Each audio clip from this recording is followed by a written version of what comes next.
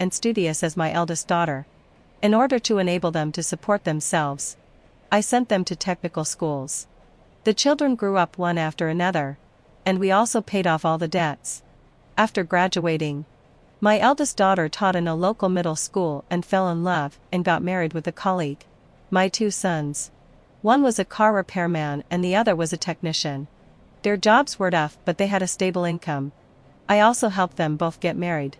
Just when I thought everything had been settled, and I could enjoy my old age in peace, we suddenly received a phone call. The person on the other end said he was Wayne. He was now seriously ill and paralyzed, and hoped that we could bring him back and take care of him. Of course, I didn't agree. It had been 25 years. He had abandoned and his wife and children, taken away the family property, and left us with debts while he went to live a carefree life. He was trying to force us to our deaths. Now that he was paralyzed, he wanted us to take care of him. He said that we were his wife and children and couldn't leave him alone. In his dreams, I wished that he would have a miserable old age and die outside. I thought that the children whom I had raised for 25 years would be on the same page as me, and look down on the man who had abandoned us. However, they said that their father was the one who had given them life and that they couldn't be unfilial to him. My eldest daughter said, "Mom, now that I'm teaching and educating people, how can I let my paralyzed father be left unattended outside? If I did that, how could I be a role model for my students in the future?" My second son said, "Mom, you and Dad were married for more than 10 years after all. He did something wrong. But now that he's paralyzed, can't you forgive him?" My youngest son said, "Mom, if we don't take care of Dad, he'll die." One of them wanted to be a role model. One wanted me to be magnanimous and forgive. And one said that if we didn't take care of him, he would die. Bullshit. Why should I forget that man who didn't care about my life or death? They talked so righteously. But in fact, wasn't it me who had to serve that scumbag? I endured hardships and toiled for them for 25 years.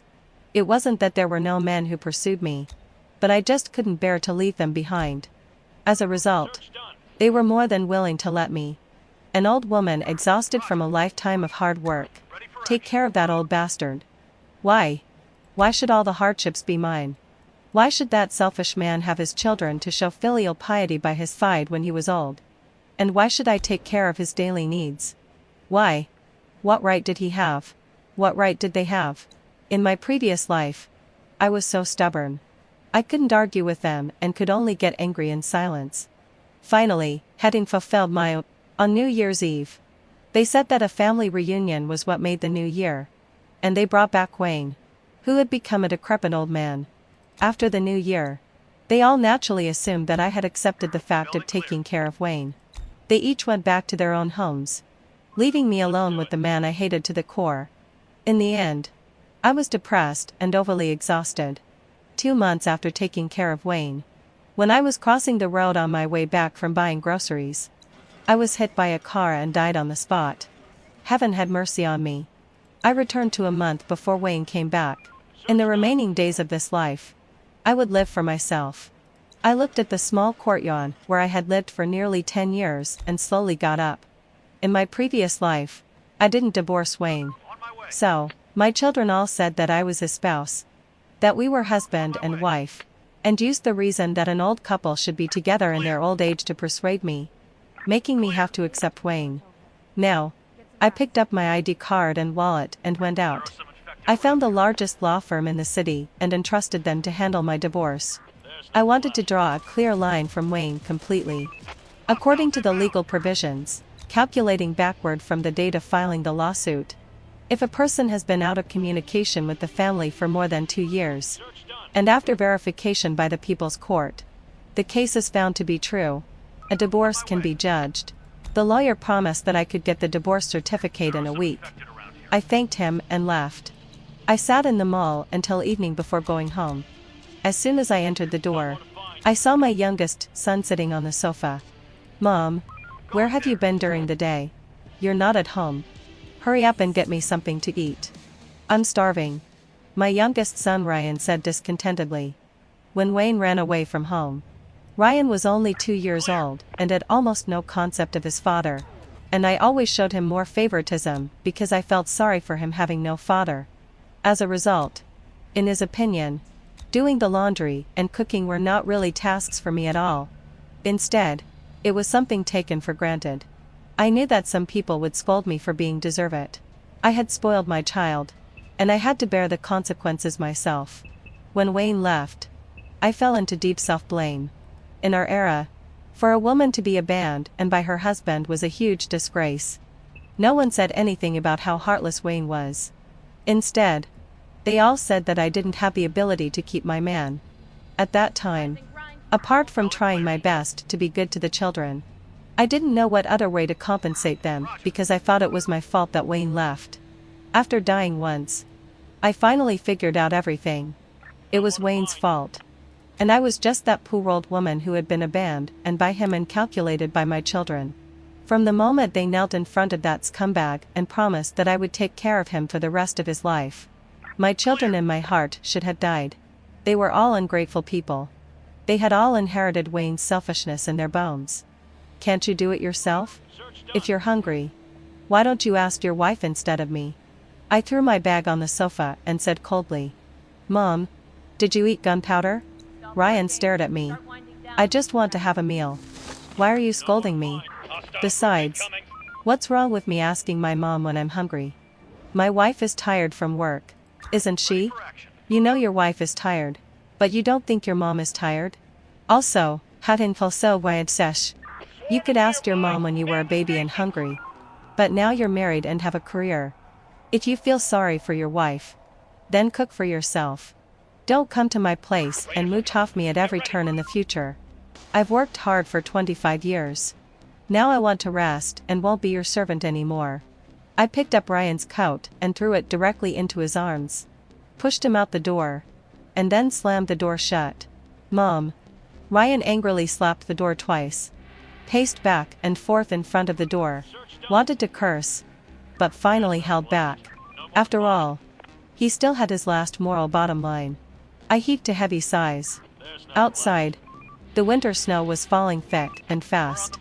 In no time, the small courtyard was covered in pure white. I walked to the window. This house on the first floor with a courtyard was bought by me 10 years ago. When I married Wayne, we had nothing. We lived into dilapidated earthen houses given by his parents. After he left, his parents called me a jinx and showed no concern at all for me and the children. I could only rent a house and live with them.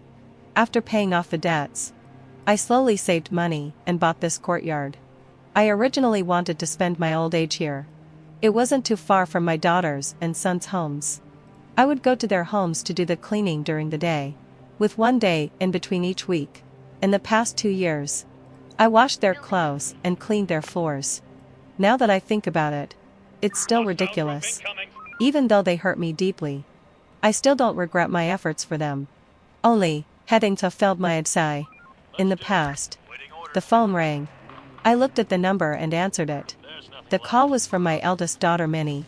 "Mom, hadn't fulfilled my sigh. What are you doing? Why didn't you wash my clothes today? What will I wear tomorrow if they don't dry?" Minnie said, starting with a rebuke. "Minnie, an LOL sigh. Not only today, but I won't go to help you clean the house and wash clothes anymore in the future. If you and your husband have money, hire on Annie. If not, clean it yourself," I said, my voice calm and firm. Minnie on the other end of the phone was obviously taken aback. Then her voice softened. "I'm sorry, Mom.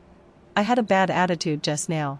Our school is having a professional title evaluation recently, and I'm really tired, so I couldn't control my emotions. Please don't be angry." "I'm not angry. Minnie, I've been taking care of you and your brothers for 25 years. Right?" I asked. Minnie was taken aback. It seemed that I had brought back some old memories for her. She said softly, "Yes, pet, Mom. You've worked hard all these years. Minnie, I've really done enough for you and your brothers over the years. I didn't have my own life. My whole world was all about you. Now, I don't want to be like this anymore. Can you understand me, Mom? I want to live the life I want," I said, although Minnie didn't know what had happened. She felt that something was wrong when she heard me say this. "Mom, I'll come and see you." "No need. You're also busy. Besides, if you come, I'll have to prepare meals. And I don't want to do that," I said. Minnie was at a loss for words. "Mom, I'm worried about you." "Minnie, live your own life well in the future. You don't need to worry about me here," I said and hung up the phone. I was a bit hungry after being out all day. I turned around and went to the kitchen to make myself a bowl of egg noodles with 3 eggs in it. I happily ate it all up. In the past, I would give 1 egg to each of the 3 siblings and the egg noodles. Now, I was finally going to live for myself. In the evening, all 3 children came to my door together. Minnie was wearing the down jacket I bought for her. As soon as Ryan entered the door, he sat on the sofa as if he had suffered a great deal of grievance. My second son Martin was the only one who hadn't had any contact with me today. So, he spoke first. "Mom, what's wrong with you? Are you not feeling well?" Martin asked. He worked as a master craftsman in an auto repair factory, and often dealt with wealthy people. So he was much more tactful in his speech than before. "No, I just suddenly figured something out. I've been muddling along at home for all these years. I want to go out and work. You're all adults. And you should have been responsible for your own lives a long time ago," I said. "Go out and work? Mom, are you serious?" Ryan said in disbelief. "Yeah. Mom, you're getting on in years. What can you do out there? It's nothing more than doing housekeeping or being a nanny. It's so hard. We don't want you to go out and suffer," Minnie said hastily. She glared at Ryan, signaling him not to be confrontational with me. "Aren't I already doing the work of a nanny every day? If I go out to work, I can earn money. And it can also help you grow independently," I said. All 3 of them were taken aback. "Mom, having fulfilled my obsession. You can't just say you're going to leave us alone. If you do, our home will be in chaos," Ryan said angrily. "Are you saying you'll be short of a free laborer?" I asked, my tone turning cold. "Mom, that's not what we mean." Martin quickly began to explain and then scolded Ryan. Ryan, how can you talk to Mom like that? You're already an adult. Think before you speak." "Sorry, Mom. We're just used to it. Things are fine the way they are." Ryan apologized insincerely. "Well, get used to changing that habit. You think it's fine. But for me, if I work as a part-time cleaner, I only need to work 3 hours a day. But when it comes to taking care of you all, I work all year round without a break. I'm tired," I said as I stood up and gave them a direct order to leave. "There's no room for discussion on this matter. You should go home now." "Mom, if you go out and work as a nanny, what will my students think of me?" "Yeah, Mom. People will say that we make our mother, who is so old, go out to work. Aren't you willing to let us be criticized by others?" The 3 of them took turns speaking in perfect coordination. "I earn money with my own hands. And there's nothing to be ashamed of. I live my own life. And what others think is their business," I said firmly. Before they could say anything more, I had already opened the door and motioned for them to leave. The 3 siblings left one by one with furrowed brows. They didn't know why I had suddenly changed my attitude towards them so drastically. Yes, they hadn't experienced the betrayal and despair that I had gone through. So of course they couldn't understand. A week later, I got the divorce certificate. On the day I received the divorce certificate, I was so overjoyed that I wept. I carefully put it away. In my past life, my phone number received a call from Wayne. In this life, I won't give him a chance to find me. I threw away my old phone, got a new number, and didn't tell any of my relatives about it. In the afternoon, I registered as a part-time cleaner on a housekeeping website. I can cook, and I do housework very thoroughly. There were still more than 20 days until the spring festival. And it was exactly the peak time for the part-time cleaner market. As soon as I registered, I received an order. After accepting the order, I got busy. I only worked 3 hours a day. Because I worked conscientiously. I had an excellent reputation. I didn't need the platform to assign orders to me at all. And the customers I worked for were all willing to recommend me to others. as the spring festival approached. There were so many orders that I had to accept orders in the afternoon as well, working 6 hours a day. In this way, my daily income increased from the original 150 yuan to 300 yuan. And I didn't have to give a commission to the platform. One day, after I finished cleaning, the old lady of the employer's family was hungry.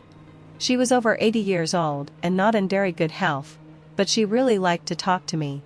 It was exactly 4 o'clock in the afternoon, so I simply tied on an apron and went into the kitchen to cook her a few dishes. As the old lady ate, she sighed with emotion that she hadn't eaten such delicious food for a long time. When her daughter came back and saw the dishes on the table, she immediately wanted to give me more money. I refused. I needed to make money, but it was just a small favor, and there was no need to take the money. In this way, heading till Saltway session, the news that I could cook spread within their small circle. In just 10 days, I changed from a part-time cleaner to a cooking aunt. My income also increased a bit compared to before. My life was extremely fulfilling. When I got home, I would look at some new dishes on my phone and learn to cook them. I was in a good mood every day. Although I was still worried about that phone call in my past life, I already knew clearly what I wanted. Ryan still came to see me often.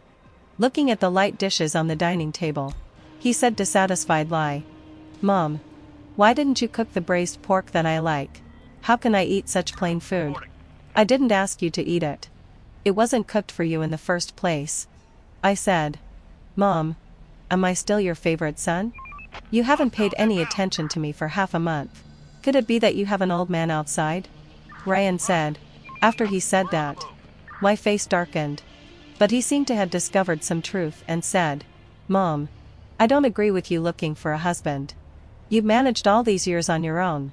What's the point of looking for one at your age? Besides, the old man you find now will just want you to take care of him. You might as well take care of us. We can still provide for you in your old age and bury you when you die." I was so angry that I directly threw a bowl and said, "Ryan, get out of here." Ryan shuddered, didn't dare to say anything, and walked out with his head lowered. I sat there for a long time and couldn't catch my breath. This was the son I had painstakingly loved for more than 20 years. All he thought about was himself and his own interests. I'm only 53 years old now. Even if I really found an old man, it wouldn't be unreasonable. Perhaps in their eyes, there are no old people who just want someone to accompany them. Or maybe I'm not worthy. I'm just an old woman who can only do housework. The more I thought about it, the sadder I felt. If I had been a bit more selfish and tougher back then, I wouldn't be in this situation now. Fortunately, it's not too late yet. I had just finished cleaning when my younger daughter-in-law came to visit. As soon as she entered the door, she apologized to me. "Mom, I'm sorry. Ryan was being childish and said something that made you sad." My younger daughter-in-law is smart. She was also the only one who opposed me going to their house to clean. It's just that in my past life, I doted on my children too much and couldn't bear to see them work hard. Mom, having fulfilled my obsession. As long as you're happy, that's all that matters. Ryan is used to relying on you. Now that you're not taking care of him, he's already learning to do housework. I think this is a good thing," my younger daughter-in-law said sincerely. I had an open and honest chat with her for a while. I also really like my current life. I'm making money now to lighten the burden on you all in the future. When I'm really old, I can go to a nursing home on my own. And you don't have to pay for it. Mom, it's only right for us to take care of you," my younger daughter-in-law said. I knew that my words would make her more determined to reform Ryan. After all, I'm getting older day by day. After all, which daughter-in-law would really be willing to take care of her mother-in-law? After seeing off my younger daughter-in-law, I rarely had trouble falling asleep. Tomorrow was the day when Wayne had called in my past life. While I was working, I was unusually restless and accidentally broke a bowl. "Xiao Li, what's going on?" The employer was an 80-year-old woman I had taken care of before. I called her Aunt, and she called me Xiao Li. "I'm sorry, Aunt.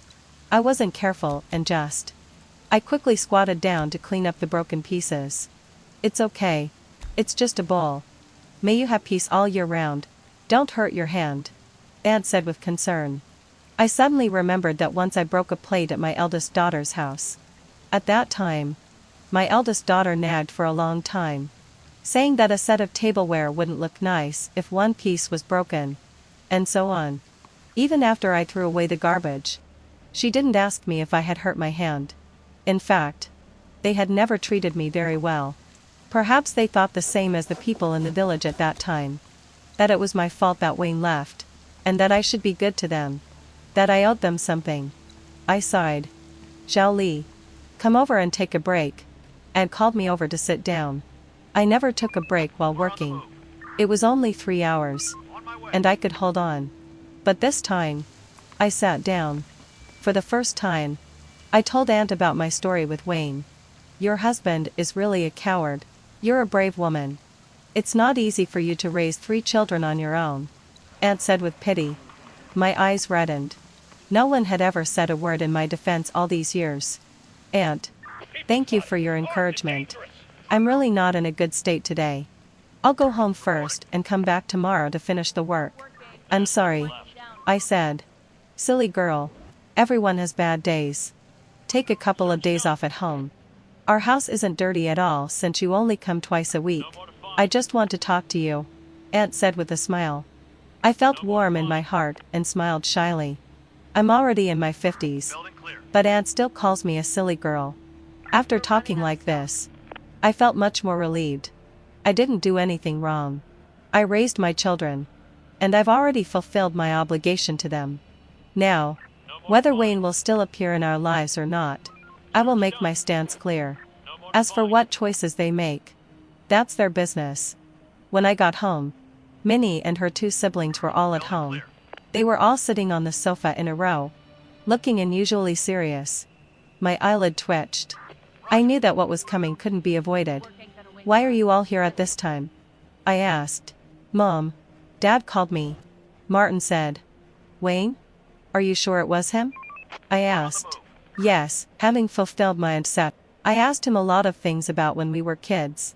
They were all things that Big Sister had told me before. And they all matched, Martin said excitedly. I looked at him coldly. And then? Mom, why are you so indifferent to Dad? Ryan said dissatisfied lie. Why should I care about a man who took all our family savings and left me with a pile of debts 25 years ago? I retorted. Ryan was at a loss for words, pursed his lips, and said, It's been 25 years. Why can't you let it go? Yeah, Mom. So many years have passed. You should let go of all the grudges. Minnie said, We've all been hoping that our father would come back all these years. Martin said, You 3 are looking forward to the return of the father who abandoned you 25 years ago. I looked at them. You really have a big heart. Mom. Don't say that. Dad is in a really bad situation now. He's paralyzed. He needs us. You and Dad were husband and wife. Minnie said. There's always some lingering affection between husband and wife. We're already divorced. I took out the divorce certificate. All 3 of them were stunned. 7, it's your choice to forgive him. And I won't stop you. But don't let me see him. I said. I bought this house with my own money. He has nothing to do with it at all. And I won't let him in. I refused firmly and decisively without leaving any room for negotiation. Mom. How could you be like this? Dad has been thinking about you all these years. Ryan said angrily. Do you really believe that yourself?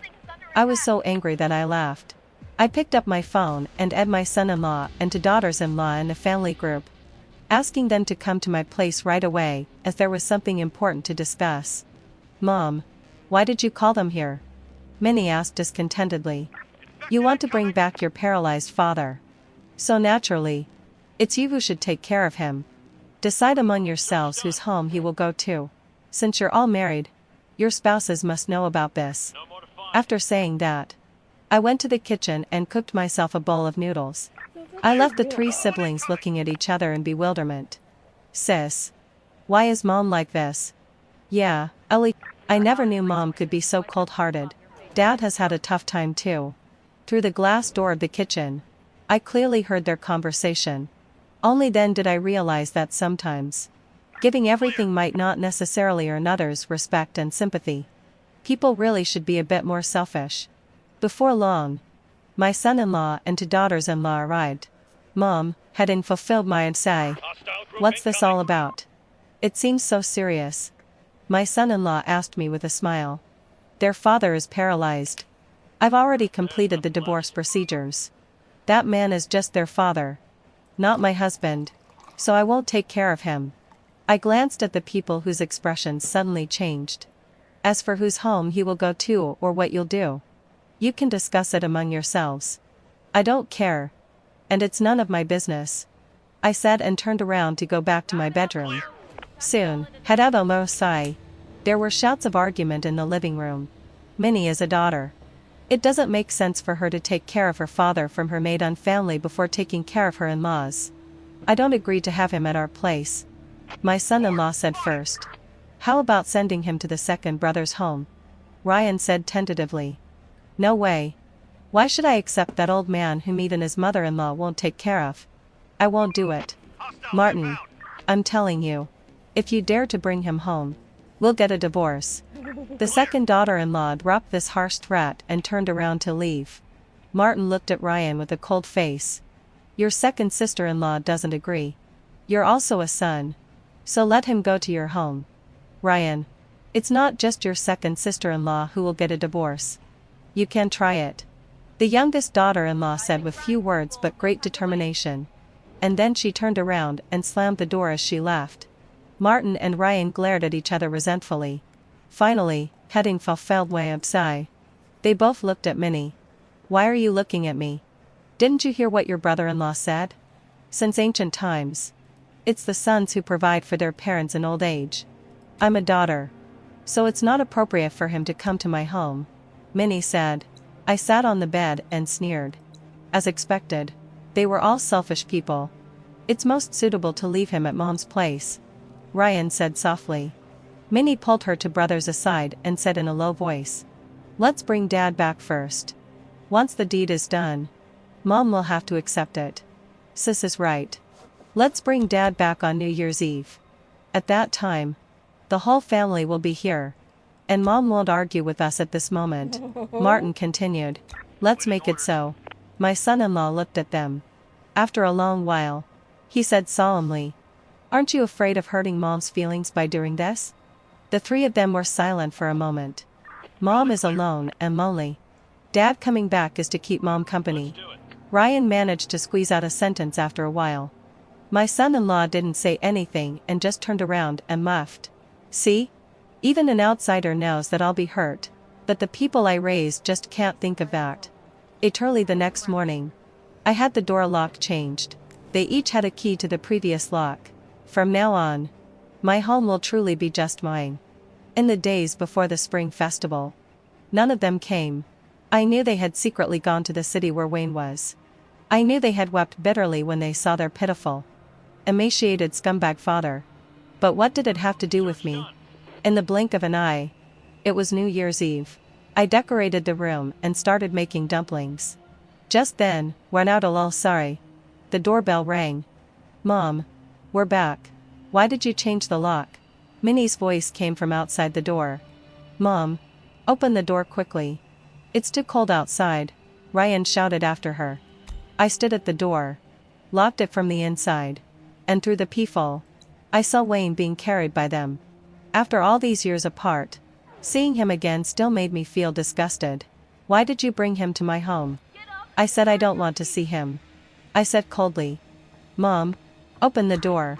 Let's talk inside, Martin said. I knew their intentions. Once they got in, they wouldn't take Wayne away, and I would have to take care of him whether I wanted to or not. Ada, open the door. Let me go home, Wayne called out in a hoarse voice. Get out.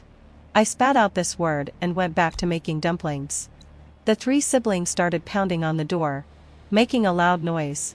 It was the spring festival, and a paralyzed old man crying and wailing in the corridor soon drew the neighbors' dissatisfaction. Someone add me in the property owners group. Unit 5. Room 101. It's like a funeral at your door. It's the spring festival. If you want to cry, Can you do it inside? Yeah. The kids are all scared and crying. Come out and give an explanation. I don't want to swear during the spring festival. I immediately came out. I'm sorry. Neighbors. I've already called the security guards. And they'll come and drive them away soon. What's going on? What's the relationship between that man and you? Those are all your children. What on earth are you up to? A neighbor who knew our family asked. I took a couple of deep breaths and told them about how Wayne had a band and his wife and children and borrowed a large amount of debt 25 years ago. Now my children want me to fulfill their filial duties for them. But I don't agree. That's why this happened. I'm sorry. Neighbors. I've spoiled your mood during the spring festival. I apologized sincerely, and also sent out red envelopes. The group was silent for a while. I heard the scolding voices of the neighbors in the corridor, including my neighbors next door and upstairs, as well as those who came especially from other units. What kind of ungrateful children are you? If you want to take care of him, do it yourself. Dragging your own mother into it. What kind of behavior is that? Get out now. You're really heartless. You ungrateful wretches. If your mother had given you up back then, she would be living a much better life now. Exactly. Who are you trying to morally blackmail? Trash who abandoned and his wife and children. This is karma. Get out. The security guards also rushed over. Under the urging of everyone, Minnie, Martin, and Ryan had no choice but to carry Wayne away. They had nowhere else to go. In the cold weather, Wayne was shivering and crying, with snot and tears all over his face, making him even more despicable to look at. I heard that in the end, they had no choice but to send Wayne to the hospital for a couple of days first. And then they quickly found a nursing home for the elderly and sent him there.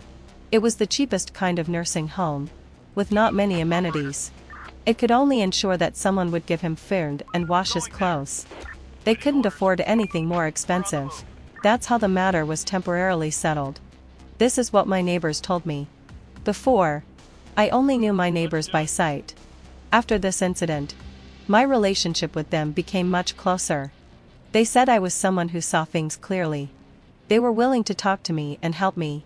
My relationship with my children wasn't completely broken off yet. I'm a mother. And I have an unbreakable bond with my children. As long as they don't mention Wayne. If they come, I'll let them in. What finally made me determine to cut off all ties with them was, they wanted to sell my house for Wayne's sake. Wayne was ill. After being sent to the hospital, the doctor said the surgery fee would be 500,000 yuan. 500,000 yuan was a huge sum of money. If the three families split it equally, each family would still have to pay over 160 or 70,000 yuan. Although they lived stable lives, they didn't have much spare money. Most importantly, my son-in-law and two daughters-in-law didn't agree to pay this money. So, they set their sights on me. Once again, in my living room, Minnie said with some hesitation, "Mom, I know you've divorced Dad. And you have no obligation to him. Good that you know," I said bluntly, cutting off whatever Minnie was going to say next. Mom hadn't fulfilled my obsession. After all these years of affection, having fulfilled my obsession. You can't just leave Dad to die. Can you? Ryan said. Dad is dying. The surgery fee is 500,000 yuan.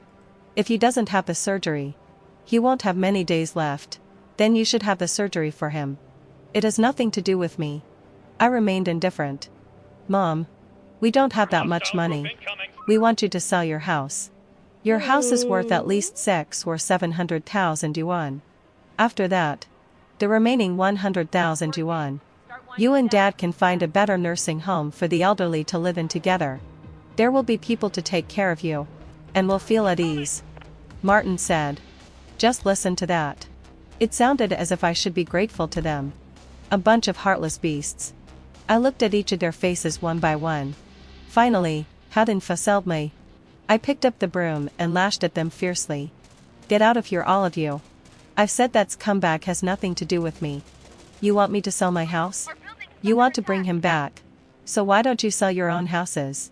You want to have a good reputation, but don't want to make any sacrifices. I was really blind to still have hopes for you. I lashed out at them while scolding. They were left with marks all over their bodies and faces. In the end, they ran out. The neighbors all knew about it. And the matter quickly spread. Wherever Minnie and her siblings went, they would be pointed at and gossiped about, being called fake filial and bloodsuckers. As for me, I truly saw through everything. I dialed the phone number of Aunt's daughter and agreed to her proposal made a few days ago, which was to let me go to Hainan with Aunt and accompany her in her old age. She would not only arrange a room for me to live with Aunt, but also pay me a high nanny fee. She couldn't leave her family and work behind. But the climate and environment here were not as good as those in Hainan. The doctor suggested that Aunt live there. She couldn't find a suitable person either, and got along well with me. And after observing me for a while, she found that I was reliable in terms of character. At first, I didn't agree immediately. After all, I was still reluctant to part with my children. But now, I could let go. Aunt's daughter was very happy and said she would arrange it immediately. I also contacted a real estate agent and quickly sold my house. Not wanting to get entangled with my children, I told the agent to handle it in a low-key manner. I lowered the price by 50 yuan, and the deal was completed in 3 days. After finishing the procedures, I took my few belongings and went to Hainan with Aunt. Aunt's daughter bought a small villa with a yard here. The trees in the yard, whose names I didn't know, were lush and thriving. The sky was a clear blue, and just looking at it made me feel delighted. I could see the sea from the balcony of my room. I had never seen the sea before. It turned out that the sea was so vast and so beautiful. It was really nice. I was glad that I had stepped out. The news about my children came from Aunt's daughter. After I left, Minnie and the others went to my previous house. When they saw that there were new occupants, they made a scene and were taken away by the police. The neighbors told the new owner about my situation. He was a short video blogger. On the same day, he started collecting all kinds of evidence. This included the chats between me and the neighbors in the group before, as well as the videos captured by the surveillance camera at the neighbor's house opposite mine. He even went to the hospital specifically. He confirmed that Minnie and her siblings had not had an operation for Wayne and had sent him to that nursing home for the elderly instead. Finally, heading Felftelway, he edited all the evidence into a video and posted it. Minnie and her 2 siblings became instantly famous in the local area. The parents of the students started to file complaints frantically. How could a person with a corrupted moral character be worthy of being a teacher? She talked about righteousness grandly, but in fact, she was reluctant to spend an extra penny on her own father. She had been squeeze her mother all the time, treating her mother like a nanny, and finally forced her mother to sell the house and leave her hometown. The school couldn't withstand the pressure. After all, Minnie was a key teacher and had a formal establishment, so they couldn't fire her.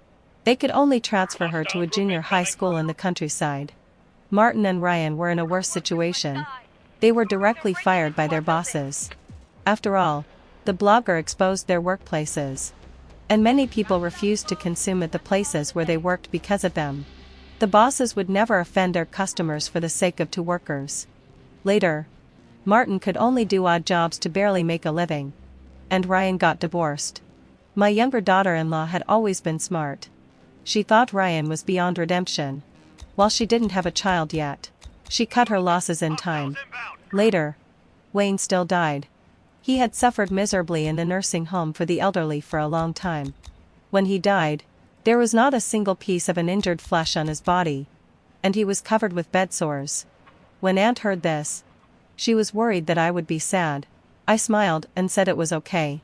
Since they had given up on me, I had already given up on them. Aunt praised me a few words. After that, I never asked about my children again, and Aunt's family never mentioned them either. I took care of Aunt for 5 years. She had a wonderful life during these 5 years. The neighbors around always thought we were mother and daughter. 5 years later, Aunt passed away peacefully. To thank me, Aunt's daughter gave me a big red envelope. I proposed to buy this house. I had saved a lot of money in these few years, with a monthly nanny fee of 10 yuan, plus the bonuses that Aunt's daughter gave me from time to time, and the 600 yuan I got from selling the house before. It was enough to buy this small yard. Aunt's daughter agreed. After her mother passed away, her family wouldn't come here often anymore, and I wanted to settle down here. I learned how to grow flowers. I tidied up 2 rooms on the first floor and opened a homestay. There was no shortage of young people traveling here. I could earn a lot of money just by tidying up the rooms. I also took a part-time job cooking for the retired single professor next door. He gave me €5 a month. Gradually, we developed feelings for each other. He wanted to marry me, but I didn't want to be someone else's free nanny. He knew about my situation. On the day he proposed, he specially called his children and clearly told them that he wanted to marry me because he liked me, and we were financially independent from each other. The only hope was that if he passed away first, his children could send me to a nursing home to spend my remaining years, show a little concern from time to time, and when I died, they could bury me. His children were very open-minded and agreed. I struggled for a whole night, and finally I agreed. After all, I was already 60 years old, and it was really precious to have someone to keep me company. I told the professor's children that after I died, my small villa would also be left to them as a return for their kindness in burying me. After that, the professor and I got the marriage certificate. We accompanied each other for 20 years. When the professor passed away, he was 88 years old, and I was 80 years old. He passed away peacefully. His children and I had developed a deep relationship after getting along for 20 years. Soon after, I also died. After my death, I asked them to scatter my ashes into the sea. I hope I will be free in my next life. The end of the full text. While sorting through my husband's belongings, I accidentally came across a bank transfer record and a photograph. That's when I learned that the man I had been married to, who had always been quiet and not good with words, had only ever loved one person, his first love, Sarah Lynn.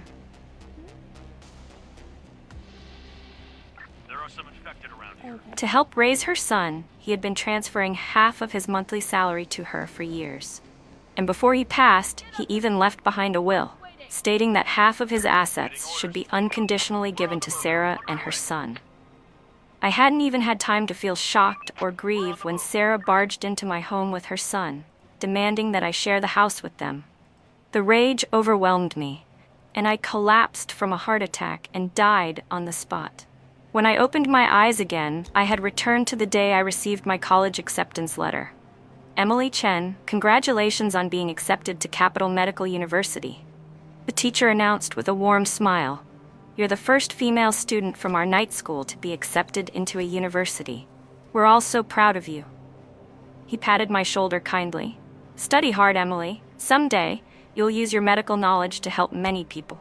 "I will, teacher. I won't let you down." "I won't let down the country that's nurtured me," I replied firmly, emotion welling up in my chest. "But, teacher, could I ask you not to tell anyone about this just yet?" "Why?" he asked with a puzzled expression. "I'm just afraid someone might try to steal my spot," I said, coming up with an excuse on the spot. The teacher understood immediately and agreed to keep it confidential.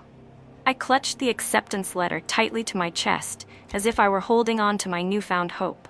As I stepped out of the school, the autumn breeze brushed my cheeks, but it couldn't dispel the daze in my heart. Had I really come back to life? Memories from my past life surged through me like waves: resentment, injustice, helplessness. I couldn't hold it in any longer. I ran to the grove behind the school and cried my heart out. In my previous life, I gave up my college opportunity, my dreams, and even myself, all for Ethan Gu. I truly believed that my sacrifices would win me his sincerity.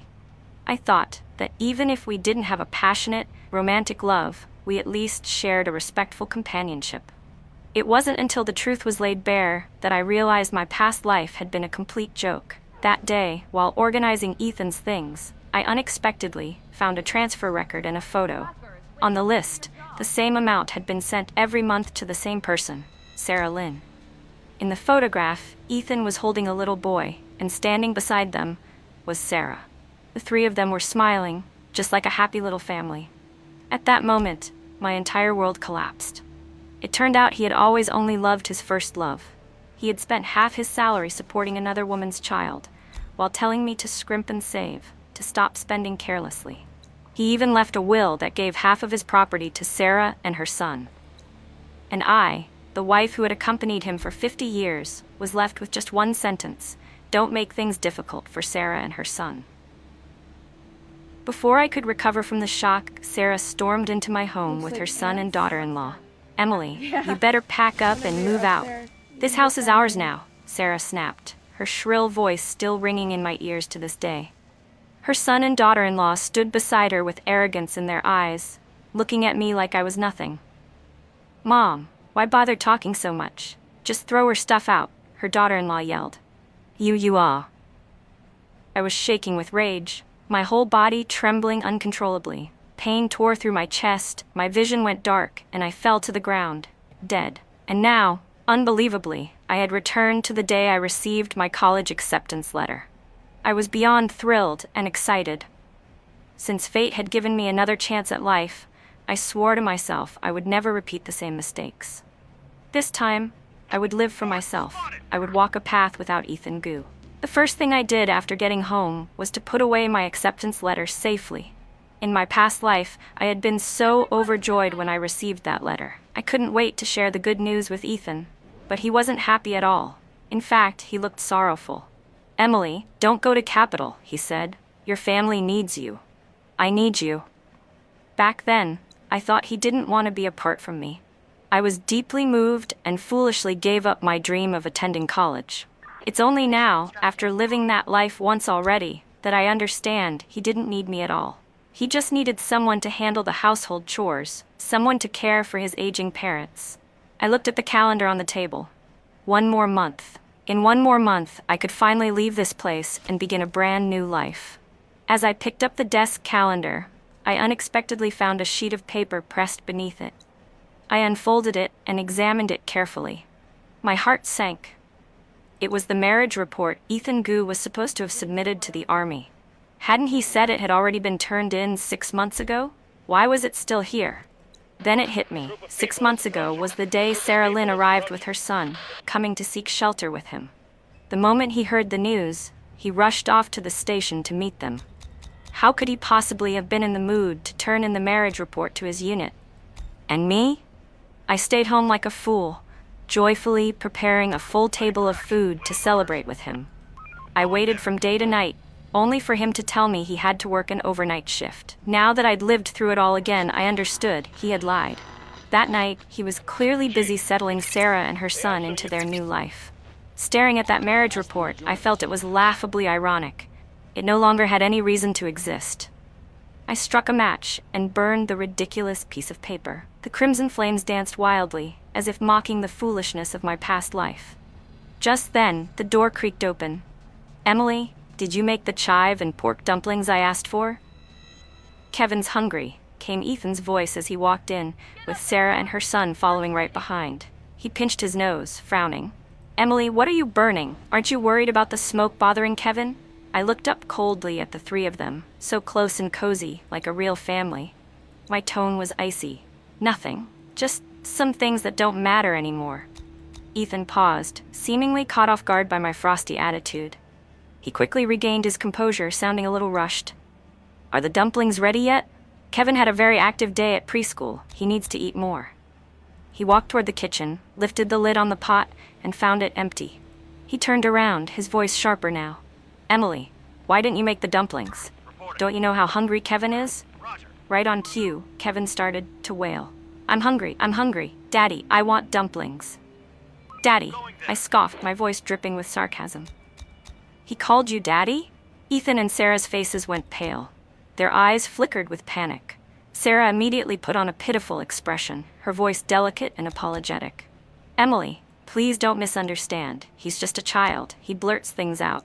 I've corrected him several times already, but Ethan said there's no need to. He said Kevin is already like a son to him in his heart. Ethan, clearly worried I'd blame Sarah, jumped in to defend her. Emily, can you not make a big deal out of it?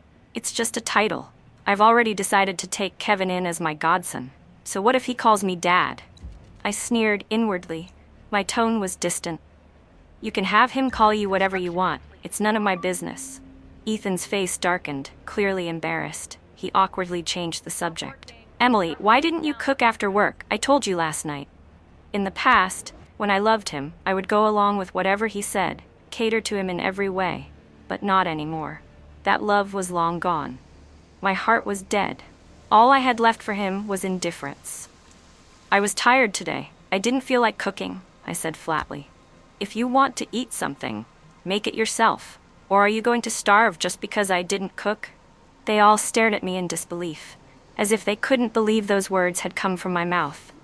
The old me would have silently endured, no matter how unfair the situation was. I would have smiled and carried the burden quietly. But not anymore. I wouldn't wrong myself for anyone ever again. I turned and walked toward my room, leaving them behind. Emily, Ethan called after me. Then came Sarah's soft, sugary voice, like poison wrapped in honey. Emily, I know you don't like me. It's okay. I won't come around anymore. Her eyes welled with tears, her face a picture of pitiful sweetness. Hugging Kevin tightly, she turned and walked out. Her footsteps, though light, carried a hint of deliberate frailty. I stared at her retreating figure and let out a cold laugh. In my past life, I had been completely fooled by that innocent, delicate act of hers. After Ethan Gu saw them out, he came back in, his face full of discontent as he looked at me.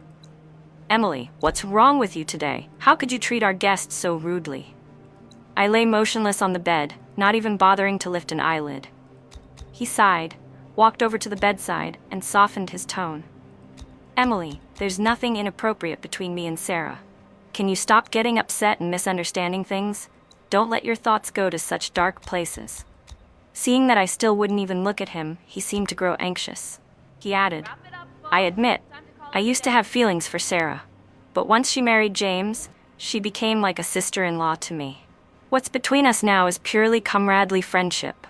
He paused, then continued, I've told you more than once. If James hadn't sacrificed himself to save me, Sarah wouldn't have lost her husband, and Kevin wouldn't have lost his father. I owe them. They're just a poor mother and child, and I have a responsibility to take care of them. As a military wife, you should understand and support me. Sarah's husband, James Jeong, and Ethan had joined the army together as sworn brothers. They had both fallen in love with Sarah, a dancer in the cultural troupe. But Sarah chose James, who had a higher rank. On the day they married, Ethan finally introduced me, his fiancée from the countryside, arranged by our families long ago, to his fellow soldiers. No one expected that James would later die in a battle protecting Ethan. Ethan had been burdened with guilt ever since.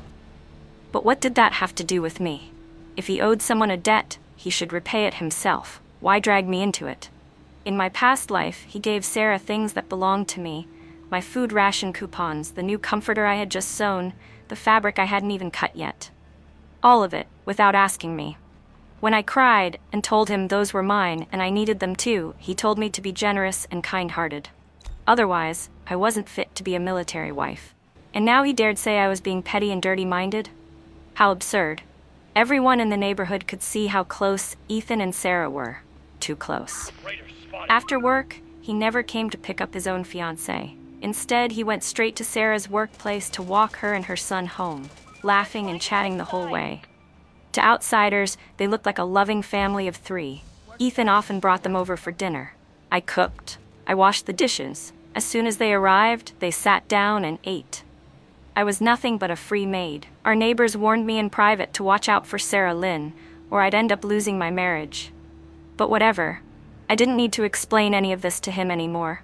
I didn't want this man. He wasn't worth my time or energy. I looked up and said calmly, I'm not angry. And I didn't misunderstand anything. I'm just really tired. I don't feel like moving. Ethan visibly relaxed when he heard that. A look of relief washed over his face like someone who had narrowly escaped disaster. Emily, I'm glad you're not upset. If you're tired, then rest. I'll take care of dinner tonight, he said with unusual enthusiasm and turned toward the kitchen. I lay on the bed, staring at the ceiling in a daze, my mind already planning my trip to Beijing. The smell of food eventually wafted into the room, pulling me back to the present. Emily, dinner's ready, Ethan called from outside the door. I got up and walked to the table. 2 simple dishes and a soup sat there. Nothing fancy, but somehow they felt unfamiliar to me. In my previous life, we had sat at this same table too, just like this. But back then, my eyes were filled with affection when I looked at him. Now, all I felt was indifference. Emily, I was thinking, maybe we could give the TV to Kevin to help keep him entertained. I mean, you and I don't really watch it much anyway, Ethan said cautiously. I nearly laughed out loud. In my past life, he didn't even ask me, he just carried the TV out of the house and gave it away. I had spent ages saving up for that television, and just like that, it was gone. We had a huge fight about it.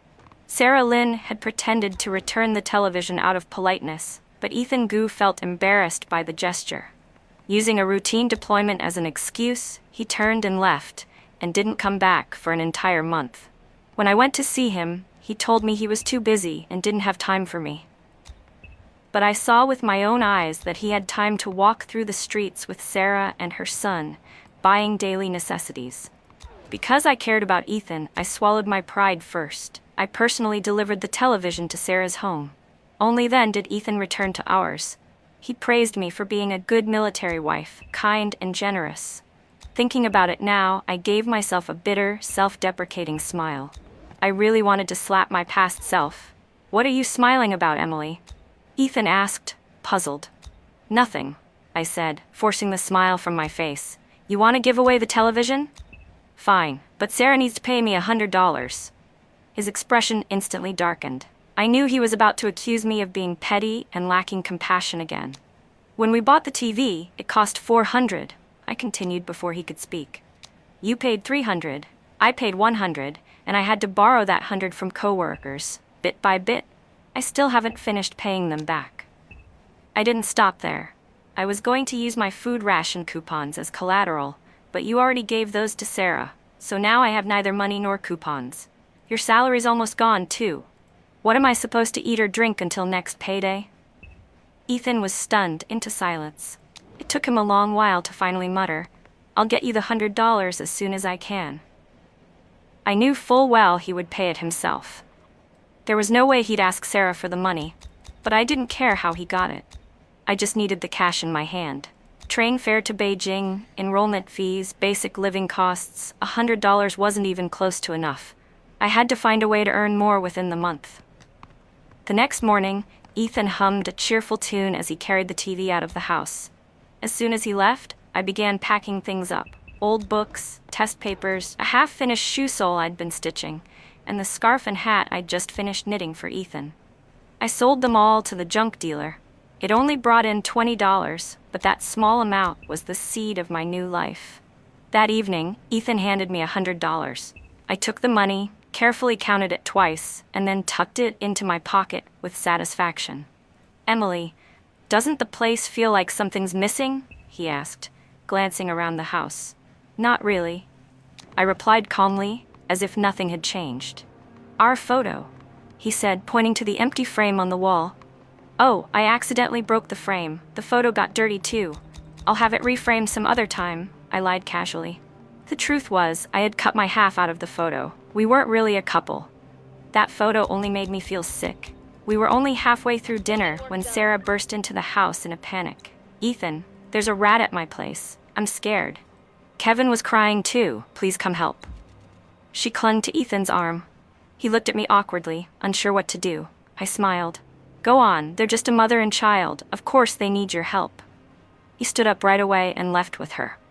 Watching their backs as they walked away, I felt nothing. No anger, no pain. In fact, I found it all rather amusing. It's strange how light your heart feels when you stop caring about someone. In the days that followed, Ethan started handing over his military rations and benefits to Sarah. I didn't say a word. He bought her a new dress. I wasn't angry. He stood up for her, telling off someone who had bullied her, saying that he was the one she and her son could rely on. I didn't care. He took them to a photo studio to shoot the family portrait I wouldn't see until just before I died. I didn't interrupt them. I just stood outside and watched with a quiet smile, but my calmness made Ethan uneasy. Emily, why don't you get upset anymore? He asked one day. Why should I replied. They're just a mother and child in need. You're helping them. That's what a good soldier and a good husband should do. And I'm a qualified military wife, aren't I? He was speechless. as if wanting to say something but swallowing it back. After a long pause, he spoke again, this time in a conciliatory tone. "Emily, let's go to the general store together tomorrow. We're running low on household supplies."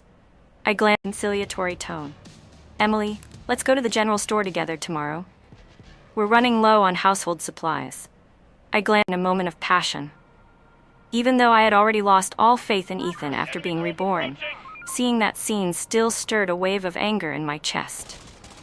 Especially when I saw the red dress Sarah was wearing, so bright it hurt my eyes. That dress. I remembered stopping in front of the store window, admiring it for a long time. Ethan had said he'd buy it for me on my birthday, and now it was on another woman. Humph. Whether it was the gift or the man, it didn't matter anymore. I no longer wanted either. My sudden return clearly disrupted their moment. Ethan's face flashed with panic as he clumsily pushed Sarah away. She lost her balance and nearly fell. But the look he gave me wasn't guilt. It held a touch of smugness, even challenge, as if he were claiming her in front of me. "Emily, you're back," Ethan said, his voice trembling slightly, eyes shifting, unable to meet mine. "It's not what it looks like. We were just," he rushed to explain, but didn't know where to start. Then Sarah's delicate voice chimed in, soft and frail. "Emily, please don't misunderstand," Sarah said gently. "I accidentally stepped on a toy and almost fell. Ethan just caught me in time." As she spoke, she bent her head and smoothed the hem of her dress, putting on a fragile, pitiable expression. I stared blankly at their clumsy little performance, feeling nothing but amusement.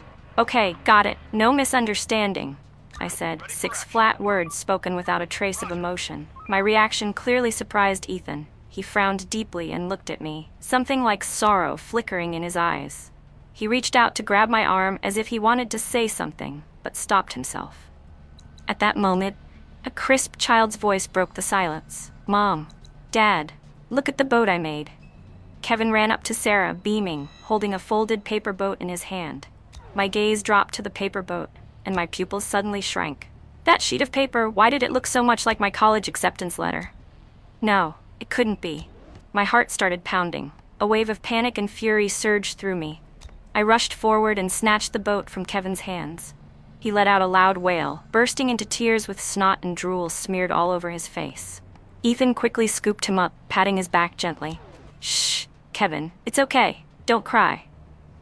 Sarah dabbed at his cheeks with a handkerchief, eyes brimming with concern as she shot me a sharp glare. "Emily, no matter how much you dislike me, don't take it out on Kevin. He's just a child. What did he ever do wrong?" But I wasn't listening. My focus was entirely on the paper in my hands. Their voices became a dull buzzing, like distant mosquitoes. I unfolded the paper boat with shaky hands, breathing hard.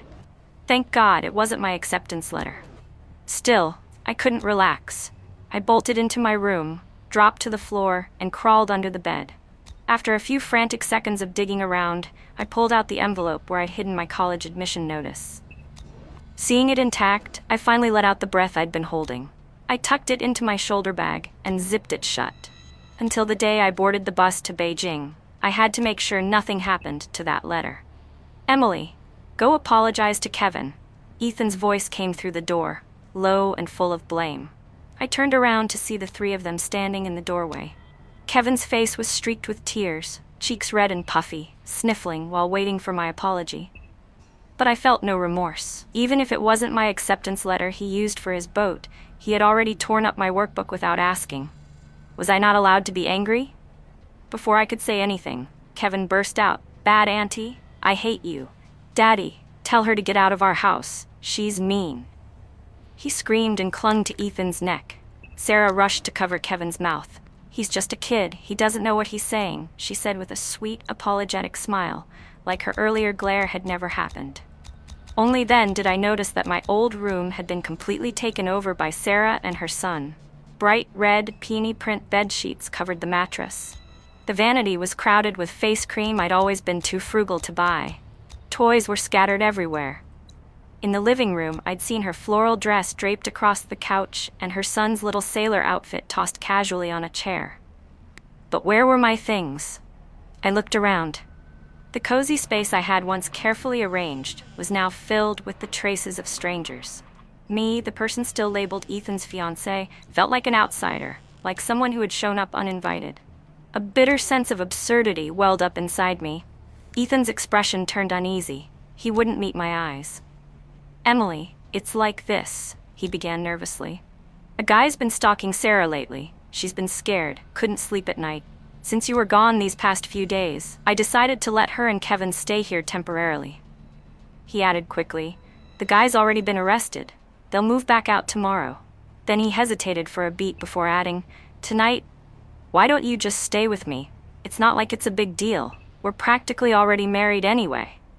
Because Ethan and I had never actually held a wedding, we weren't even staying in the same room. When Sarah Lynn heard what Ethan said, a flicker of annoyance flashed in her eyes. But she quickly replaced it with a smile. "Emily, we're only staying one more night. Tomorrow I'll return the room to you. I promise I'll put everything back just the way it was." I knew she had no intention of leaving. In fact, I even suspected that the so-called stalker she mentioned had been hired by her. And then, right in the middle of talking, she suddenly burst into tears. If James hadn't died, Kevin and I wouldn't have to rely on Ethan for help. "Emily, don't worry, we'll never trouble Ethan again, no matter how hard things get." Right on cue, another performance, perfectly calculated to make Ethan feel guilty. "Sarah, don't say that," Ethan responded immediately. "James was like a brother to me. You're my sister-in-law. He died saving me. Of course I have a responsibility to take care of you and Kevin." He turned to me. "Emily, you know I've always had a kind heart. You understand me, don't you?" I didn't, and I didn't want to. "My things," I said coldly, cutting through the pretense. My eyes fixed on the items in Ethan's room. He led me there. "Take a look. Nothing's missing, right?" I scanned the room and gave a short nod. "Everything's here." "Really?" he said, looking genuinely confused. "It feels like there's less stuff in here. What happened to that shoe sole you were stitching? I was hoping you'd make me a new pair." So he noticed that? I almost laughed. "I messed it up and threw it out. If you want shoes, buy them yourself," I replied. "Emily." He frowned, his tone suddenly full of hurt. "You don't smile like you used to." "I'm just tired," I said flatly. He sighed and changed the subject. "How are my parents doing?" "They're fine. Just said they miss you," I answered without emotion. "I miss them too," he said with a smile, a little awkward. "When things settle down at the base, let's go visit them together. You know, their biggest wish is to have a grandchild. We should work on fulfilling that." "A grandchild? Ha. In my past life, I'd lost my baby in a tragic accident and damaged my health. I couldn't have children. In this life, if someone wanted to give them a grandchild, they could look to Sarah Lynn. "Emily, I have something for you," Ethan said, pulling me gently to sit on the bed. He opened a drawer and took out 2 movie tickets. "You've always wanted to see a movie, right? The day after tomorrow is your birthday. Let's go together." His voice was soft, his eyes hopeful, like he was trying to win me over. Back then, I used to dream of doing something as simple and sweet as going to a movie with him, buying a couple sodas, holding hands like normal couples did. But he always said he was too busy, that he didn't have time. We never once saw a movie together. Now, after everything, he suddenly took the initiative to buy tickets. It was almost laughable. 3 days from now would be my last day here. So I said, "Sure, let's go." Just to grant the wish of that past version of me, the girl who had once loved him so completely. The next day, after Ethan left for the base, Sarah and her son slowly, reluctantly began packing. "Mommy, I don't want to leave. I don't want to go," Kevin wailed, clinging to Sarah's leg. "This is Daddy's house. That means it's our house. I don't want to go." "Shh, Kevin, be good," Sarah said soothingly, patting his head. "Mommy will bring you back here soon, and next time, no one will be able to kick us out." Unfortunately for her, I happened to be standing right at the doorway when she said that. She turned and saw me, a flicker of panic crossing her face before she quickly recovered her composure. The fake sweetness disappeared as she looked at me with open provocation. "Bookmark, go back." "Don't get too smug, Emily," she said. "Ethan's only with you because he's honoring a promise to his elders. The one he truly loves is me." I smiled. "Are you sure about that?" Sarah faltered for a second. I told a lie, my voice calm but tinged with a subtle trace of satisfaction that was hard to detect. Sarah Lynn's expression shifted slightly. I wasn't finished. Not only that, I continued, he even bought 2 movie tickets. He's taking me to see Romance on Lushan Mountain the night after tomorrow. That movie was a sensation in the 80s, an iconic love story, nearly impossible to get tickets for. So many people wanted to see it and couldn't. I knew Sarah must have been dying to go. Sure enough, I caught a flicker of jealousy in her eyes. But she quickly stiffened her voice and said, "What's so great about a movie? Total waste of money." I shrugged, smiled, and let it go. She tugged on Kevin and started packing faster. After dragging their feet all morning, the 2 of them finally cleared out their things. Not long after, I went out too, to buy a train ticket. I booked the earliest departure available. I also bought a good amount of food. After all, the train ride from here to Beijing would take nearly 4 days and 3 nights. Soon, it was the day Ethan had promised to take me to the movies. Before the official end of the workday, he was already back from the base, riding his bike with a cardboard box tied to the back seat. "Emily, I'm back," he called from a distance. I stood at the door watching him approach, my heart an odd mixture of emotions. "What's that?" I asked, pointing at the box on his bike. "A gift for you," he said, parking the bike and pulling out a cassette tape. "Teresa Teng's music. I know you ladies love her songs. Honestly, I think they're pretty good too." He grinned as he handed it to me. I held the tape, my brow slightly furrowed. The one who liked Teresa Teng was Sarah Lynn. My favorite singer had always been Li Gaiyi, but Ethan didn't know that. He had never known what I liked or what I didn't. All the affection he thought he was giving me was based on what he assumed all women liked. What Sarah liked, he assumed I must like too. "Come on, let's eat," he said, taking my hand. We went to the state-run restaurant. He ordered a bowl of longevity noodles and a few of my hometown dishes. "From now on, every year on your birthday, we'll eat out like this," he said. I quietly ate the noodles without replying. He'd said the exact same thing in my past life too. But after that, he never once spent a birthday with me. After dinner, we walked to the theater. The movie would start in 10 minutes. Looking around at the young couples with their popcorn and snacks, Ethan asked, "Want some sweet popcorn?" I shook my head, but he still went to buy some. Just as he returned with the bag of popcorn, Sarah Lynn appeared out of nowhere. She rushed up and grabbed his hand, her face pale and panicked. "Ethan, Kevin, he's got a high fever. He's burning up. Can you take us to the military hospital?" she cried, her voice on the verge of breaking. Ethan's brow furrowed instantly, worry flooding his face. "Afraid I'd try to stop him," Sarah added tearfully. "I'm just a poor widow. If anything happens to my son, I won't make it. Please." Her face was streaked with tears like a flower battered by rain. Ethan looked at me, torn. He still had the movie tickets in his hand, but it was like they weighed 1,000 pounds now. "I'm sorry, Emily," he said.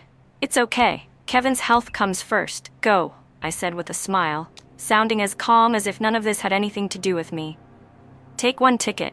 You go in first," he said quickly, trying to ease his guilt. "I'll leave the other one at the front desk. Once I drop them off at the hospital, I'll come right back." I took the ticket, nodded silently. Then Ethan turned and followed Sarah away. But I knew, once he left with her, she wouldn't let him come back easily. I stood there watching his back disappear into the crowd. I said softly, "Goodbye, Ethan."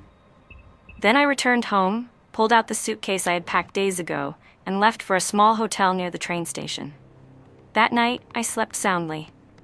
I woke at 5 a.m., washed up, had a simple breakfast, and made my way to the station. After passing the ticket checkpoint, I boarded the train headed for Beijing. As the train pulled out, the long, echoing whistle sounded again and again, like a reminder whispering to me, "Emily Chen, your new life is about to begin." When I arrived at Capital Medical University, everything went smoothly. I enrolled without issue, moved into my dorm, and began my new life. I had chosen pharmaceutical research as my major. Nearly every hour of my day was devoted to lectures and lab work. Before I knew it, half a year had passed. I thought I'd never see Ethan Gu again. But one day, out of nowhere, he appeared in front of my dorm. He looked exhausted, worn out, nothing like the man I once knew. His head and arm were wrapped in bandages. Clearly, his injuries hadn't fully healed. "What happened to him?" "Emily," he called my name, his voice shaking with emotion. He staggered toward me, his steps unstable. "Why?" Why did you leave without saying anything? He asked, like a child who'd been abandoned. I searched for you for so long. He lowered his head, voice choked. I had to ask your teachers to find out you were admitted to Capital Medical. And then, I said coldly, why didn't you tell me? I would have celebrated with you, he said. Celebrate? I gave a humorless laugh. He couldn't understand what I found so funny. He continued, I wanted to come to Beijing right away to see you, but there was an emergency assignment from the base. I had to carry out the mission, and I got injured. I couldn't get out of bed for months. As soon as I could walk, the first thing I did was come here. His eyes were red with emotion. I looked at him, but felt nothing. No anger, no sorrow, no affection. You should leave. There's nothing between us, I said firmly. That's not true, he said, growing agitated. We're husband and wife. You're my wife. I let out a cold laugh. Do we have a marriage certificate? He froze, at a loss for words. Then he stammered, I lost the marriage registration form. But I'll submit another one to the unit. Then we'll go register our marriage officially at the civil office. I'm not going back with you, I said, my voice unshakable. And I won't marry you. Go back. Go live your life with Sarah and Kevin. At the mention of Sarah Lynn's name, his expression darkened. Emily, why do you keep misunderstanding my relationship with Sarah? He said, flustered. I only feel responsible for them. That's all. I never wanted to marry anyone but you. This has nothing to do with her. I cut him off. All I want is to study hard and serve my country in the field of medicine, not to become someone's wife. He stood there stunned. You have such noble goals? I always did, I replied. You just assumed I was born to orbit around your life, as if I had nothing else to live for. No, I didn't mean it like that, he said, now panicking. If you don't want to come back and get married, I'll come to Beijing. I'll request a transfer to the base here and we'll... Enough, Ethan. I interrupted. I don't want to marry you, not because of anyone else, simply because I don't love you anymore, and I don't ever want you in my life again. He stood there frozen for a long time before his lips finally moved. That can't be. Emily, I don't believe you. You're lying to me. I'm not. Believe it or don't, it makes no difference to me. I didn't want to waste another breath arguing. I turned and walked back toward my dorm. Behind me, he still refused to give up. Emily, wait for me, he shouted. I swear I'll get transferred to Beijing. That oath he shouted so confidently. He never fulfilled it. Ethan Gu never came to Beijing again, and that was for the best. Without him, my life was calmer, my studies more focused. But later, by chance, I overheard some things about him from a fellow townsman. Ethan Gu was promoted after successfully completing that mission. He received a commendation and actively applied to be transferred to Beijing. The organization approved the request. When Sarah Lynn found out, she hugged her son and begged Ethan in tears not to leave. For the first time, Ethan rejected her plea. He also formally corrected Kevin's way of addressing him. From now on, he was to call him Uncle Ethan, nothing more. Ethan promised that he would contribute part of his monthly salary to help raise Kevin, but that would be the extent of it. Sarah agreed. Just before Ethan was set to leave for Beijing, she said she wanted to cook him a farewell meal. She made chive dumplings and laced them with drugs. They ended up sleeping together. Afterward, Sarah threatened him. If he didn't marry her, she'd jump into the river with the child. The incident caused a massive scandal. When the military learned of it, Ethan was harshly reprimanded. His transfer to Beijing was revoked, and he was demoted 2 ranks. Only then did Ethan finally see Sarah's true colors. In the end, he had no choice but to marry her. When I heard all of this, I was silent for a moment. In my previous life, he had drained the very essence of my being for the sake of Sarah and her son.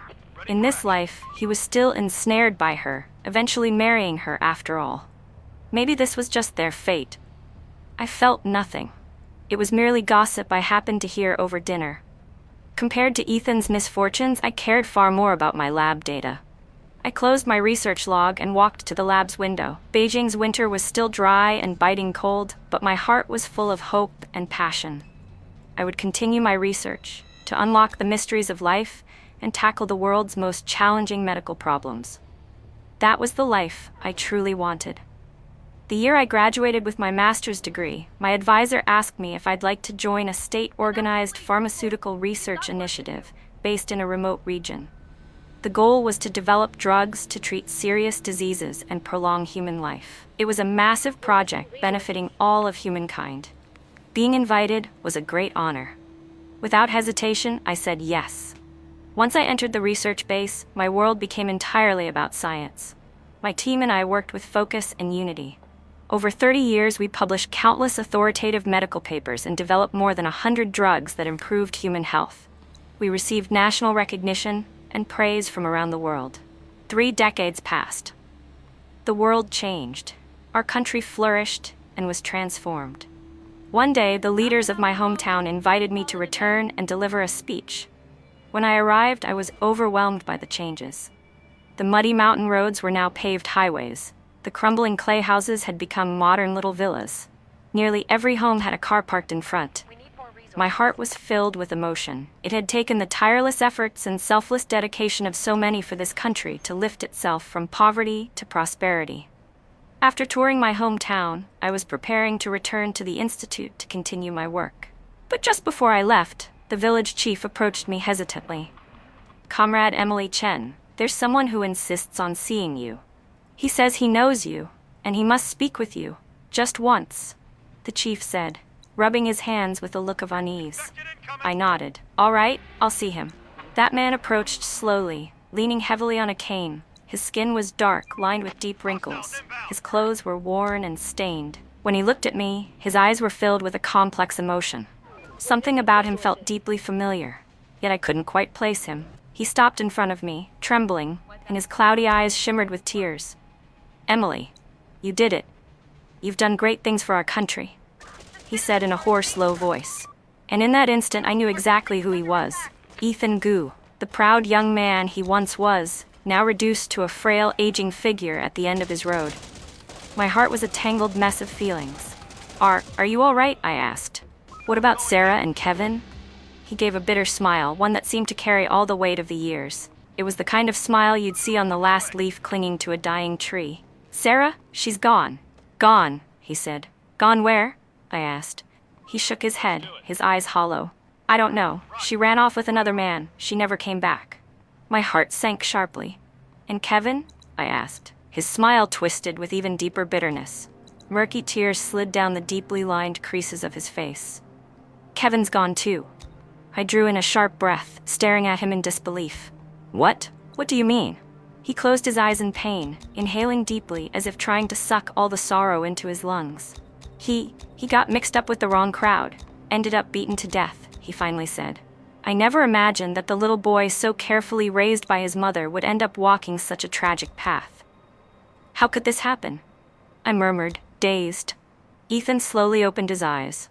They were filled with regret and self-blame. It was my fault. I didn't raise him right.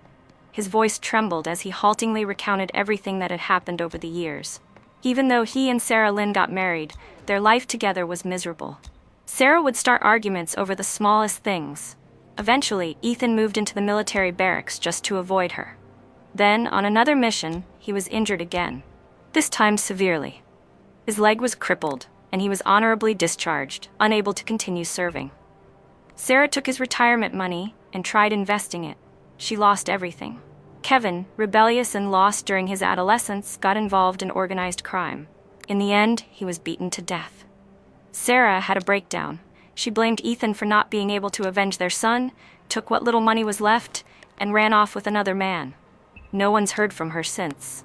When he finished, I felt a deep, quiet sigh rise within me. Looking at the man before me now, I felt no hatred, only profound sympathy. "Things will get better," I said softly. "Our country doesn't abandon its people." He looked at me with a complicated gaze, his expression unreadable. It was a long moment before he finally said, "Emily, thank you." I smiled gently and turned to leave, but he suddenly called out again, his voice trembling. "Emily, I'm sorry." I turned back. "If it weren't for me," he said, "in our previous life, you would have achieved greatness long ago." I froze, staring at him in shock. Ethan wiped a hand across his cloudy eyes and gave a slow, firm nod. "That's right," he said. "I was reborn too." His voice was hoarse and low, as if it were coming from far away. "That last mission, I was gravely injured. I was unconscious for a long time." He paused, searching for the words. While I was unconscious, I saw everything. My heart skipped a beat. A strange, indescribable feeling crept over me. I saw the joy on your face when you got your college acceptance letter, and how selfish I was, making you give up your dream. His voice cracked with remorse. I saw what Sarah and Kevin did to you after I died. He continued, voice choking again. Tears rolled down his deeply weathered cheeks. They tried to kick you out, he said, eyes shutting tightly as if trying to block out the painful image. My breath grew shallow. It was like I had returned to that moment of utter despair. I saw you collapse from a heart attack, he whispered. His voice trembled, thick with guilt. That was when I realized how terribly wrong I'd been. He opened his eyes again. They were filled with anguish and regret. I always believed that once a woman married a man, her role was to support him no matter what. He let out a bitter laugh at himself. But I never once thought about how you felt, what you wanted. I put all my trust in Sarah and Kevin, he said, his voice heavy with powerlessness and despair. And in the end, I raised two ungrateful, heartless people with my own hands. I listened quietly, a storm of mixed emotions churning in my heart. When I woke up, he said after a pause, I really wanted to find you. I wanted to tell you. He hesitated again, a trace of doubt lingering in his voice. Tell you that the only person I've ever truly loved was you. My heart gave a sharp jolt, but quickly returned to calm. I only ever felt responsibility towards Sarah and Kevin, he added firmly, as if needing to clarify. But I didn't have the courage to face you, he said, bowing his head like a child who had done something wrong. Do you hate me? He asked, lifting his head to look at me. His eyes were filled with anxiety and fear of my answer. I looked at him. This man who had once been a proud, spirited youth, now aged into someone weathered by time and regret. I shook my head. No, I stopped hating you a long time ago, I said gently. And you don't need to drown in remorse for the past anymore. We were just two people who weren't meant to be, I said calmly. But my life has been fulfilling. It's had meaning. I looked off into the distance, my voice resolute. For the rest of my days, I will continue to contribute to my country in every way I can. He nodded, choking back his emotions, his eyes glistening with tears. I boarded the official car that had been arranged for me. As I watched my hometown fade into the distance, a sense of deep peace filled my heart. My life was still moving forward. I gave up my guaranteed admission spot for my childhood friend, Ryan. But because of his so-called white moonlight, Emma, she didn't get into the same school as him. He resented me, accused me of deliberately breaking them apart. If I hadn't secretly read your diary, I never would have realized you had a crush on me. You clearly knew her grades were terrible, yet you insisted I take the guaranteed admission to Tsinghua, just so I'd be separated from her. Claire, not only are you malicious, you disgust me. Later, when Ryan rose to success and became someone powerful, the first thing he did was destroy my family. But when I opened my eyes, I was back to the moment I had just received the guaranteed admission. I smiled. This time, the bright future would be mine, and that seemingly perfect but rotten love would be his. Sunlight streamed through the glass windows of the long hallway, casting faint diagonal shadows across the floor. I stood there in a daze. I was really back, in my senior year of high school. My fingertips trembled, I sniffled, almost bursting into tears. A voice pulled me back to reality. It was low and domineering. Claire, I can't walk home with you today. I'm going with Emma. It was Ryan. I turned my head instinctively, and the moment I saw his face, a wave of nausea surged from within me, along with a deep-rooted fear I couldn't suppress. I subtly took a step back, hiding the unease in my expression, watching as he forced a small smile. Ryan seemed surprised that I agreed so quickly. He looked at me for a moment, as if hesitating. Tomorrow then. I'll walk you home tomorrow. Right after he spoke, a girl's voice called from the other end of the hallway, urging him impatiently. Ryan, you're taking forever. Are we going or not? He ran toward her, and I swallowed back what I wanted to say. What I really wanted to tell him was, you don't need to walk with me. The farther away you are from me, the better.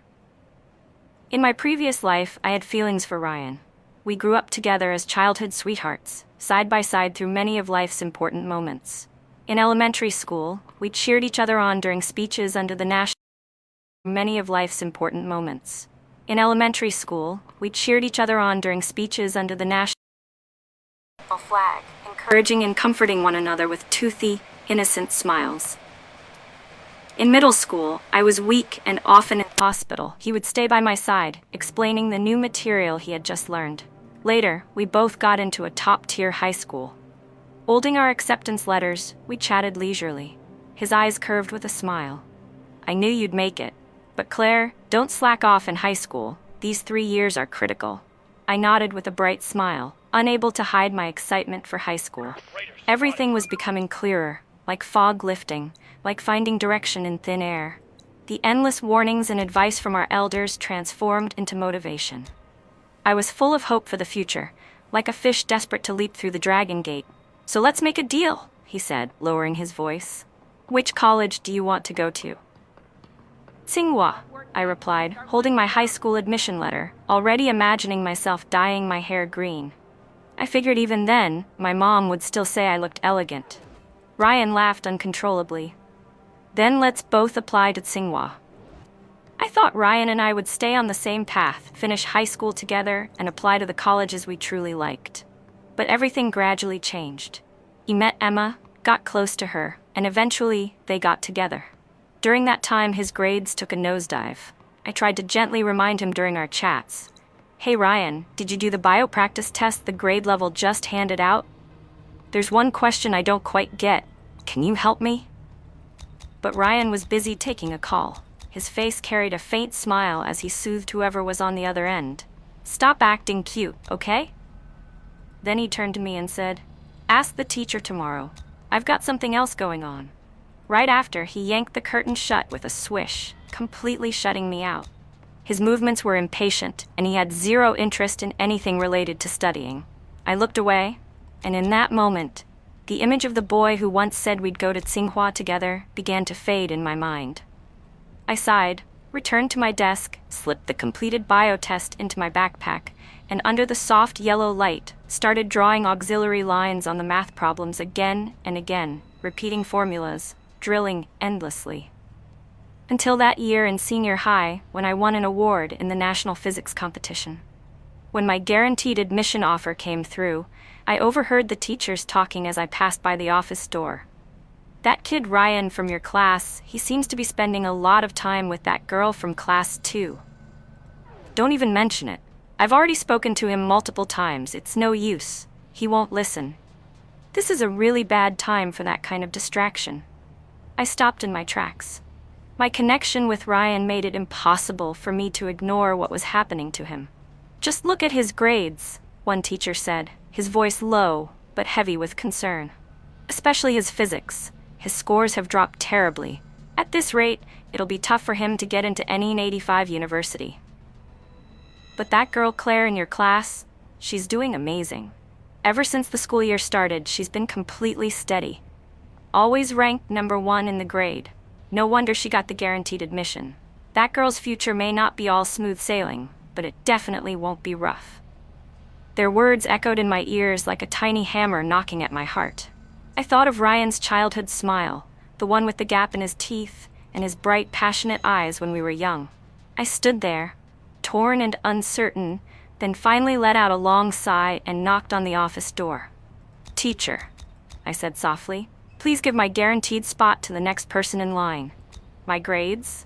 I think I'll be fine taking the college entrance exam. I paused, then added, I entered the physics competition with Ryan. He only scored 5 points less than me.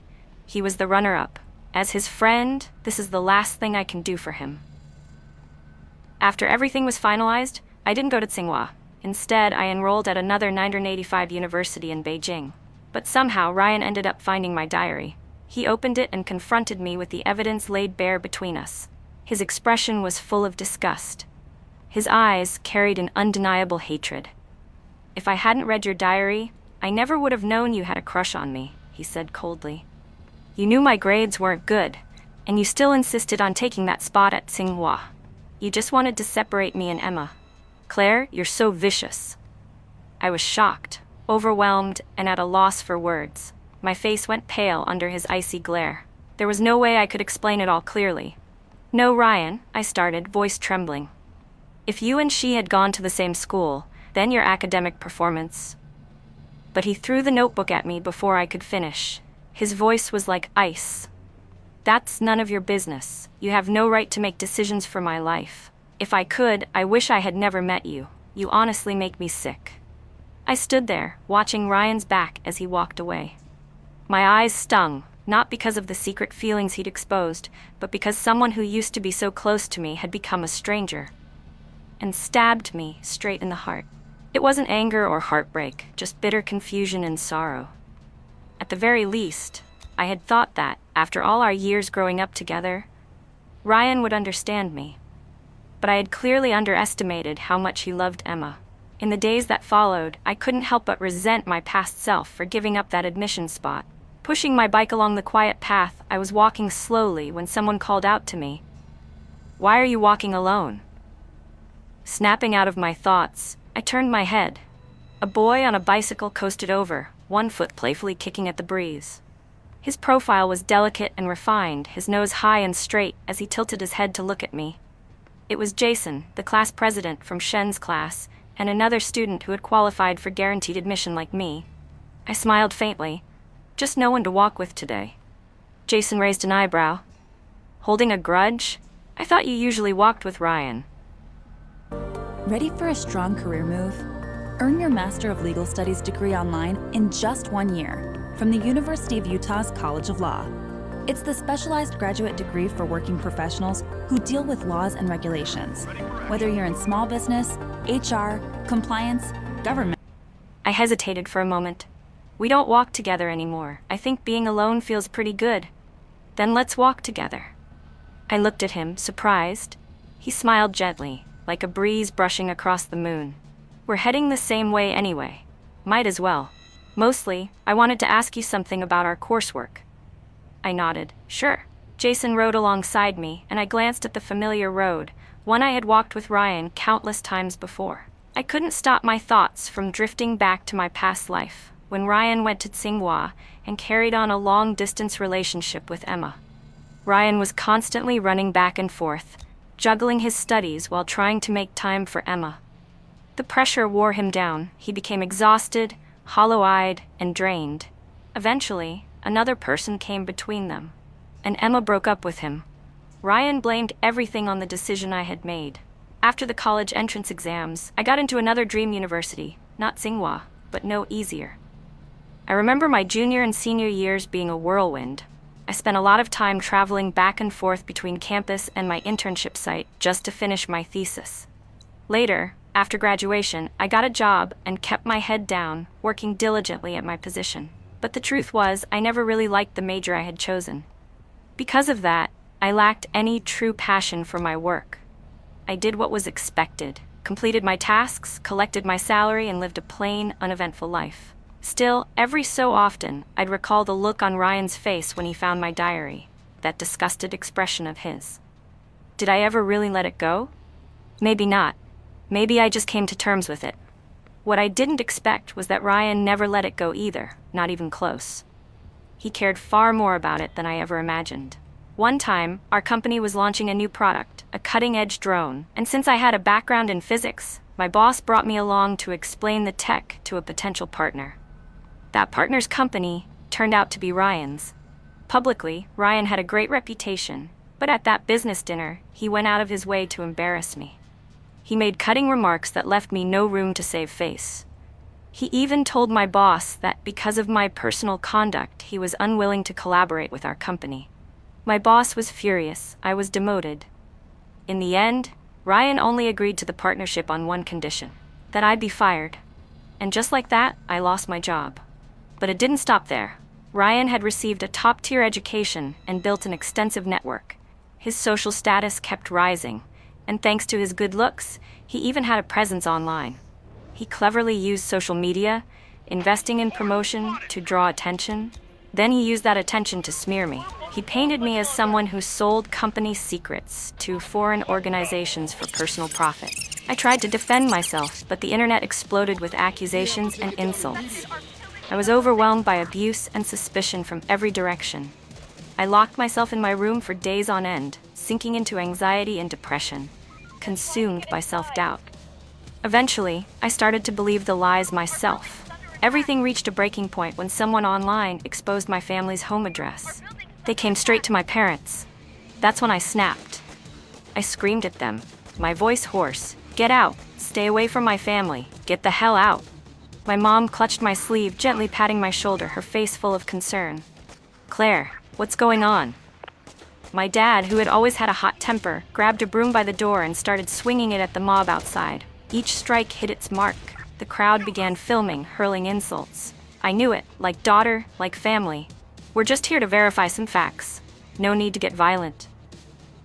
"She's exactly like the rumors said. Disgusting." After that day, it wasn't just me living under public judgment. My parents' lives were dragged into it too. The internet, a double-edged sword, turned its sharpest side against them.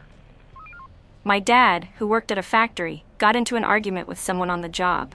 "Hey Song," a coworker said, "how could your daughter mess things up so badly? Now the whole world knows."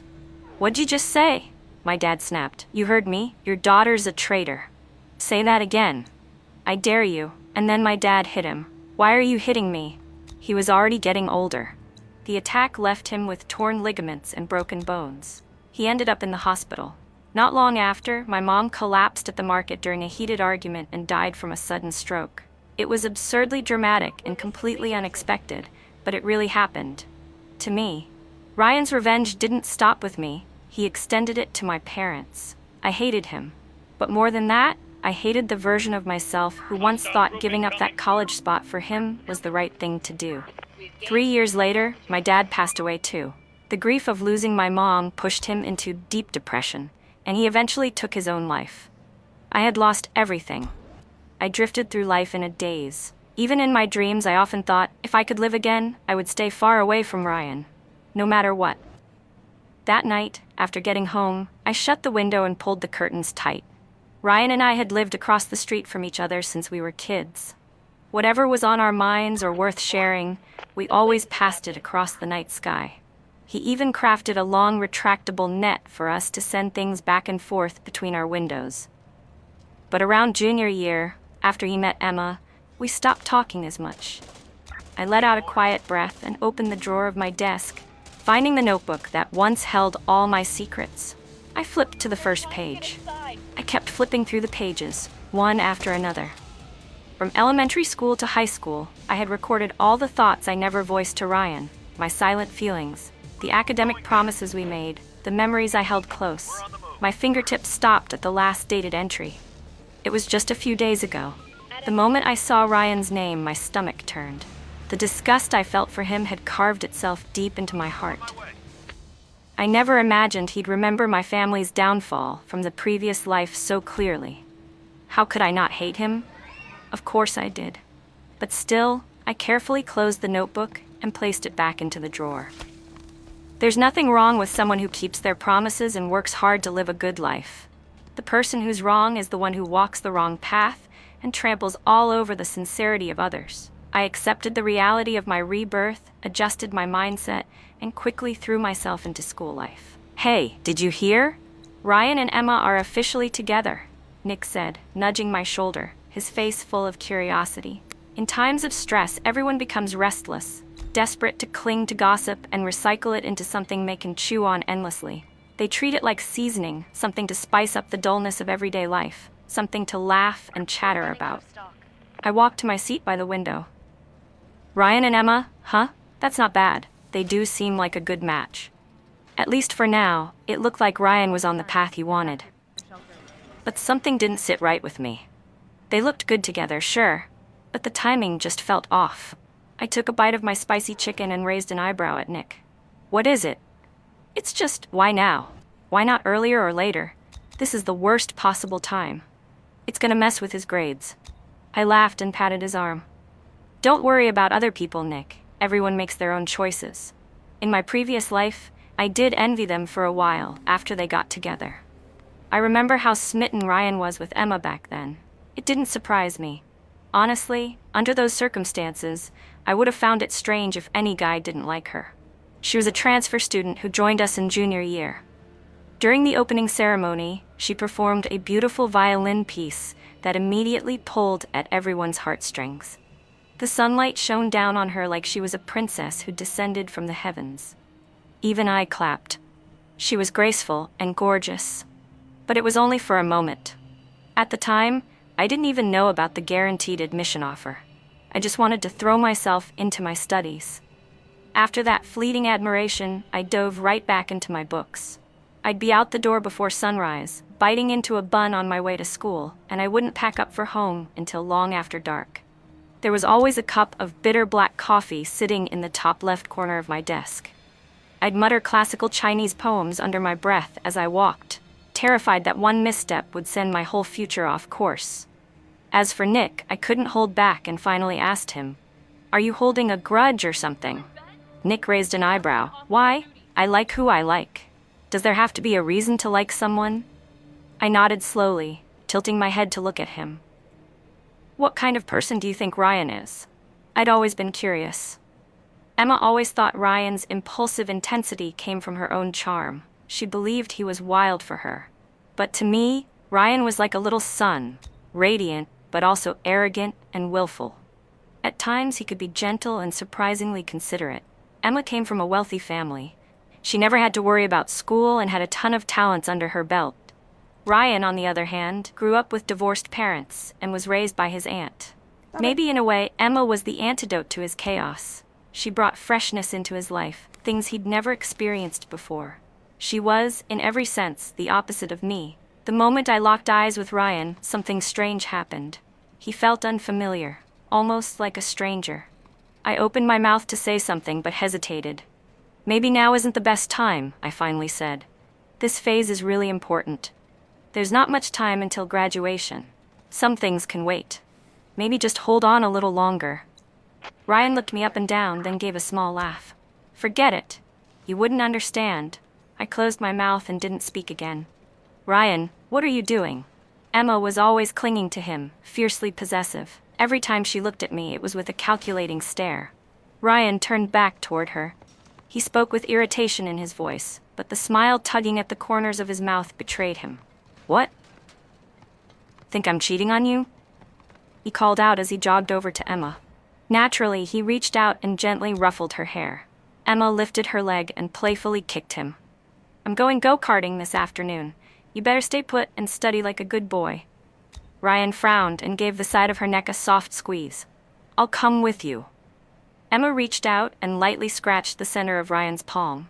His ears turned red. "We're at school," he whispered, a warning in his tone. "Watch yourself." Emma just let out a crisp laugh in response. In that hallway, crowded with passing students, a few people shot them envious glances. I watched Ryan walk farther and farther away until his figure became a fading silhouette, dissolving into a dark dot at the far end of the corridor, heading in the opposite direction from mine. A week later, both Jason and I received our guaranteed admission offers. Jason had earned his through a chemistry award. He waited for me at the doorway. "Congratulations," he said with a warm smile. "You too," I replied, and I meant it. We walked side by side. Jason seemed to recall something suddenly. "You know, I had a senior from the year before who also got a guaranteed admission. He had a really close friend, a girl. She used to be a good student, but her grades dropped sharply during their last year, so he gave his spot to her." I paused mid-step and looked at him. And then, Jason's dark eyes flickered with a hard-to-read emotion. He gave a half-joking smile. "Well, that senior really paid the price. They had a falling out, stopped being friends completely. She even got him fired from his job later." I stared at him for a second. "What about you, Jason? If your friend were in that situation, would you give up your spot?" Right then, Ryan came walking toward us from the opposite direction. His hair was messy like he'd rushed to get here. As he passed us, he looked Jason over, then turned to me. "Claire, I need to talk to you," he said, pulling me aside. He lowered his eyes. "Your mom works at the hospital, right? Emma's dad had an accident and was admitted. Could you ask your mom to keep an eye on him?" It sounded like a request, but his tone held more command than courtesy. Like in his world, I would always say yes. I looked up at him and gently pushed his hand away. "I don't know Emma personally, and I don't have a reason to do that, Besides, this is between the adults. Neither of us can really help, and it's better if we don't get involved. Ryan rarely asked people for anything. For a boy just 17 or 18, it wasn't easy to lower his pride. But in that moment, it was clear he wanted to carry everything for the girl he loved. His expression froze. Until now, I had never turned him down. His voice grew cold. This is the first time I've ever asked you for anything, and the last. I blinked slowly, pretending I didn't see the frost spreading across his face. This is childish, Ryan. You need to take care of what's yours first. Only then can you build the strength to carry something or someone else. I didn't say more. There was nothing else to explain. I can't help you with this. I walked back toward Jason, not even glancing at the expression darkening across Ryan's face. Jason shifted his gaze from Ryan to me. Then he smiled and reached out to ruffle my hair. So, anywhere you've been wanting to go lately? Haven't really thought about it, I replied. Ryan stood alone behind us, watching as Jason and I walked away. A strange flicker crossed his eyes. So, Jason said, what's your answer? We stepped outside the school gates. To what? If your friend asked, and you knew they wouldn't. I looked at the early spring buds unfurling on the trees and replied, absolutely not. Some lessons only need to be learned once. In my last life, I had said yes. I had begged my mom to help keep an eye on Emma's father during his hospital stay. That was around the time Emma's family started to fall apart. They went bankrupt. Their quality of life kept declining, and her father's sudden illness only pushed them further into hardship. Ryan stayed by her side constantly, so much so that he completely abandoned his own studies. And just like before, I gave up my guaranteed admission spot for him. Once again, Ryan stayed by Emma's side wholeheartedly and made up his mind to apply to the same university as her. In our previous life, because I had interfered, they ended up in separate cities, one in the north, one in the south. Emma's life steadily declined under the weight of her family's troubles. With no one around to support her, she would call Ryan, but he often didn't pick up. The emotional distance, the suspicion and doubt that built between them during their long-distance relationship, eventually wore her down. She began to let her guard down around the guys who were pursuing her nearby. In the end, she broke up with Ryan. At least from his perspective, everything started unraveling the moment I made that decision for him. He blamed me for the collapse of his love life, and his hatred toward me only grew stronger. So this time, if it was your choice, Ryan, what consequences will it bring? Senior year flew by in the blink of an eye. Jason and I visited the Tsinghua campus in advance, and with some time left before the semester started, we took the opportunity to travel during the off-season. After the college entrance exam, the great dividing line, everyone's fate began to branch out in different directions. Social hierarchy took shape through school names. As students screamed in celebration, their voices scattered like falling leaves across the streets. Ryan and Emma both ended up at the same second-tier university, which drew some pity from others. The sun is up. Ryan really went all in for love, someone said. Man, I could never do that. My mom would break my legs. Not even your mom.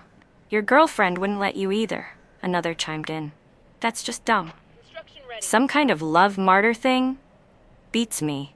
Maybe some girls are into that, someone else added.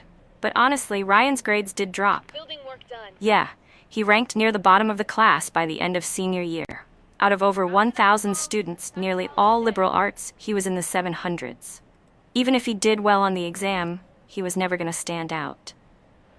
A few days before college started, my house was filled with friends. Some were longtime buddies, others were heading to Beijing too. Everyone was in high spirits.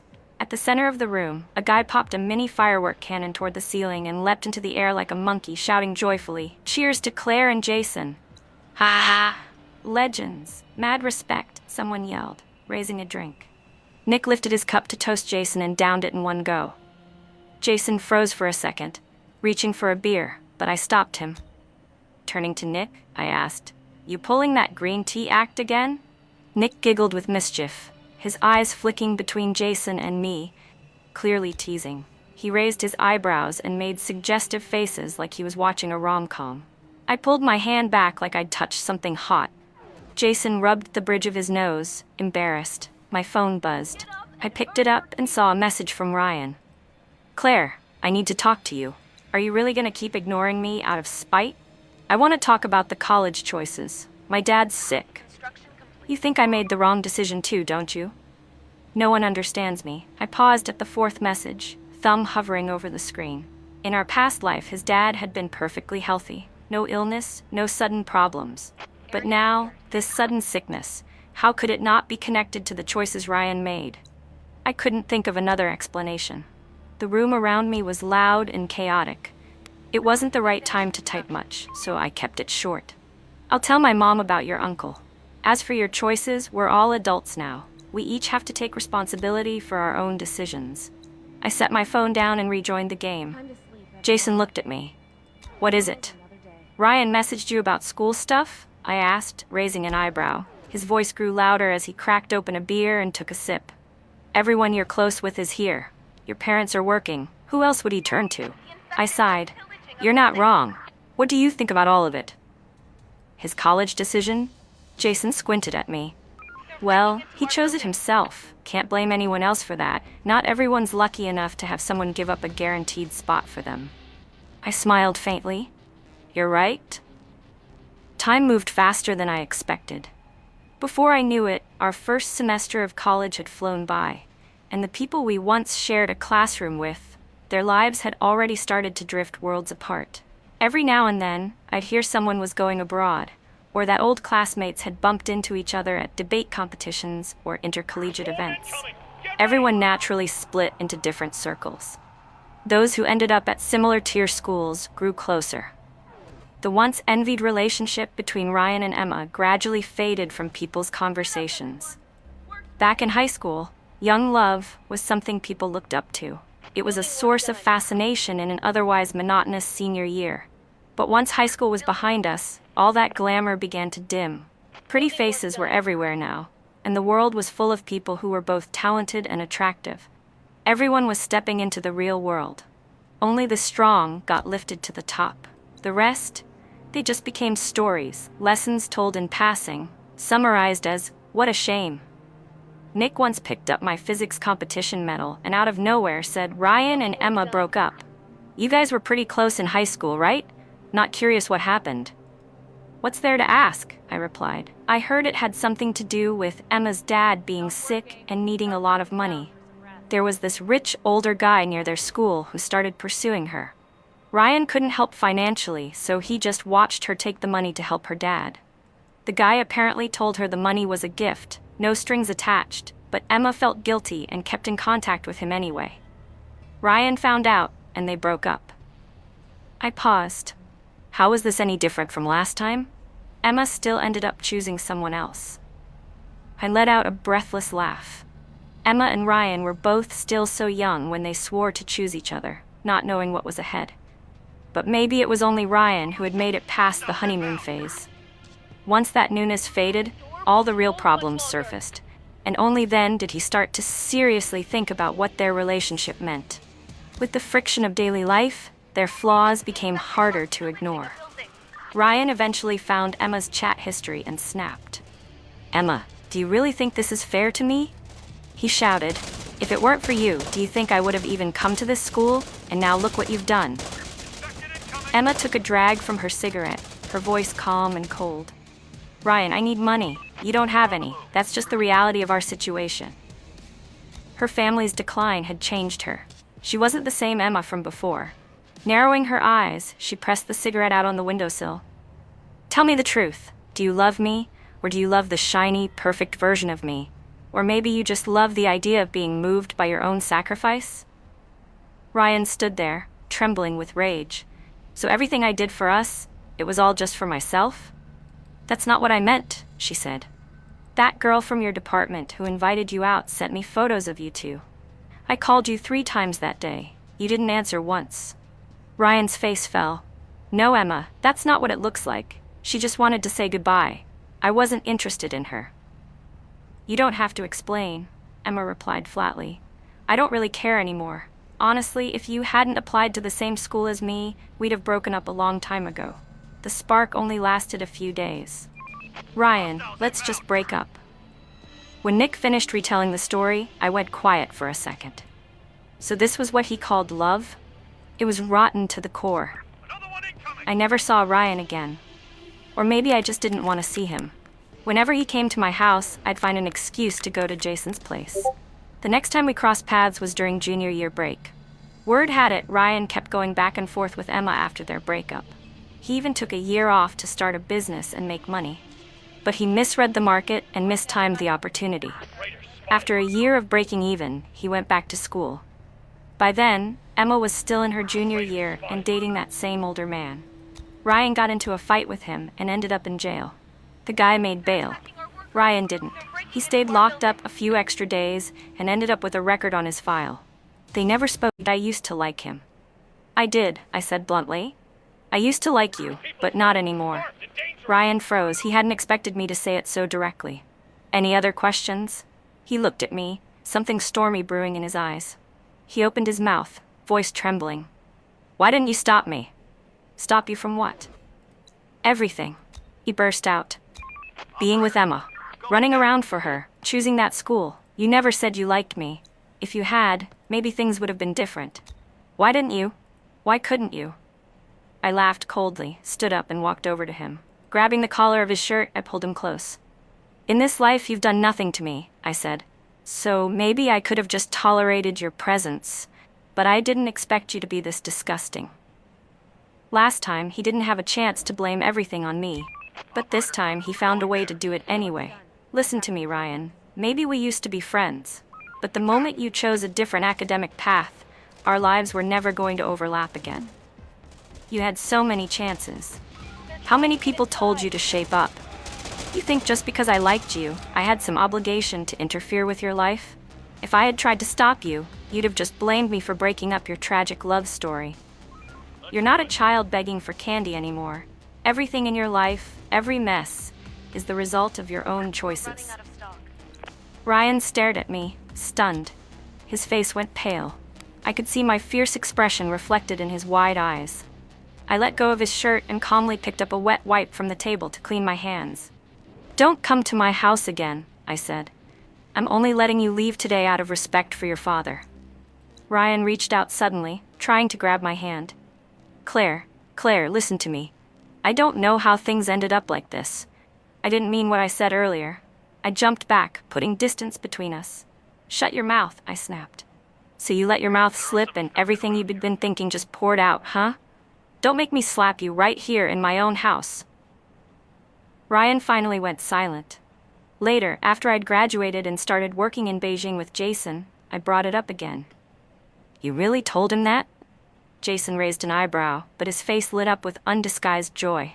My wife's a legend, he laughed. Guys like him deserve to be cussed out. He grinned ear to ear, shameless about it. I wrapped my arms around his neck and searched his eyes for a reflection of myself. But you didn't really like him that much in high school, did you? He asked, resting his chin on my shoulder, his voice low and calm. You liked him, but you think I could have gotten along with him? I kissed Jason lightly on the cheek. Let's not talk about it. I need to head to the office early today. A few new hires just came in. I'll need to help get them situated. I'll be here when you're back, he said, stretching. I'll cook something special for you while I'm on leave. I drove straight to the office and headed to my desk, bag slung over my shoulder. Manager Song, my assistant called out. The new hires are waiting in the lobby. Should I bring them over, or do you want to go meet them there? I'll head over once I'm done here. In the meantime, let them get familiar with the space.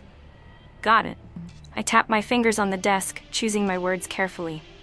Any of them connected to higher-ups in the company? My assistant hesitated. Not officially, but you'll see. I see. Let me finish up here, then I'll meet them. When I finally went to greet the new hires, I spotted Ryan instantly. The second I saw the uncertainty in my assistant's expression earlier, I should have known. He used my name as a connection to slip through the back door and get a position at my company. So you really came, huh, Ryan? You walked straight into my turf, practically begging me to humiliate you. And why wouldn't I take the opportunity? I crossed my arms and smiled. So which schools are you all from? I might know a few of your classmates. You could spot the differences right away. Graduates from top-tier schools held their composure with ease. Those from slightly weaker programs managed polite smiles, but there was always a hint of hesitation. Then it was Ryan's turn. He went pale as he gave his answer, and heads immediately turned. There were only two explanations. Either he was outrageously talented, or he had connections. I looked him over slowly. He was nothing like the teenager I remembered. "It's fine," I said. "We value ability here." I assigned tasks to the group. "Files have been sent to you. Each of you is responsible for one module. Finish it within 2 days and send the consolidated report to me. The internship lasts 2 months. That's all I'll say. Good luck." After work, Ryan was waiting outside the building for me. He trailed behind as I walked. "Claire, I'm sorry. Could we have dinner tonight? I want to talk to you." I stopped and turned around, my face calm but cold. "Do you have any self-respect at all, Ryan? What could you possibly have to say? You used my name to get a job here without even asking me." He stood frozen in place. "I know I was wrong. I shouldn't have." "Wrong?" I cut him off. "You think there's still something between us?" "Let me be clear right now," I said, voice steady and sharp. "I know why you're so obsessed with this. I even understand why you think I'm angry but won't do anything about it. So you keep circling me like a dog, hoping I'll give you something." I stared him down.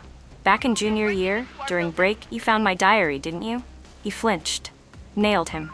"How many times do I have to say it?" I continued. "Yes, I used to like you, but that was just a teenage crush on someone who was working hard like I was. It was admiration, maybe a sense of connection. That's it." "Admit it, Ryan. The version of you from the past, he no longer exists. After the college entrance exams, those might have been the brightest days of your entire life, because every day since then, you've only been going downhill." "No, Claire." Ryan's voice was worn, almost raspy.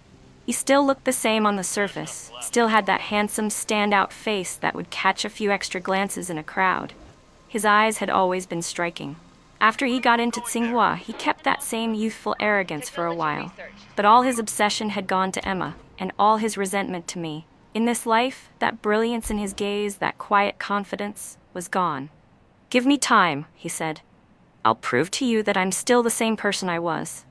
The breeze brushed past. I found myself silently laughing. I looked at him, then finally smiled. "All right, I'll be watching. You've got 2 months. Surprise me. And it better turn out exactly the way I imagine it will." A few months earlier, I got a call from my mom. "Claire, Ryan came by the house," she said. "Brought a bunch of fruit. Said he hoped you two could clear the air over break. You and his mom are clearly on your daughter's side. What do you want me to do?" Since graduation, Ryan still hadn't found a job. He refused to go back to his hometown and settle for something stable. Always dreaming of a big city break, but without any real connections or platform, he tried, again and again, to shortcut his way in by using our past. Standing on the balcony, I watched the spring trees swaying gently below. "Mom, give him my company address. That's all. Don't get involved otherwise." If Ryan wanted to get close again, fine. Let's see what he does. If he knows when to stop, we'll leave each other alone. But if he tries to push further, then I won't hold back. 2 days later, there was trouble among the interns. "Are you all done?" I asked. "Yeah, mine's good. Just double-checking some formatting," one replied. "Who's still behind?" "Ryan, I think. He's still got a lot left," slowing the whole group down. Ryan sat at his workstation, his hand clenched tightly on the mouse, sweat beading along his forehead. He couldn't keep up with the pace. The workload was beyond him. For this assignment, he'd need at least a week to complete his portion alone. Different academic environments breed different capabilities. Even if Ryan gave it everything he had, he couldn't close the gap between himself and the others, people who had years of hands-on experience and guidance from top-tier mentors. This was reality. He had no choice but to face it. Ryan stiffly turned to the guy next to him. His voice sounded like it had been scraped raw. "Could you help me with this? I'm holding everyone up. I'm really sorry." The guy frowned slightly. "That's probably not allowed. It's part of the evaluation. If the manager finds out, it'll be a problem." The disdain in his eyes was barely hidden. He clearly didn't think someone with Ryan's ability should be here, and didn't want to work with him. Ryan became the one no one wanted to team up with during the internship. He didn't fit in, didn't belong, he started to panic, restless, anxious, doubting himself. He used to believe that effort could make up for anything. He always thought that even if he made a wrong choice, he'd still have time to fix it later. Just turn around and everything could go back on track. But reality teaches you otherwise. Some missed chances are just missed. And every choice comes with its own price. Ryan didn't turn in his assignment. I leaned back in my chair. It's fine. I'll assign new tasks to everyone. Consider this part done. Ryan can skip it. A few interns hesitated, glancing at each other. One looked especially conflicted. Claire, do we need to help him with his tasks sometimes? I smiled. No need. He's an intern like the rest of you. No exceptions. Got it. 2 months flew by.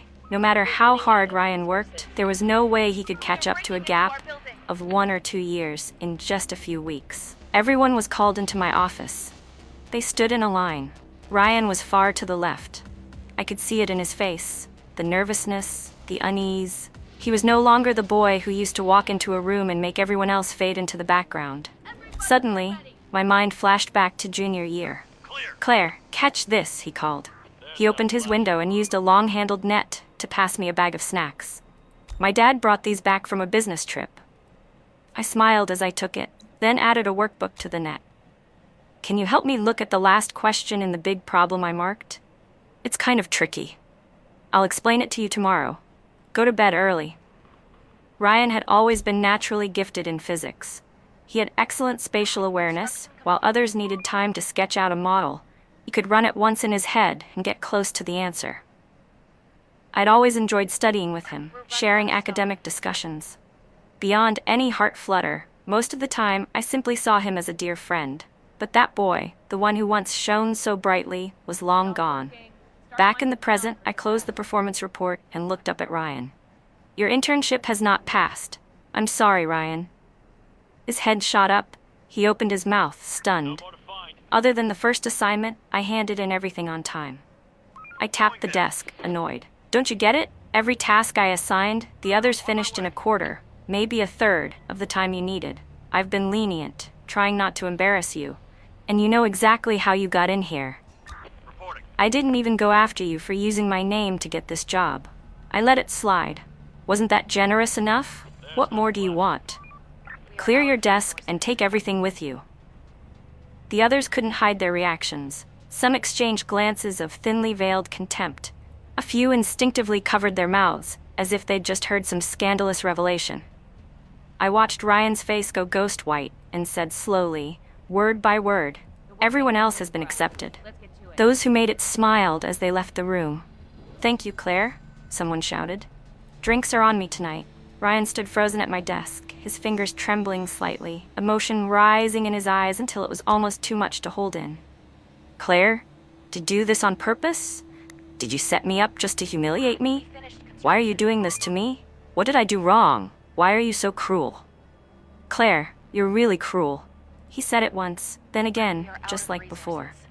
I leaned back in my chair and looked up at him calmly. Yes, I did it on purpose. I told you, Ryan, you can't blame anyone else for your choices. I warned you not to come to my house again, but you kept showing up, dragging my mom into it, using our old relationship. She helped you because you forced her to. And you walked in here under my name, thinking you could fool everyone.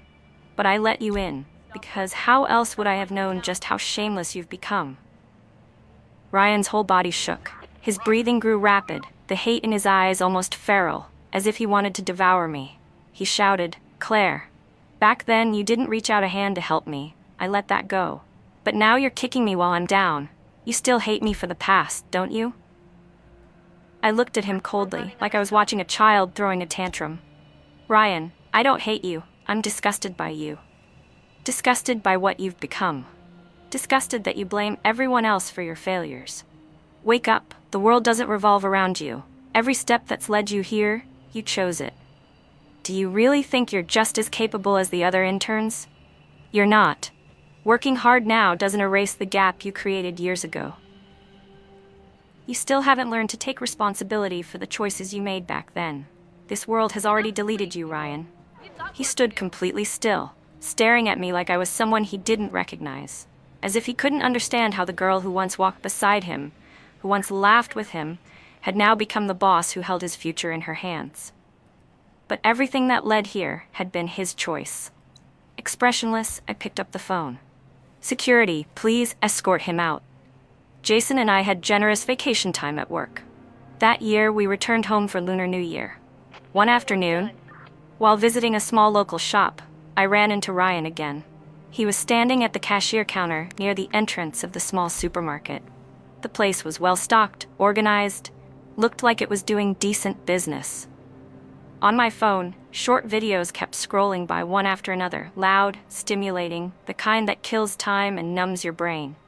The owner came over to check out. Ryan set his phone aside and looked up. That was when I caught the panic in his eyes. The insecurity. It was as if he hoped I hadn't seen him.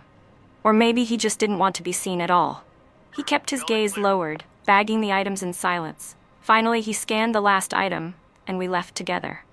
As soon as I stepped out of the store, I let out a breath. The air inside had felt heavy, suffocating. Jason wrapped an arm around my waist. "What? Feeling sorry for him?"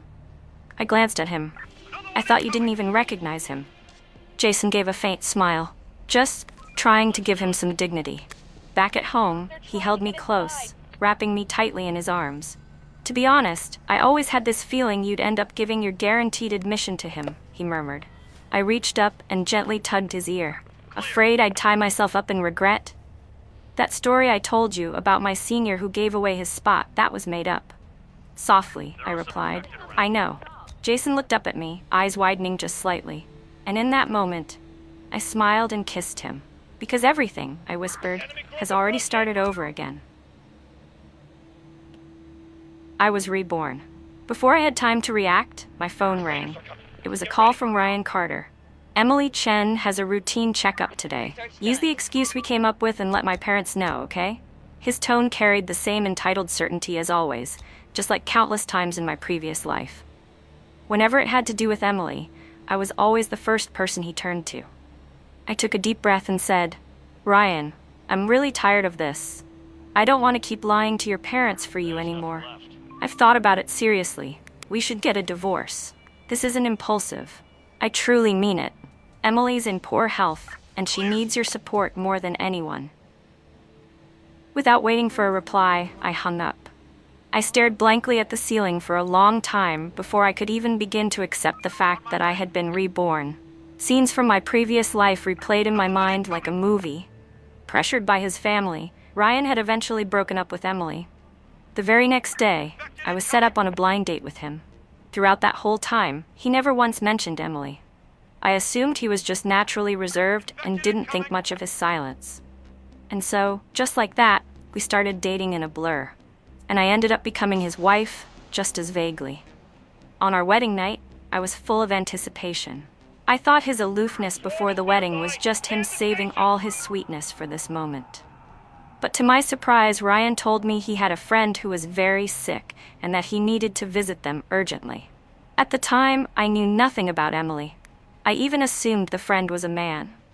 Being understanding, I told him not to worry, that a friend's health was more important. He didn't even give me a glance before walking out the door. He didn't come back until the early hours of the next morning. He rushed in and told me, "My friend's seriously ill. It's really sad. She was in so much pain during the checkup and treatment. I need to stay with her at the hospital for the next few days. Please understand." I'll never forget the look on his face at that moment. He spoke so casually about this friend, but his eyes were full of pain for Emily. And there was not even a trace of guilt for me. I remember silently handing him breakfast, smiling as I passed him a bottle of juice, saying, "Patients come first. I understand." Even when his parents asked why he didn't come home with me, I stepped up to cover for him, saying it was because he was busy with work. For 10 years of marriage, I was the perfect wife, gentle, considerate, never causing trouble, never jealous or competitive. I just wonder, when the news of my death in the fire reached him, did he feel even a sliver of sorrow? Emily, the delicate beauty in white, fulfilled his fantasy of being a hero saving a damsel in distress. Wasn't that his greatest wish in our past life? This time, I'll let him have what he wanted. I'm really curious if he and Emily actually end up together in this life. Will that so-called happiness truly be within their grasp? I saw the pain Emily went through during her treatment. I didn't show you those videos just once or twice. As a woman myself, how could I not understand what she suffered? If there had been any other way, would he have turned to me for help so desperately? Was it really necessary to make such a fuss over something so small? Ryan's call came again. Through the screen, I could almost picture his expression, his brows furrowed, his face filled with impatience.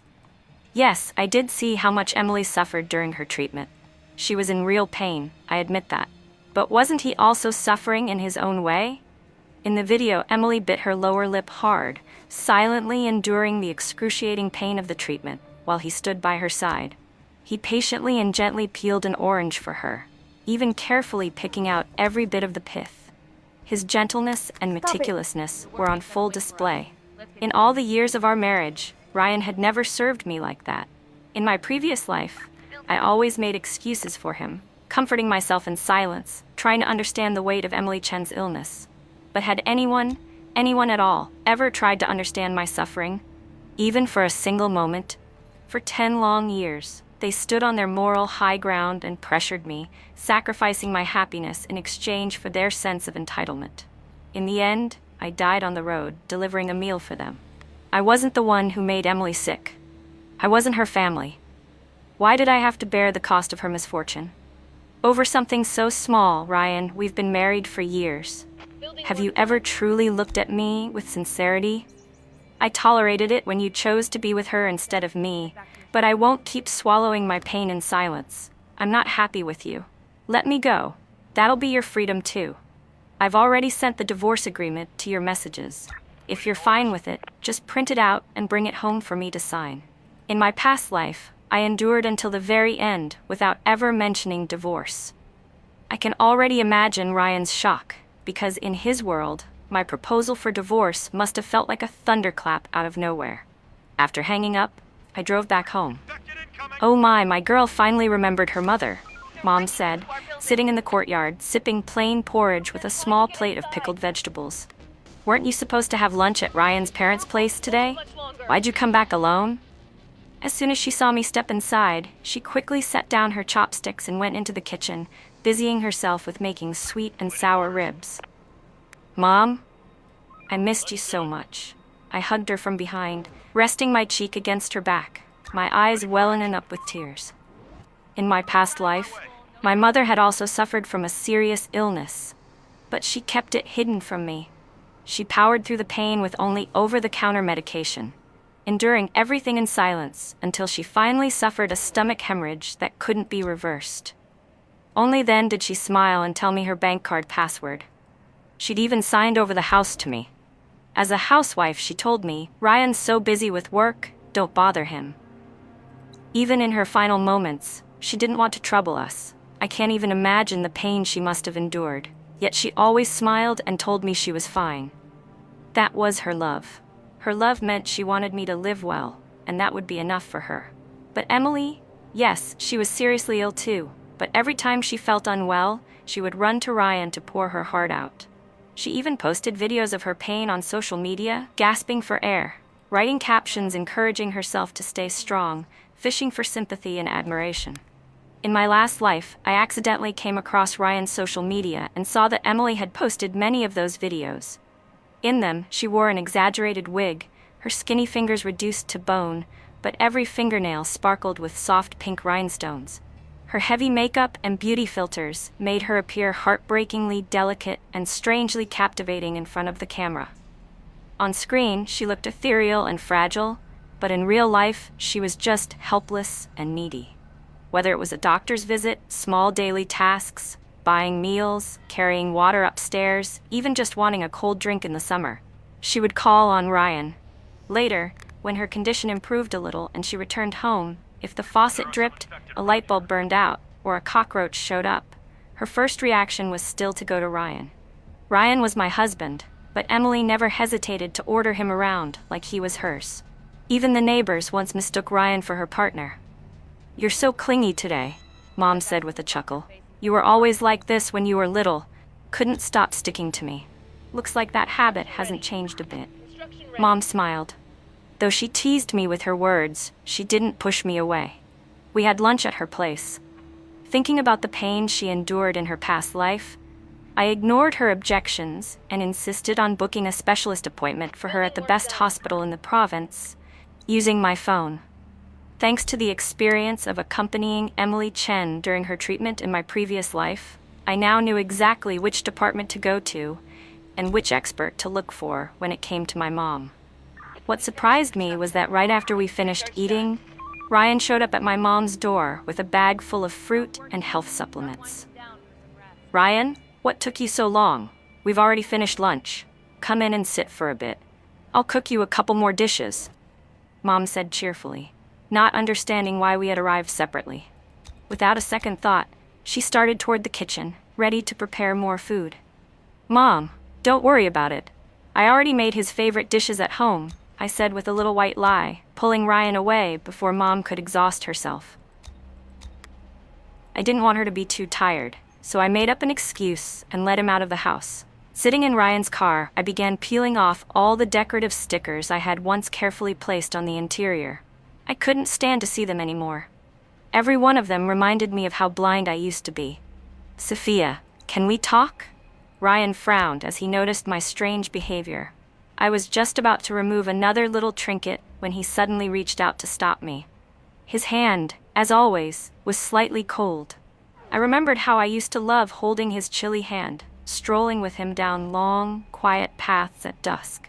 At night, I'd curl up in bed next to him, always reaching out instinctively to find his hand because I craved closeness. But he always claimed he was tired, never showing the slightest interest in intimacy. I tried over and over to get close to him, but he remained unresponsive.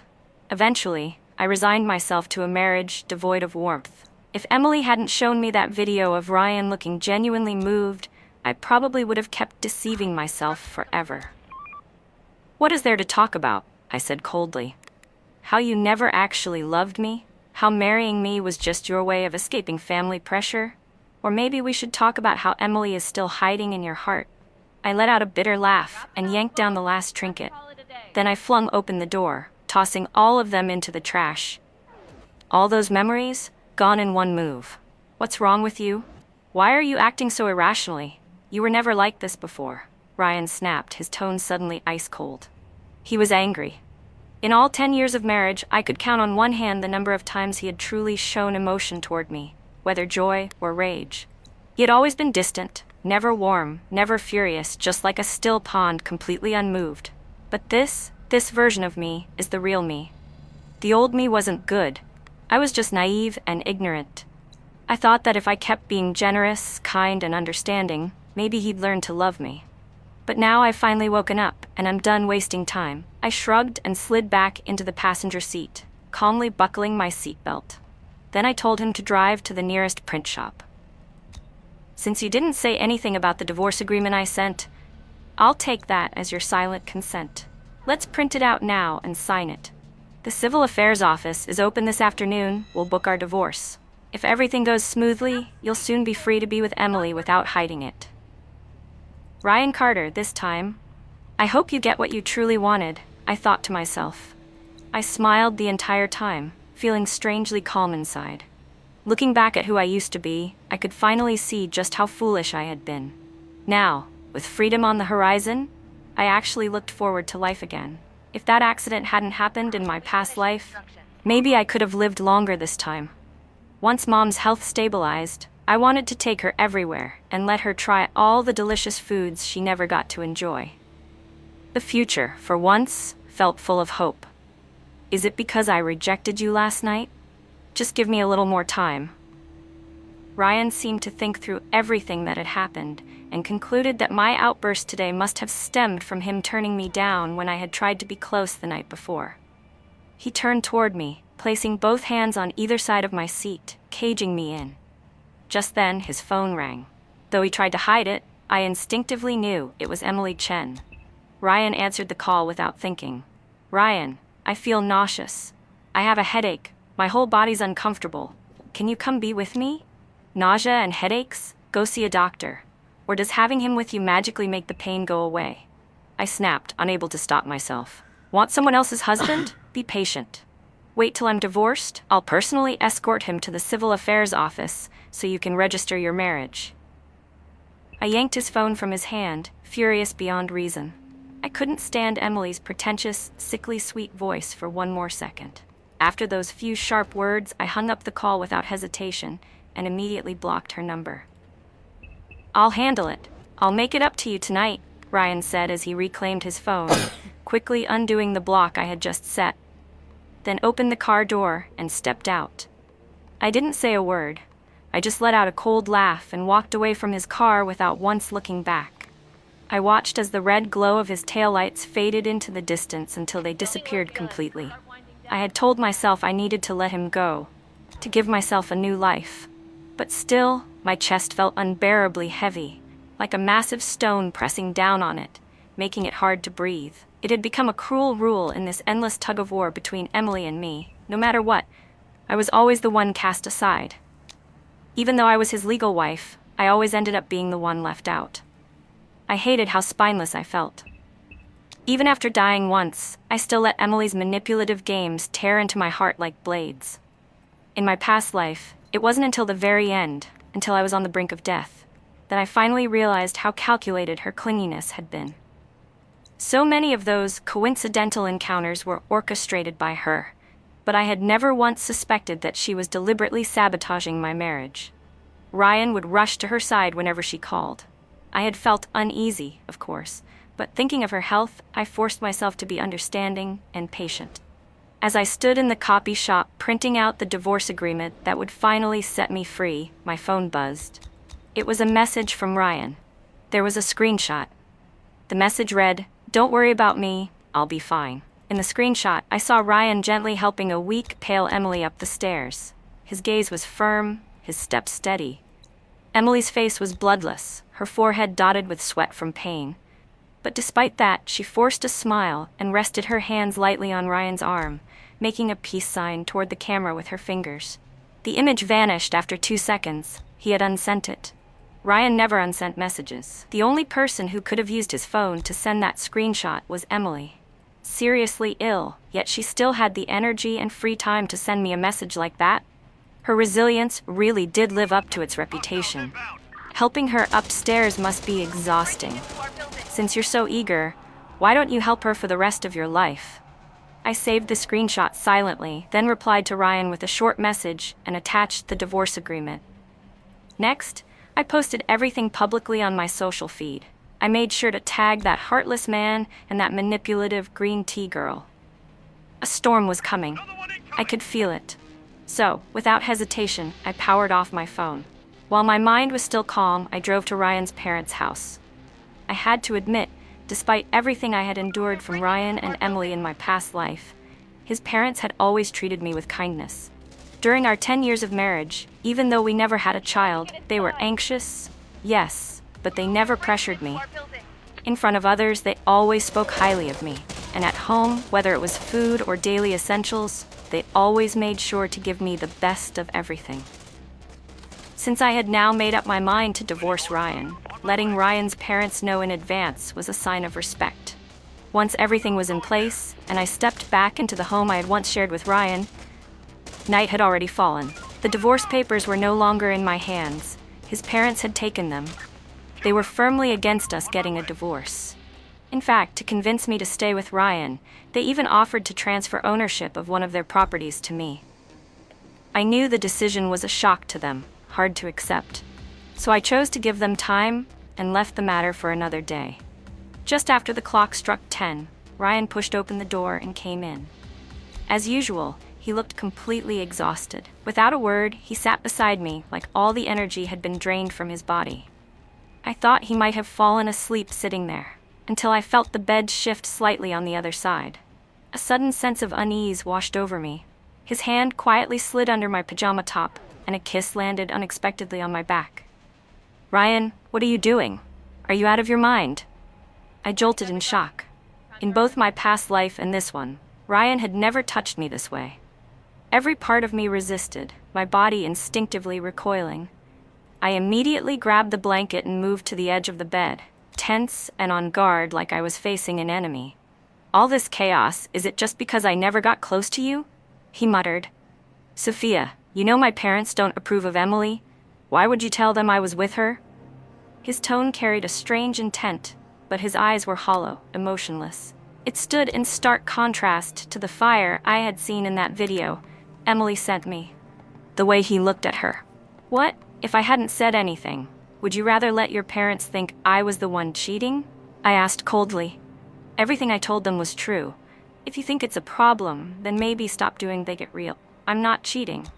Nothing happened between me and Emily, he said, looking at me with deep frustration, swearing he and Emily were innocent. But to me, it was already over. Maybe not in the literal sense, but in my eyes, you're far from innocent. This marriage is over. I don't have any feelings for you anymore. Emily needs you. She has no one else in this city but you. So go ahead. You should marry her. I repeated his own words from the past back to him, not changing a single syllable. Just give me a little more time. Once her treatment is done, I won't see her again, Ryan said, still convinced I was just having an emotional outburst. Even though he knew full well what was happening, he still chose Emily. His dismissive tone pierced my heart like a needle. How could I have not seen it clearly in my past life? They were always meant for each other. I took a deep breath and calmed myself, letting clarity replace the storm of emotions. If we get divorced now, I won't take your parents' property or savings. But if it's a month from now, I'll accept everything they give me. Think about it. If someday you run out of money for Emily's treatment, will she still stay by your side? That night, our so-called negotiation led nowhere. Ryan believed that as long as I accepted his parents' assets, I would never really leave him. So the next morning, he carried on as usual, went straight to be with Emily. But I stood by my word. I clearly informed his parents that even if they insisted on giving me the property, I would still go through with the divorce. They gave it to me anyway. They said they knew their own son too well. If they didn't give it to me, it would only end up in Emily's hands sooner or later. Between letting Emily drain away the savings they had built over decades and handing it to me, they preferred the latter. Culture evolves at the speed of light, just like your financial needs. When it comes to your money, Credit Karma keeps you in the know and ahead. The entire conversation was recorded in detail by my attorney, with a notary present, and a video recording was made as legal evidence. I never once mentioned that since our marriage, all of Ryan's income had gone toward Emily's medical expenses. I had carried the entire burden of our household finances on my own for years.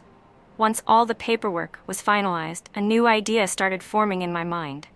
That night, I stayed up late, carefully going through and organizing every single expense Ryan had made for Emily over the years. By the next morning, I went straight to the courthouse and filed a lawsuit against Emily Chen. As expected, it didn't take long before she received the summons. She came straight to my company, looking for me. It was drizzling that day. She had clearly dressed up on purpose, drawing attention with her delicate appearance. The moment she saw me, she didn't say a word, just grabbed my leg and fell to her knees. Her heavily crafted makeup contrasted sharply with her pitiful posture, making her seem all the more fragile, helpless, and heartbreakingly pitiful. Within seconds, coworkers gathered around us. I knew exactly what Emily wanted to say. But before she could open her mouth, I dropped to my knees with a loud thud and burst into tears, putting on the performance of a lifetime. Emily, please, I cried, my voice raw. You're not the only one who's been seriously ill. All these years, every cent Ryan had saved went to you. I covered every single household expense on my own. Just because you were a part of his past, and yes, because you're sick, I've respected you, I've shown compassion. But now my mom is ill too. She needs treatment. I can't keep using our joint finances to support you anymore. Emily froze, stunned. She had always seen me as the foolish, overly kind woman who endured everything without complaint. The one who would even smile politely at the woman stealing her husband. I'm helping you, I said in a lowered voice, leaning closer so only she could hear. Didn't you want to be Ryan Carter's wife? As long as you pay me back, he'll feel even more sorry for you and hate me even more. I've cleared the path for you. Whether you walk it or not is up to you. whether I could truly escape this toxic marriage, and that unfaithful man now rested in this woman's hands. And to my absolute surprise, Emily did it. In order to win Ryan's sympathy, she paid me back every penny. I was dumbfounded when the money landed in my account. I could hardly believe it. I thought that money was lost forever, but she gave it back without a fight. Clearly, she was dead set on marrying into Ryan's family. Not long after that, Ryan showed up at the entrance of my office, fuming with anger. "Sophia, I always thought you were the reasonable one. Emily's been through so much, she's already suffering enough. Why would you push her like this? Don't you realize that by doing this, you're just making me resent you even more?" He looked at me with what he probably thought was righteous fury. "I see. So now that she doesn't have a place to stay, why don't you go ahead and buy her a new home, your new home together?" I said calmly, my voice steady and composed, still sounding like the understanding woman he once knew. "I never wanted a divorce. Just give me more time, please." Seeing how indifferent my expression was, how emotionally detached I had become, he must have realized I wouldn't agree. He grabbed my wrist suddenly, trying to pull me into his arms. "But Emily wants you to divorce. She wants to marry you. If I give you time, it's just extending her pain. Can you really bear to watch her suffer?" Just as he reached out again to embrace me, I sidestepped smoothly. I no longer believed that Ryan didn't understand Emily's intentions. He was simply pretending not to see it. I stuffed the signed divorce agreement into his hand and walked away without looking back. In the end, I felt as though a weight had finally been lifted. The divorce was finalized. Turns out Emily was more ruthless than I had expected.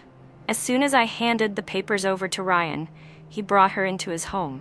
He had never truly let go of his feelings for her. After moving in together, it only took a few carefully placed manipulations before Emily made Ryan cross the moral line he had once claimed he wouldn't. Soon after, all our divorce procedures were complete. And just like that, it happened. Emily in a pale pink dress, gently clinging to Ryan's arm. The two of them followed up right away to collect their red marriage certificate. Perfectly seamless. Even the staff at the Civil Affairs Bureau looked visibly exasperated. But due to the principle of marital autonomy, they couldn't say much. All they could do was turn a blind eye and let it happen. As for the sympathetic looks others threw my way, I just gave a faint smile. I didn't care. "Wishing you both a lifetime of happiness," I said softly. But deep down, I knew Ryan hadn't dared to tell his parents about marrying Emily yet.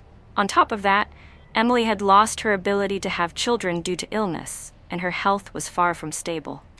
Maybe there was some doubt before, but now I was 1000% certain this marriage would never be the blissful union they imagined. Just looking at Emily's outfit today said it all. The high medical costs on one hand, and the pressure to maintain a luxurious lifestyle on the other. Ryan was going to be crushed under the weight of it all. "Sophia, I really should thank you," Emily said smugly, flaunting the marriage certificate in her hand. "If it weren't for you, Ryan wouldn't have realized so quickly who his true love is." There was a smile on her face that looked grateful, but her eyes couldn't hide the contempt. In her mind, whether it was looks, figure, or her ability to manipulate affection, she believed she was superior to me. Snatching Ryan from me fulfilled her need to win. In this moment, it was as if she wanted to announce her victory to the entire world. "You two really are a perfect match," I said calmly, my words laced with double meaning. There was a spark in my eyes, one they couldn't quite decipher. Truthfully, I was looking forward to it. I couldn't wait to see how the two of them would rip each other apart and destroy themselves in the process. Back home, I didn't immediately delete their contact information. Instead, I began making plans to upgrade my living space so my family could live more comfortably. I was about to sign for a larger, high-rise apartment when Emily came to confront me. "Sophia, you need to give back the house Ryan's parents gave you," she demanded. She looked different, noticeably thinner. Though her makeup was still flawless and she remained beautiful, her overall presence had dulled. Her spirit had clearly taken a hit. The property was legally transferred to my name through a formal gifting process. The law recognizes it as mine now. What right do you have to demand it back? I replied firmly. Over the past 6 months, I'd stayed in regular contact with Ryan's parents.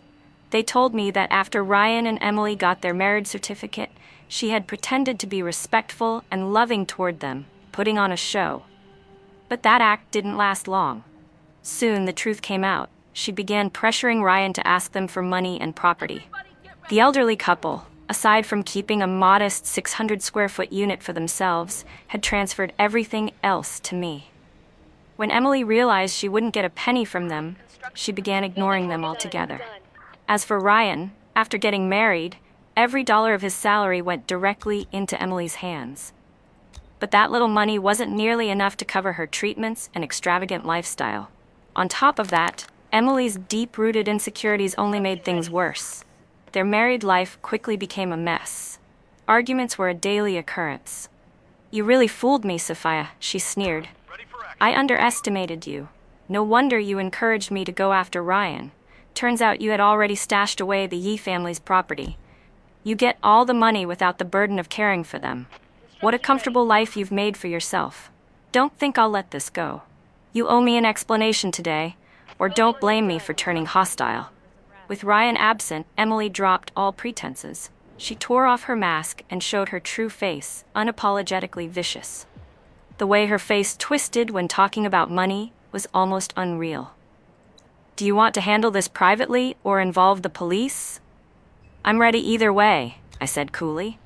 I had already informed Ryan about accepting the property gift, and since my rebirth, I had recorded every conversation between us.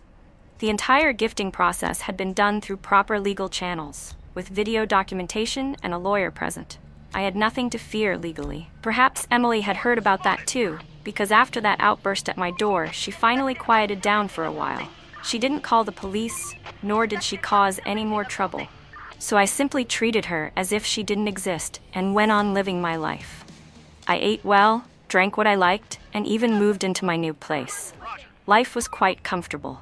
Since Ryan's parents had given me all their savings, I occasionally visited them, always making sure to stop by when neither he nor Emily was around. But during one of those visits, I unexpectedly ran into Ryan. It had only been 6 months, yet he looked much older. His temples were already flecked with gray. I stood awkwardly with a gift bag in hand, unsure of how to address him. "Sophia, you're here. Come in, come in. I just made your favorite sweet and sour ribs. What perfect timing. What a lucky girl you are." Ryan's mother beamed and pulled me to the dining table with genuine warmth to try her cooking. I didn't hold back. I took a bite of the ribs and sincerely complimented her culinary skills. By the end of the meal, I was full and in good spirits. Ryan, on the other hand, barely touched his food.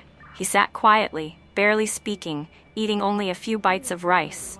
His parents used to be so attentive to him, even in his 30s, they worried over whether he was eating well, sleeping enough. But something had changed. That night, their focus was entirely on me, the so-called outsider, and not on their own son.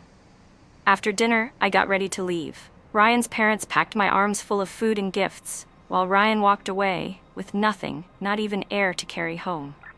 When I said goodbye, they didn't offer him a single word in farewell. That cold, indifferent moment made it painfully clear. The relationship between Ryan and his parents had reached rock bottom, and he had no one to blame but himself. I didn't feel the slightest guilt. I got into the driver's seat and was just about to start the car when Ryan gently placed his hand on my window. "Sophia, can we talk?" he asked softly, his voice hoarse. "Talk about what? I don't think there's anything left for us to say," I replied calmly. I couldn't think of a single topic we could still share. Inwardly, I felt thankful that he had never truly become a part of my life. If we had had a child together, this marriage wouldn't have been so easy to leave behind. Emily's been hiding her gambling from me. She's been doing it online to relieve stress.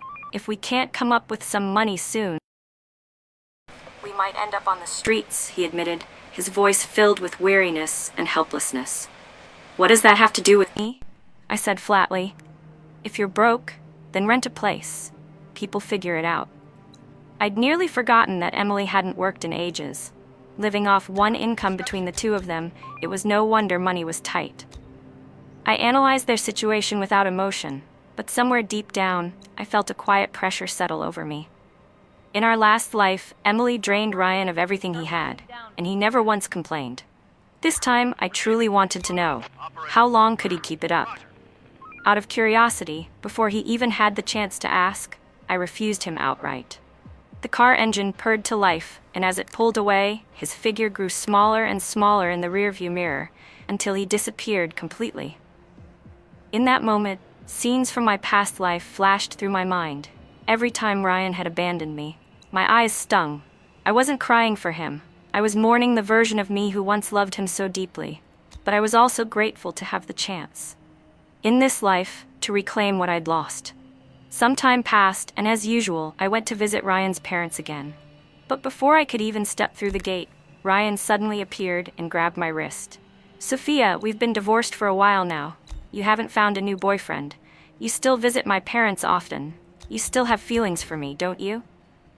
His eyes were bloodshot, his breath reeking of alcohol, and his grip on my wrist was shockingly strong. "I didn't know how to appreciate you before. I missed my chance. I owe you so much. Please give me one more chance. I'll make it up to you," he slurred, swaying slightly from the liquor. "It wasn't until I was with Emily that I realized how much you had done for me." "You're overthinking it," I said flatly. "I'm not seeing anyone because I've been focused on my career, working for promotions, making money, traveling. I visit your parents because they treated me kindly, and they gave me a significant share of their assets. I have a responsibility to care for them. It has nothing to do with you." Seeing how drunk he was, I didn't go inside. I pulled my hand free and left, getting into my car and driving away. Later, I heard from his parents that Emily, frustrated that Ryan couldn't meet her material demands, had decisively filed for divorce. It wasn't until the day of the divorce that Ryan realized Emily had already found someone new. After their split, Ryan began openly and desperately pursuing me. He tried everything to win me back. For 3 years straight, he chased after me, doing whatever he could to make me happy. Then one day, I appeared before him, arm in arm with my husband, Ethan Lin. "Let me introduce you," I said with a smile. "This is my husband, Ethan Lin." I didn't bother to look closely at Ryan's expression. Ethan held my hand firmly and grinned, teasing. "Couldn't bear to watch you suffer anymore. Had to step in and let him lose out." I tiptoed and kissed Ethan on the cheek. In truth, Ethan and I had already registered our marriage a year earlier. I hadn't told Ryan because I wanted him to taste the bitterness I'd endured in my past life. Originally, I had planned to let him suffer for a few more years, but Ethan treated me so well that I couldn't wait to build a family with him. I gave up the idea of revenge. A year later, my wish came true. I gave birth to a healthy baby boy. To help my boyfriend's company go public smoothly, I took out a loan using my car and apartment as collateral. But right after he received the money, he turned around and publicly announced his engagement to his secretary. On my way to confront him, I was surrounded by a group of thugs. I tried to fight back, but in the struggle, I fell down the stairs and died in a dark alley, my body exposed and helpless. My corpse rotted away in that filthy corner, while my boyfriend, Ryan Carter, held his mistress and planned their honeymoon. When I opened my eyes again, I had returned to the very day I mortgaged my car and apartment. Had the money been transferred yet? Just then, the phone in my pocket started ringing. I answered instinctively. On the other end, Ryan's voice barked at me, demanding to know why the funds hadn't reached the company account. My mind was in a fog. I opened the message app and saw that the 3 million yuan loan had just been deposited into my bank account. That's when it hit me. I had been reborn. I had come back to the exact day Ryan's company was about to run out of cash, and I had saved him by handing over everything I owned. Hearing his voice again made my stomach churn. In my past life, I had wired the entire 3 million to Ryan without hesitation, helping him bridge the company's financial gap. His business recovered quickly, and eventually, it went public. Just when I thought we would finally get married and live happily ever after, I saw him post his engagement to his secretary all over social media. I had poured everything into him, my time, my energy, my money. That sudden betrayal left me completely stunned. I tried calling him to confront him, only to find out he had already blocked my number. It was laughable, really. While I was busy planning our wedding, my fiancé was announcing his marriage to someone else online. That night, at 10 p.m., I went to his company to demand answers.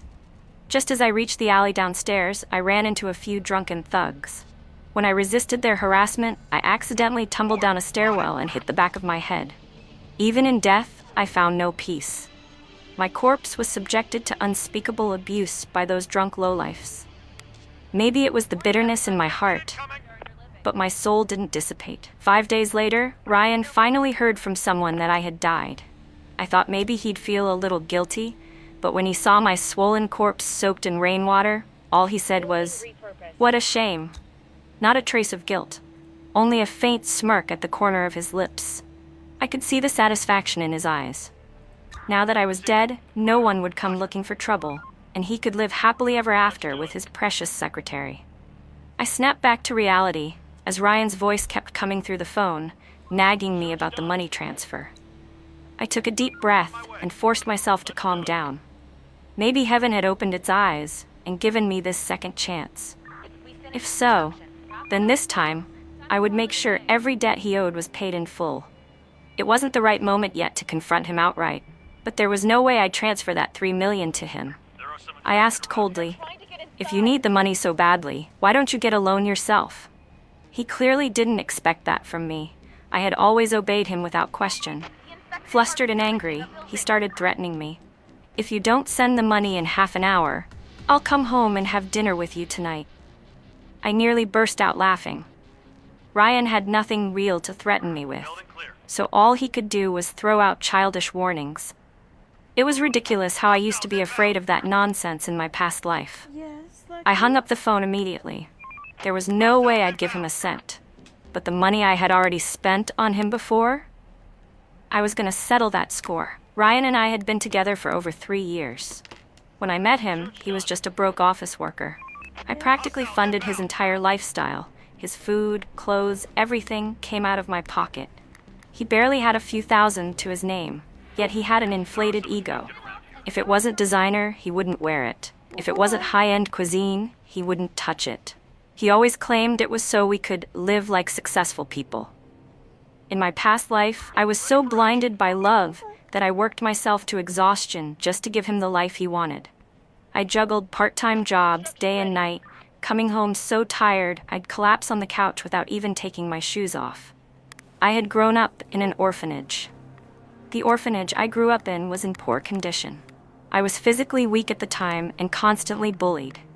All I ever wanted was to have a family of my own, someone who would stay by my side forever. That was when Ryan Carter entered my life. For a child who had never known love, even the smallest kindness could feel overwhelming.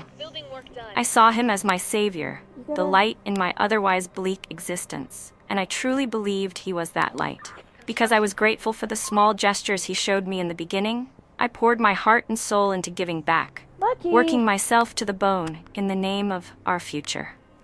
I denied myself even the basics, rarely buying clothes or eating out, just so I could afford to buy him luxury goods. I would have handed him my heart on a silver platter if I could. In the 3 years we were together, the newest piece of clothing I bought for myself was a cheap top I ordered off Taobao for less than $10, and that was last year. That day had been my birthday. I spent a long time getting ready, dressed in my new outfit, excited to go to dinner with Ryan. But the moment I sat down, before I could even greet him properly, he frowned and snapped at me. "Do you have any idea how long I had to reserve this spot at such a high-end restaurant? You show up dressed this cheaply. Are you trying to embarrass me?" Not long after that, he stormed out in a huff. I sat there, staring at the table full of food, overwhelmed by the judging eyes of the staff, feeling utterly humiliated. I had thought he invited me to celebrate my birthday, but it turned out he just wanted to eat. I paid the bill alone, tears streaming down my face, packed up the food, and brought it home. On the way, I bought myself a 10 yuan mini cake. That's how I spent the only birthday I had during those 3 years, alone, with leftovers. The next day, he called and casually apologized. He said it was because he cared about me, that he wanted me to look refined and elegant. That's why he lost his temper. It was laughable. Back then, with nowhere else to go and no one to turn to, I actually believed that ridiculous excuse. Then he dragged me along to buy a wristwatch he'd been eyeing for ages. Even his company, the one he's so proud of now, only got to this scale because I ran around tirelessly building connections for him. In my past life, he used that loan I took out to close a major deal, leveraging it to get the company listed. And once the deal went through, the first thing he did was cut ties with me. I was hounded by debt collectors and left homeless, while he held his new flame in his arms, grinning like a king. After I hung up, Ryan kept calling and texting, over and over. I ignored the calls, but I read the messages. As expected, all of them were demanding to know why I hadn't transferred the money yet. Some even threatened me, saying that if I didn't reply immediately, not even buying him gifts would get me back in his good graces. Reading those harsh words, I couldn't help but laugh.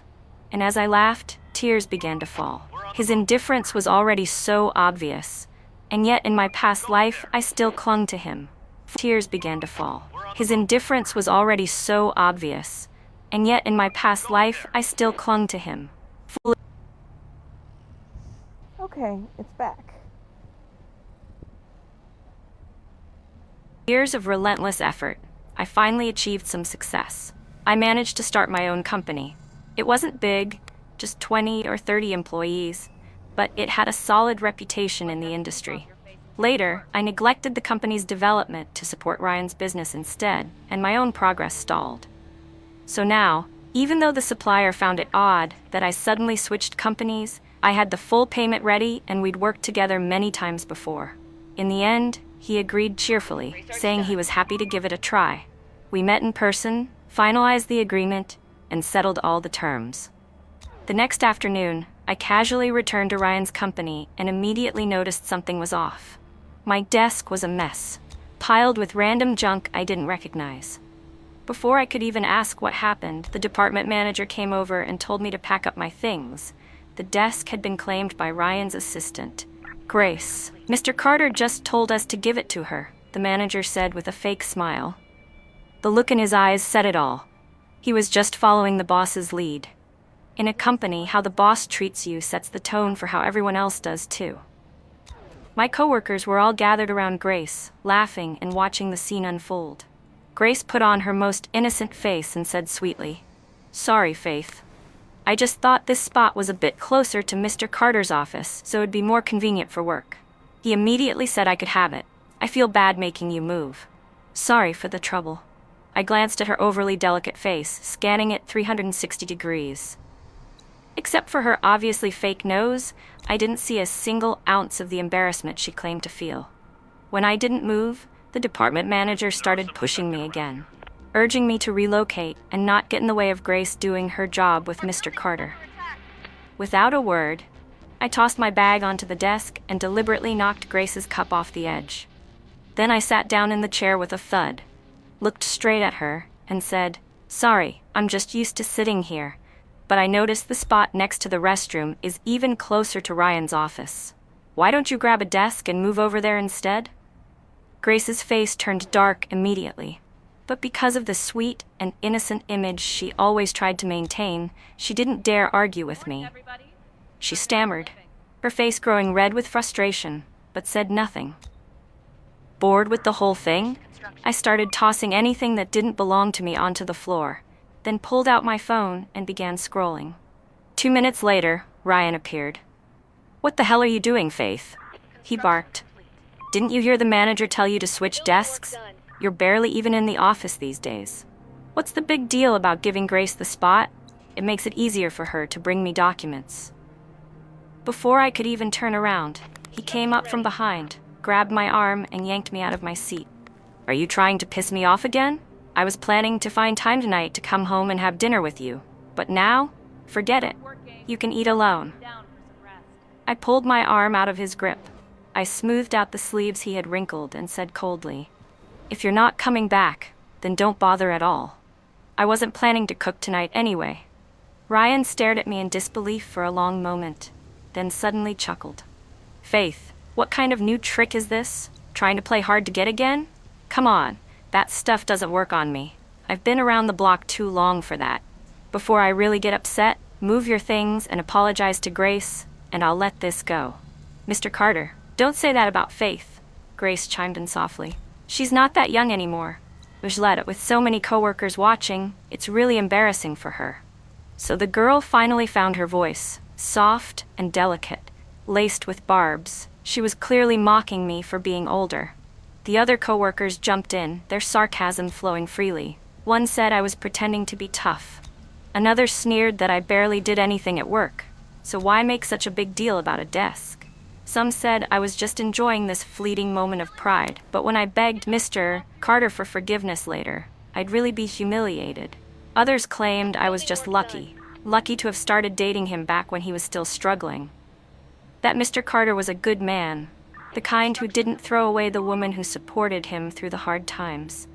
Meanwhile, I supposedly spent every day lazing around the office, trying to act important. Ryan seemed even more pleased the longer they talked. I looked at them all with cold eyes.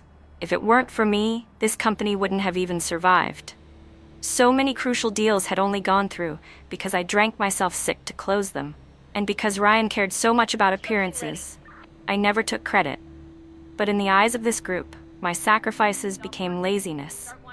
They genuinely believed I did nothing all day. Well, since you like this desk so much, I said evenly, you can have it. I won't be coming back to the office anyway. I grabbed my bag and a few documents, turned around, and walked out. Truthfully, I had come today to find a reason, an excuse to distance myself, to focus on building my own company again. Ryan had just handed me the perfect one. I hadn't gone far before a message from him popped up on my phone. He said he was very disappointed in me. He'd originally planned to reward me by taking me to dinner, but now he had changed his mind. He'd be taking Grace instead. In my past life, every time we fought, he would use tactics like this to manipulate me into giving in. Afraid he would actually leave me, I always ended up apologizing in a panic. Now I just stared at the message and laughed. I couldn't believe the man really thought taking me to dinner was a reward. Where did he get the confidence? I turned off my phone and didn't bother replying. I wanted to see how he'd act when he didn't have my money to fill his financial holes. How tough he'd be when his company's cash flow finally collapsed. Apparently still not at ease. Ryan called me twice, which I ignored, then sent another message. He said that even if I wasn't working at the company anymore, I still needed to handle the payment with the supplier. Otherwise, it wasn't just dinner I'd be missing out on. He'd also have to reconsider marrying me. I powered off my phone and booked a full-day spa package, head to toe. I let myself fully relax. When I walked out, I felt completely refreshed. After that, I headed straight to my own company. Since it was our first time working with this supplier under my business name, there was still a lot to handle. I needed to be at my sharpest. Meanwhile, Ryan had started giving me the silent treatment. No calls, no texts. In the past, this would have wrecked me. I wouldn't be able to eat or sleep, and I'd blow up his phone with apology after apology. But now, I was enjoying the peace and quiet. Without him bothering me, I even managed to finish writing the project proposal faster than usual. Just as I was finally starting to put that whole mess behind me, another message from Ryan came in. This time, he told me to buy him a new car he'd been eyeing. He said if I bought it, he'd give me the chance to come back to work at the company, but not at my old desk, of course. Grace was used to sitting there now, and it would be too much trouble to move her. I told Ryan that I was going on vacation and wouldn't be returning to the office for a while. Since I wasn't coming back, there was no need to keep up the act. As soon as he heard I wasn't returning, he switched back to his arrogant tone, accusing me of playing hard to get. "Faith, don't be so unreasonable," he said. "I'm giving you an easy way out. Just take it. Otherwise, it's not going to end with just a car.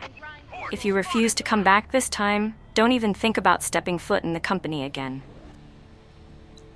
As much as I didn't want to deal with Ryan, the company still had resources and clients I'd spent years building. I couldn't just let those efforts go to waste. I needed time to gradually bring those assets over to my own company before I could leave for good. So I told myself I would return, but I absolutely wasn't buying him that car.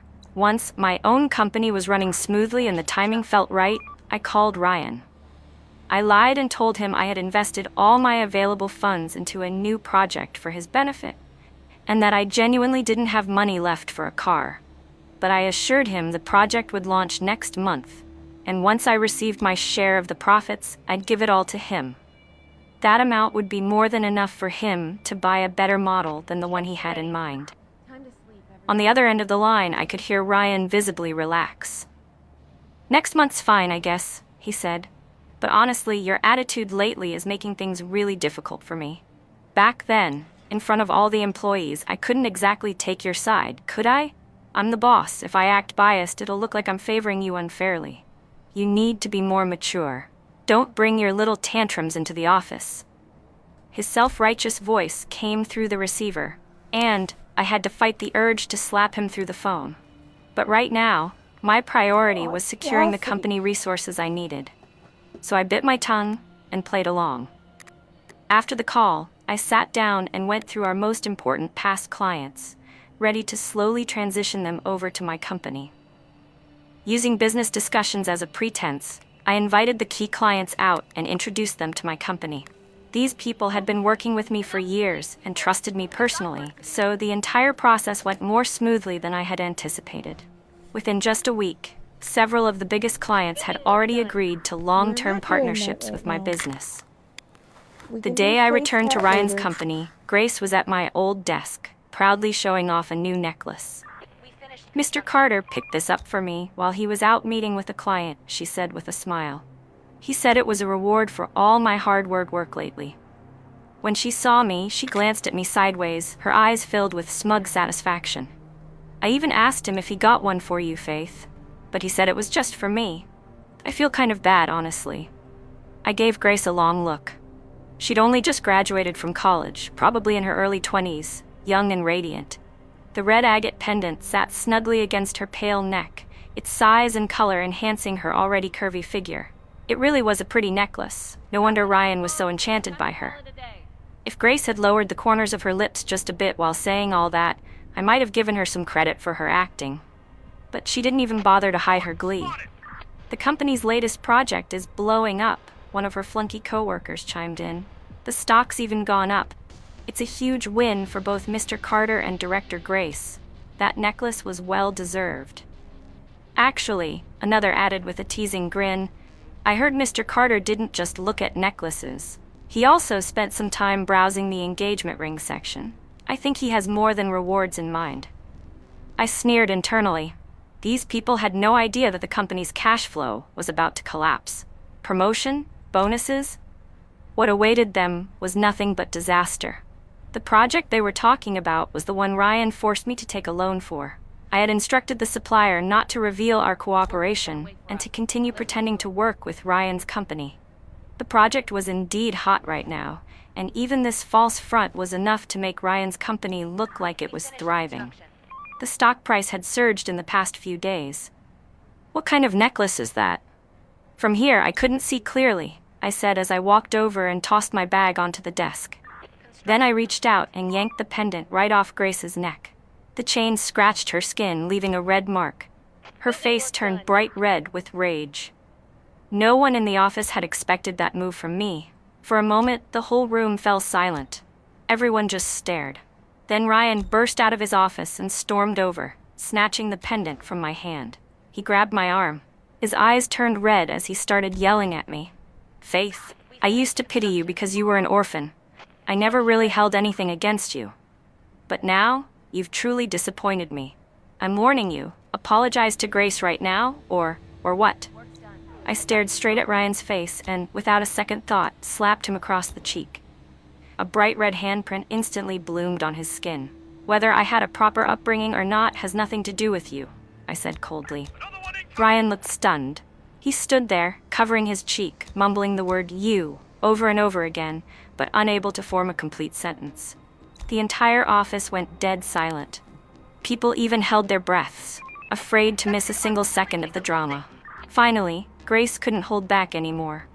She walked up to Ryan and gently touched his face, asking if it hurt, and then turned around to blame me. "You hit way too hard," she said in a soft, passive-aggressive tone. So aggressive and unladylike. You don't even care about saving your man's dignity in front of others." Ryan, hearing her words, seemed to snap out of it and finally found his voice. "Faith, what the hell is wrong with you today? I finally agreed to let you come back to the company, and now you're acting like this? Don't push me, or I'll throw you out again, and this time, I won't let you step foot back in, no matter what you say." The only reason I'd come to the office that day was because there were still some final documents related to the partnership that I hadn't collected yet. Without them, I couldn't move forward. So this wasn't the right time to get kicked out. I pinched my thigh hard under the desk, tears brimming in my eyes as I looked at Ryan. "I just thought the necklace was pretty and couldn't help taking a closer look," I said, voice trembling. "They all said you bought it specially for Director Grace. But Ryan, we've been together for years, and you've never given me a single gift." As I spoke, I forced out a few teardrops and added, I guess I was just a little jealous of Grace." Everyone's expressions shifted to something more ambiguous, their eyes darting back and forth between me, Grace, and Ryan. After all, officially, I was still Ryan's girlfriend.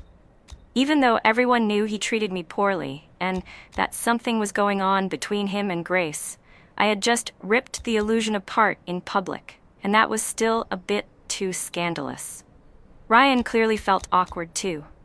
After throwing out a few harsh words, he said I had to repair the pendant and return it to Grace by the end of the day, then stormed off in a dramatic huff.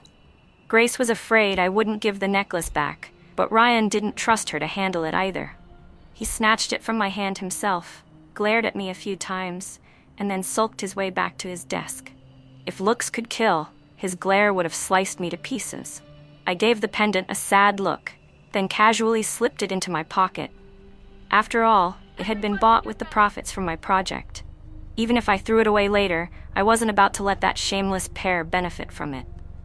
That afternoon, I used the excuse that I hadn't been in the office for a few days and needed to reorganize my workspace to request files from several past projects. I managed to retrieve all the important documents. Over the next few nights, I put together a few quiet meetings and restructured the proposal documents, swapped out the company name, and began discussing deals under the name of my own company. Most of those clients were ones I had personally brought in, and they still recognized my abilities. Many of them had also heard rumors about how poorly Ryan had treated me. Now that they saw I was going independent, most of them were happy to work with me directly. A few seasoned veterans tried to play both sides and avoid choosing, but that didn't bother me. Ryan's company wouldn't last much longer anyway. Those fence sitters wouldn't be able to stir up much trouble. Then one day, Ryan slammed a new project file in front of me. The partner just raised the bar. They want $2 million up front to finalize the deal. Go to the bank and take out another loan for the company. I glanced at myself in the mirror. Do I really look like an ATM? I casually flipped through the document. On the surface, it seemed like the project was part of an emerging blue ocean market. But I already knew the materials being used by the developer were seriously problematic. It was only a matter of time before the whole thing collapsed. Just a few days ago, the supplier had told me they were on the verge of losing big on this project. I had even secretly asked them to casually mention their doubts to Ryan. To my surprise, he took the bait so easily. My house and car are already used as collateral. The bank won't give me any more money, I said. He waved a hand impatiently. The funds are urgent. If the company can't get it, then just take out a loan under your name. Use your company to apply. Once we lock in the deal, the stock will soar. You'll earn back the $2 million in a week or two. Easy. I smiled faintly. I had led him straight into the trap. I even went out of my way to pull up the low-interest commercial loan rates and showed them to him. To top it off, I thoughtfully calculated the estimated profit his company would make from the stock surge after the deal. Looking at those promising numbers, Ryan gritted his teeth, then rushed off that very afternoon with the required documents to apply for the loan. He originally wanted me to sign as the responsible party, but unfortunately for him, I didn't hold any legal title. No manager position, no shareholding rights, nothing. In the end, he had no choice but to sign the loan himself. After the deal went through, the company's stock jumped 10% the very next day. Ryan was so thrilled, he practically wanted to set off fireworks in the office. He strutted around like the company was about to go public the next minute. I couldn't help but curl my lips into a smirk. This was the illusion of prosperity right before the fall. From what I remembered in my past life, that project would implode in just a few days. Once it did, the stock price would tank. Let's see how cheerful Ryan would be then. But I didn't even have to wait for that collapse. That same night, after the stock spike, I received a breakup text from him. He said we weren't compatible. He said he preferred independent women who could support his career. By that point, my company had stabilized, and I had already brought in my customer service team. Everything was in place. I didn't need to waste another second on Ryan. I deleted the message and blocked his number on the spot. The next morning, one of the junior staff from his office called me, nervously telling me that Ryan and Grace had just publicly announced their engagement. They were planning to get their marriage license next Monday. She was worried I'd be hurt and spent a long time trying to comfort me. But I was barely holding back laughter. Them getting married was exactly what I wanted. That way, the debt from the loan would legally become joint marital property. The pain I had endured in my past life, they could now suffer together in this one. I deliberately dug up Ryan's last text and sent him a reply. So when are you planning to pay me back the $3 million I fronted for your company's purchase orders? I waited half an hour. Nothing. I tried calling, only to find he had blocked me. Well. So this was his plan, to play dead and weasel out of the debt? Fine then. If that's how he wants to play it, he better not blame me for what comes next. I immediately called our former business partner and told him my company was now fully operational and ready to publicly announce our collaboration. I had helped him avoid a major loss on that project by getting Ryan to take the fall, so he already owed me a big favor. Besides, revealing our cooperation would be beneficial for both sides. That same afternoon, the partner officially released a public statement about working with my company. In it, he made sure to politely mention that while they had previously maintained a friendly partnership with Ryan's company, they were now pursuing independent development. Classic move. A real fox. While announcing the new partnership, he tactfully distanced himself from Ryan's business, just in time to avoid getting caught in the fallout when the project tanked. Smart move to protect his own company's reputation. As for me, I didn't care what drama that stirred up on Ryan's end. It had nothing to do with me anymore. Meanwhile, the news of our collaboration sent my company's stock soaring. 2 consecutive days of trading limits being hit. Ryan's company, on the other hand, saw its stock drop by 10%. The same junior staff member texted me again to say congratulations on leaving a toxic man and thriving in my career. She also mentioned that Ryan and Grace were currently vacationing abroad and probably hadn't even realized what had happened yet. She reminded me to block Ryan's number before the inevitable storm of missed calls began. Ryan always put on a show. Every time he went abroad, he preferred tropical islands. His vacations were all about diving, surfing, and escaping the noise of everyday life. And of course, during these trips, he never looked at his phone, not even once. He claimed it was his way of recharging, finding inner peace, or whatever nonsense. Back then, I was the one scrambling to contact him.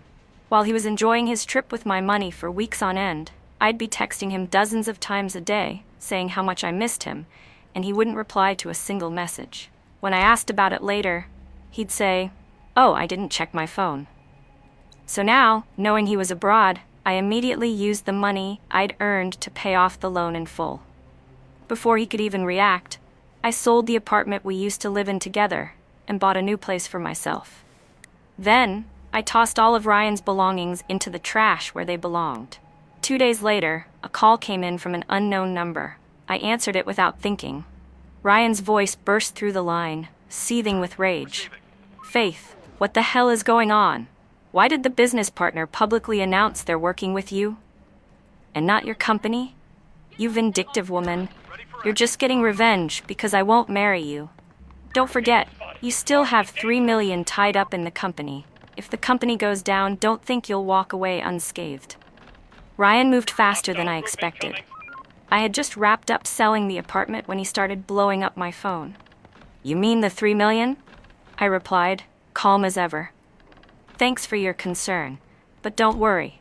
I never invested it in your company in the first place. Even through the phone, I could sense his shock. Think about it, Ryan. If I didn't have money, how could the supplier have agreed to work with my company? You should be more worried about how you're going to repay that 2 million. Ryan exploded into a stream of curses, but I didn't respond. I simply hung up and blocked his number, all in one smooth motion. The very next day, Ryan and Grace flew back home. Furious, the two of them went straight to the apartment we used to share, only to find out I had sold it a week ago. Refusing to give up, they showed up at my office next. But I was ready. Security stopped them at the door and kicked them out before they could even step inside. They started using new phone numbers to call and insult me, accusing me of being a bitter woman out for revenge, of stealing company resources and funds. They even threatened to expose me online. I sent back one unified message: do whatever you want. I'm ready. Then I turned off my phone. After that, I went out with the girls from my company to celebrate landing another major deal. We hit the bar and toasted to freedom and success. The next morning, my phone was flooded with trending news headlines. The stories were all about how I had gone after my ex out of jealousy, how I'd stolen company assets, smeared his company's reputation, and caused its stock to plummet. The company's official social media pages were overwhelmed with angry comments. My DMs were full of curses from strangers. Even our business partners messaged me, urging me to quickly handle my private affairs before they impacted our collaboration. But I wasn't worried. I had expected Ryan and Grace to take this fight online. Did they really think I wouldn't be prepared? After making sure our service partners were unaffected, I compiled a dossier of everything Ryan had done over the years. The emotional manipulation, the way he begged me to take out loans in my name for the company, then ghosted me the moment I did. The way he dumped me after the company succeeded, only to flaunt his engagement to someone else the second I was no longer useful. I posted it all on Weibo. Everything was backed by evidence. Since my rebirth, I had been collecting it piece by piece. The moment I dropped that post, public opinion shifted in an instant. The same people who were attacking me just that morning were now flooding my inbox with apologies. They quickly redirected their rage toward Ryan and Grace, ripping into them for being a toxic couple.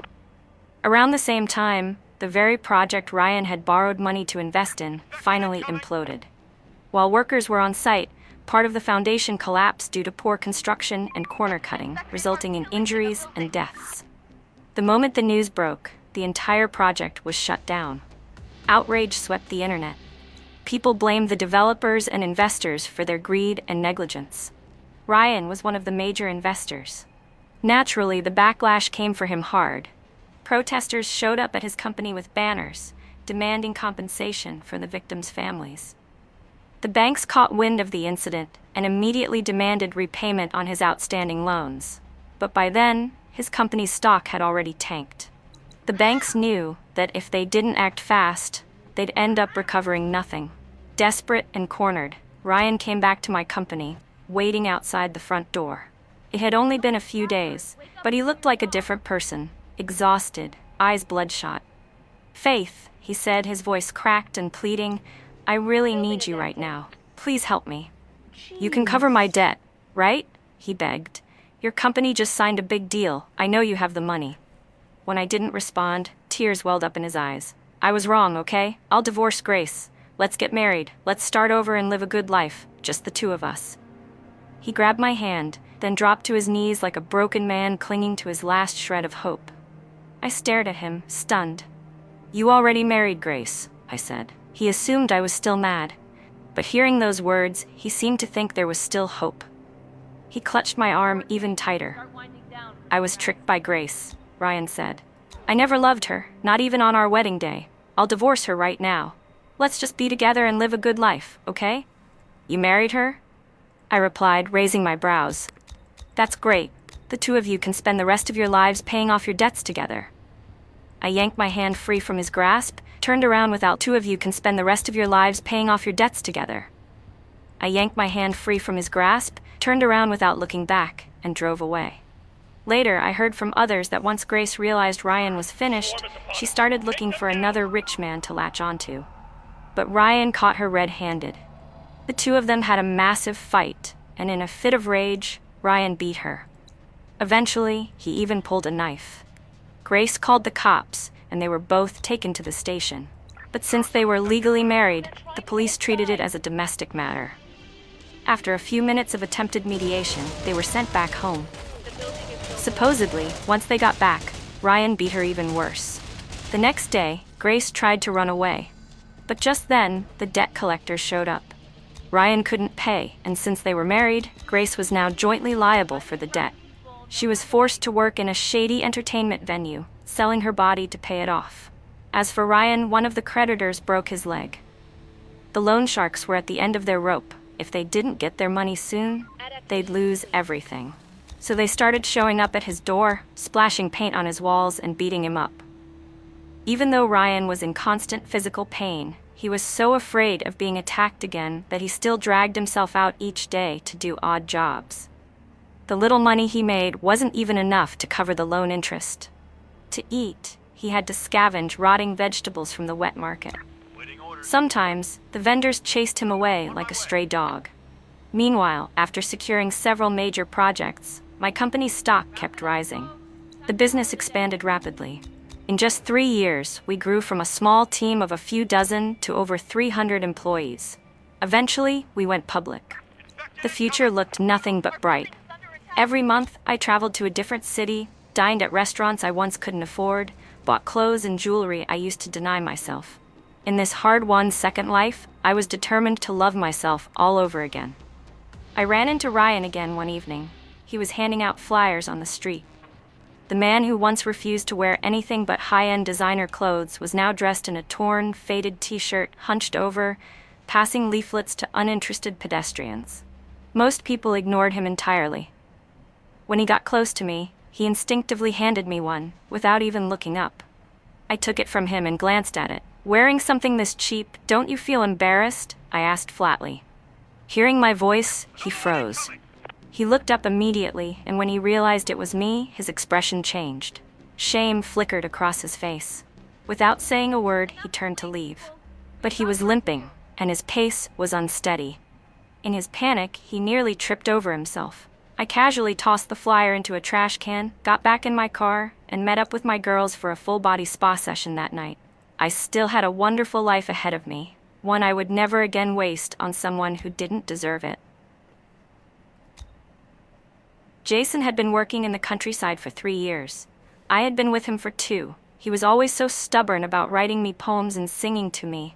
No matter how busy or tired he was, he'd make time to come see me. Whenever the city sent him subsidies, he'd rush to bring them to me. Even when I refused, he'd leave the money at my doorstep.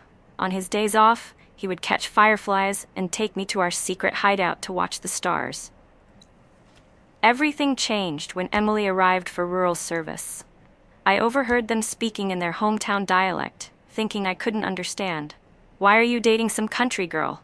You just forgot about me because she's pretty? There's no way I actually love her. I'm just using her to get back to the city. Her dad's the village chief. He can easily lie and get a spot to transfer back. What about me? Don't worry, we're childhood sweethearts. I'll help you get back too." What they didn't know was that my late mother was from the South City as well. I understood everything. Later, during a group Labor Day, a cow went berserk in the fields. Jason pushed me aside and ran to shield Emily with his body. I was gored by the raging animal, both of my legs broken. Blood poured from my mouth.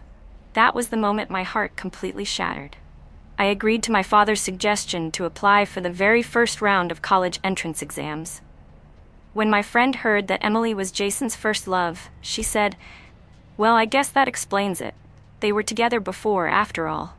My childhood friend Hannah gritted her teeth and said, "What a jerk. If he already had someone in his heart, why mess with Rachel? I say we charge him for being a player." Another friend, Jenny, snapped, "Exactly. Guys like him should be locked up and re-educated. Poor Rachel, going through all this pain." I listened to them talk about Jason, but the tears wouldn't stop flowing. My chest felt like it was being torn apart. Jason kept appearing in my mind. He was different from the other boys in the village, gentle, well-mannered, romantic. He used to say I was unlike any girl he'd ever met, that I had this charming stubbornness that drew him in.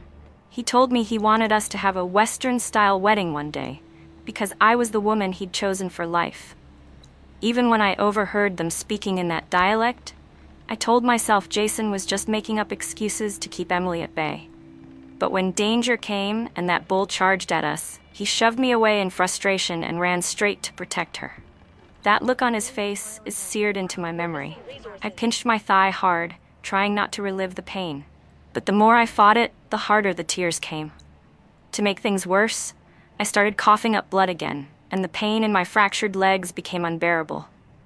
"Rachel, please don't cry anymore," Hannah said, her voice trembling. "Right now, you need to stay strong. You'll need the strength for surgery."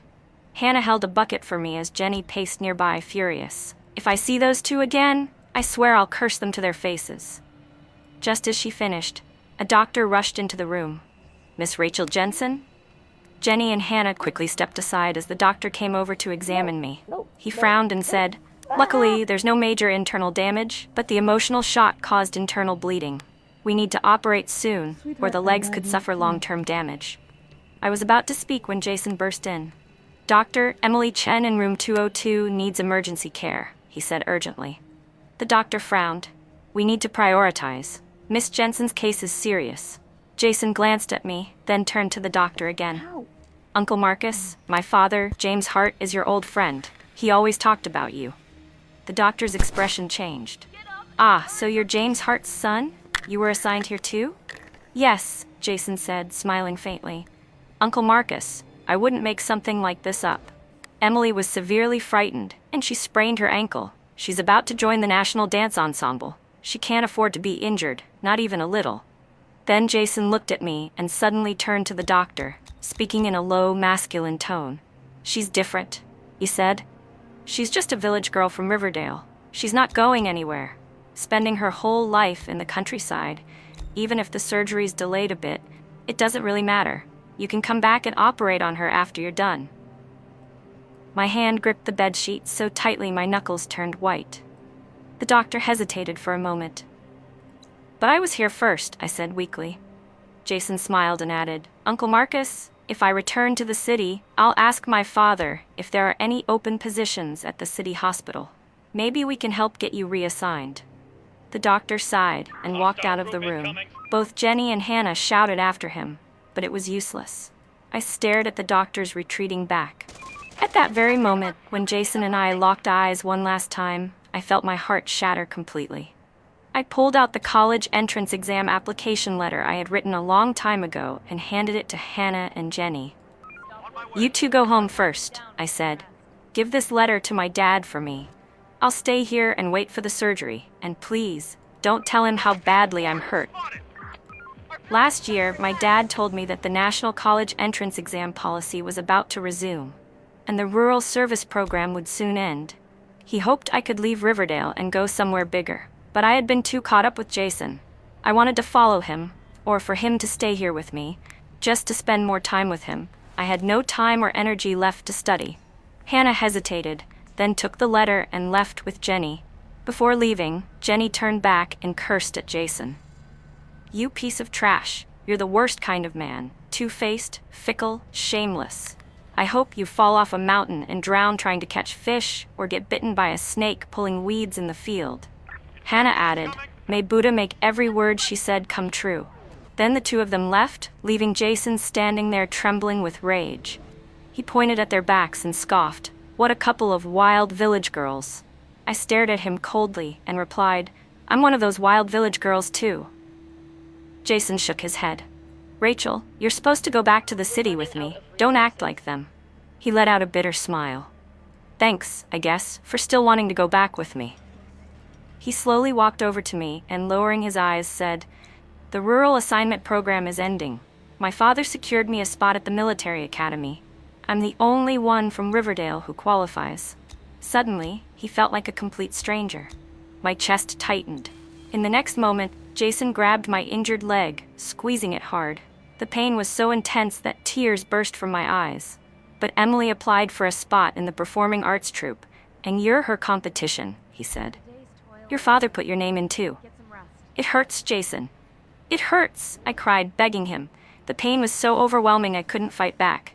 My voice was hoarse, barely a whisper. I never wanted to compete with her. I never even thought about applying. Jason finally let go. Then he whispered in anguish, I'm sorry. Rachel, you can come back to the city with me. I'm just afraid Emily won't make it. She grew up spoiled. She can't survive out here. Right as he said that, I heard a sharp crack from my leg. Jason and I both froze. His eyes reddened slightly as he mumbled, I won't abandon you because of this.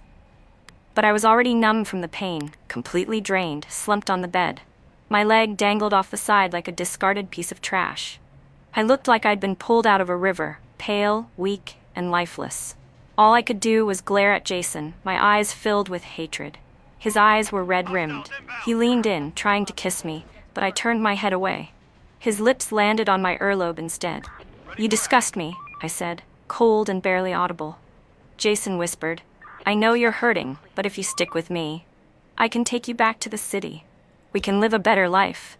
Just hold on a little longer. My eyes welled with tears as I looked at him sharply. Jason, let's break up. You think I liked you just to get back to the city? You really think your city status is that important? Jason's brows furrowed. Rachel, I told you, I don't like it when you act this way. I cut him off. When Emily acted headstrong and bold, you said she was a confident, fearless city girl. But when I speak up, I'm suddenly too loud, too much. It's all just your bias. Jason suddenly snapped. Don't compare yourself to Emily. At that moment, everything felt meaningless. Tears streamed down my face again as I whispered, Yeah, you're right. I'm not good enough for you, huh, Jason? Then let's break up. Jason's voice softened.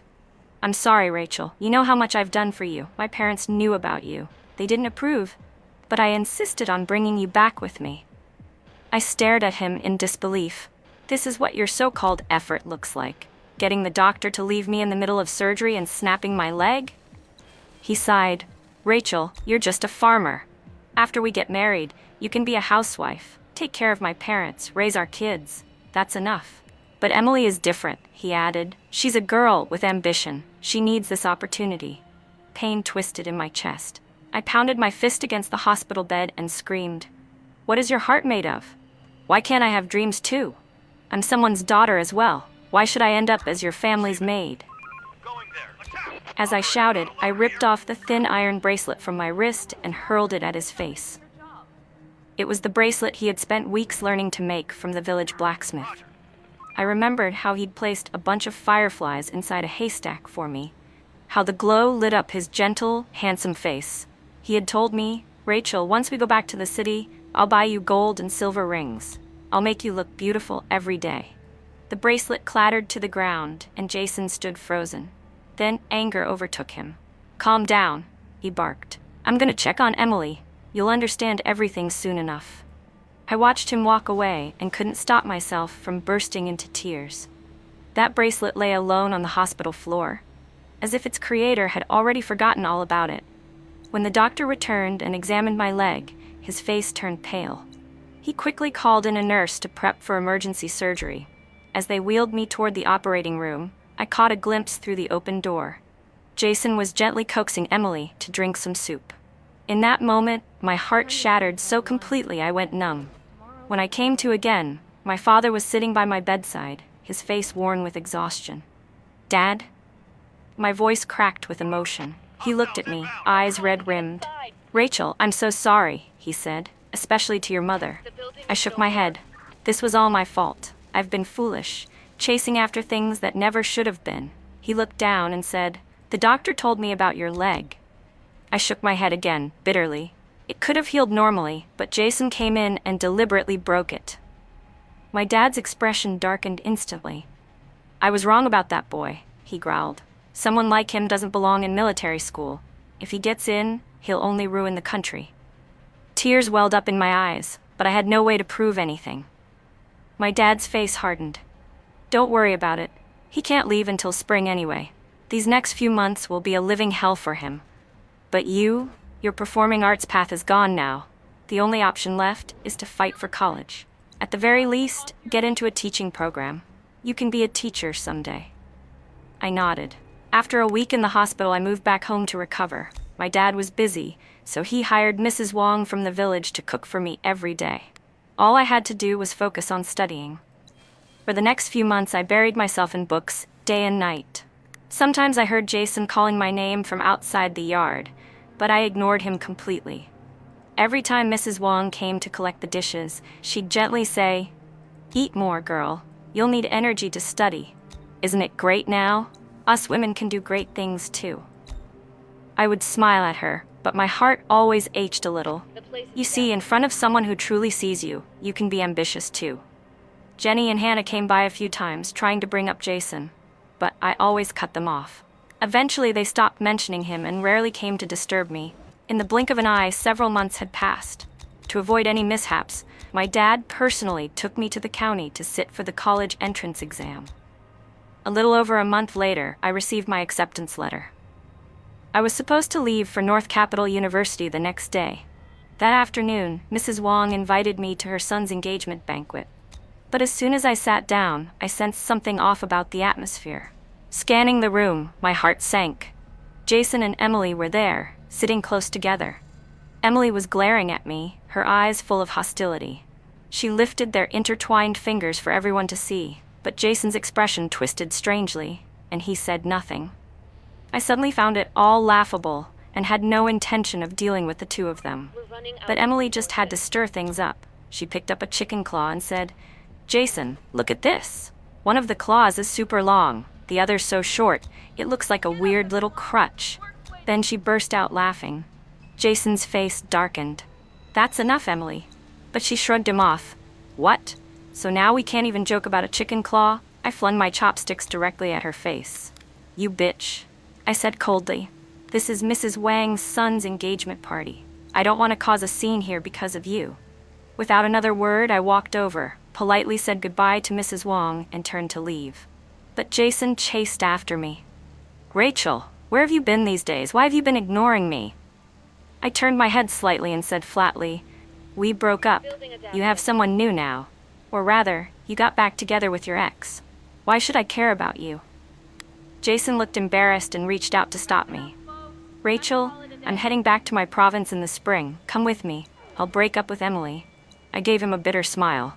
"You're really full of yourself, aren't you?" Emily caught up to us, and out of nowhere, she slapped me across the face. "You're the real bitch," she screamed. "Always seducing other people's men." I clutched my cheek. Jason grabbed my other hand. "Rachel, stop fighting." Emily took the opportunity to slap me several more times. "You're just a country girl trying to follow us back to the city. You think a peasant can become a phoenix? Keep dreaming. What's wrong with being from the countryside, young lady?" A stern voice rang out. "And who gave you the right to bully someone in broad daylight?" I turned my swollen face to look, and saw my dad standing there with a man in military uniform. Emily stiffened and refused to respond. My dad's voice was low and cold. "You need to call him Uncle Chen." Emily scoffed. She clearly looked down on my father, a village chief, and assumed he had no powerful connections. "If you want me to call someone uncle," she said smugly, "they better be somebody important. I only call you village chief out of courtesy. I'm leaving soon anyway. I don't need to deal with people like you anymore."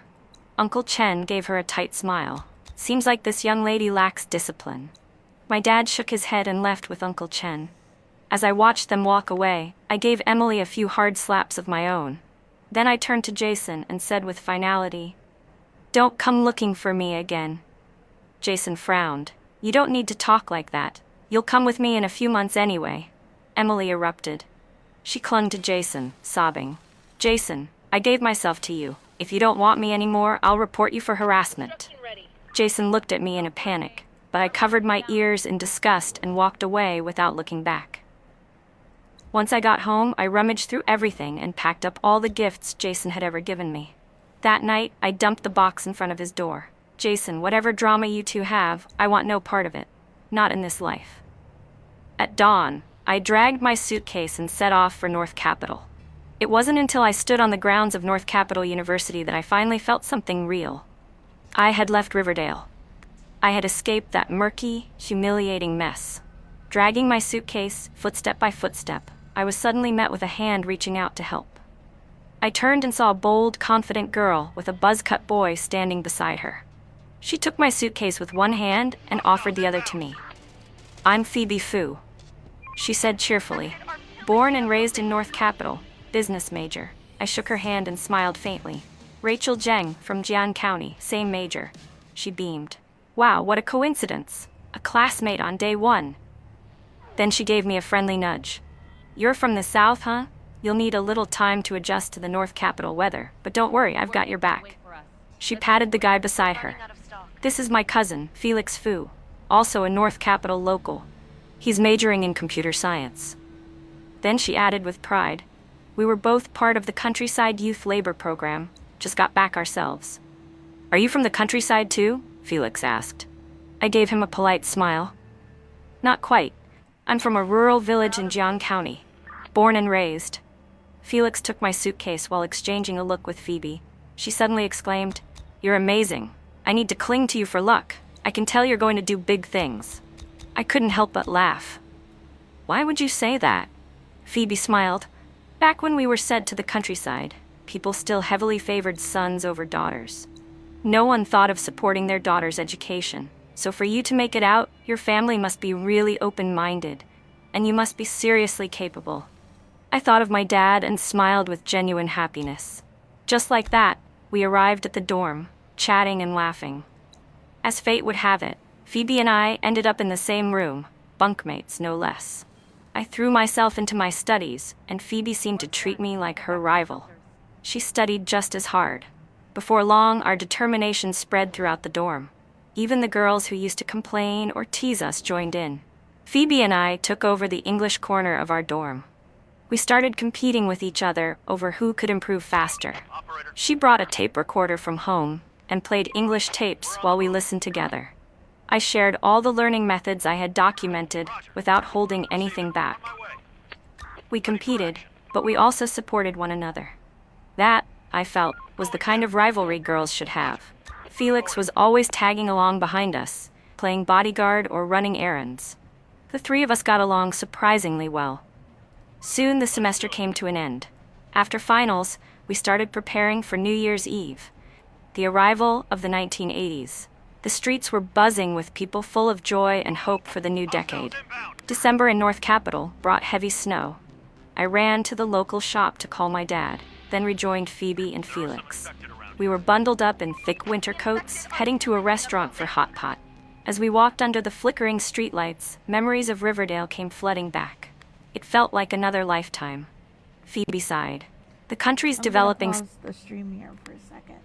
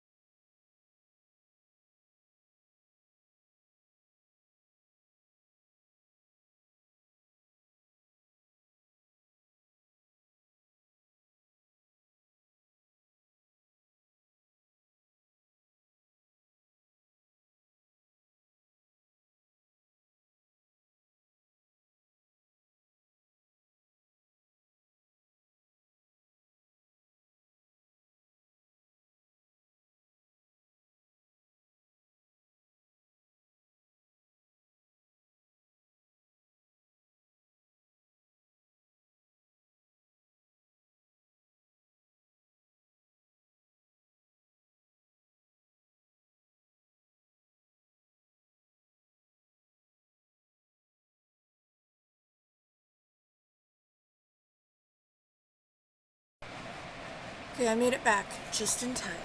It was a parenting break. Hi, Maggie. Yes, I'm just bringing the table back over. Y'all keep on knocking blankies off. We're running out of resources.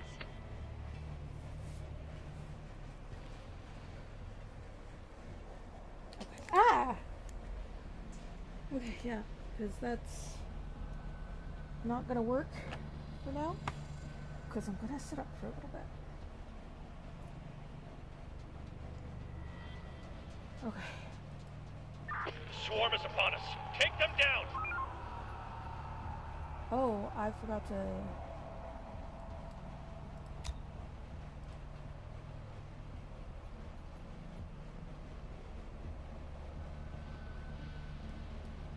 Still in bed?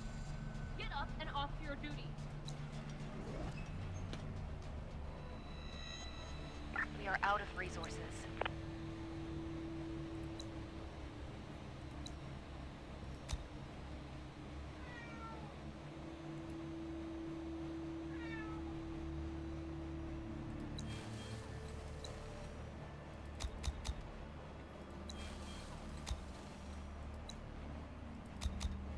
Hunger is killing us.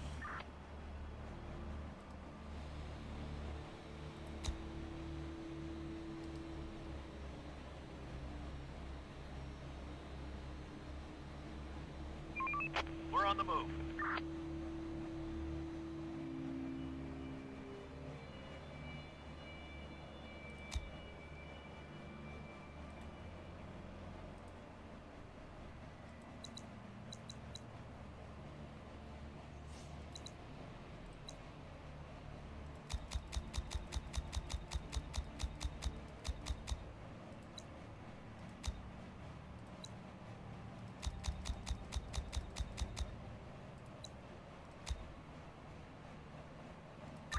Receiving.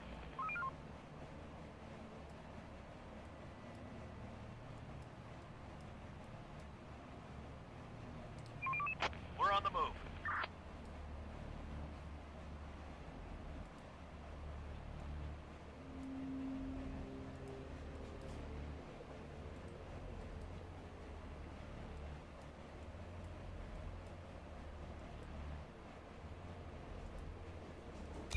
Operator. Going there. Kill them!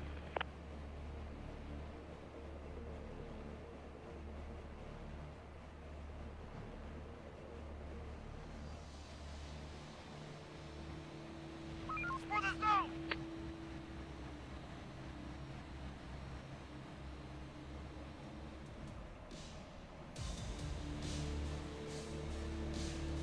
Going there.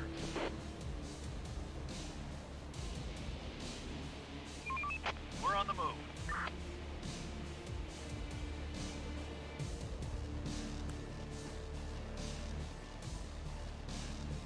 We are out of resources.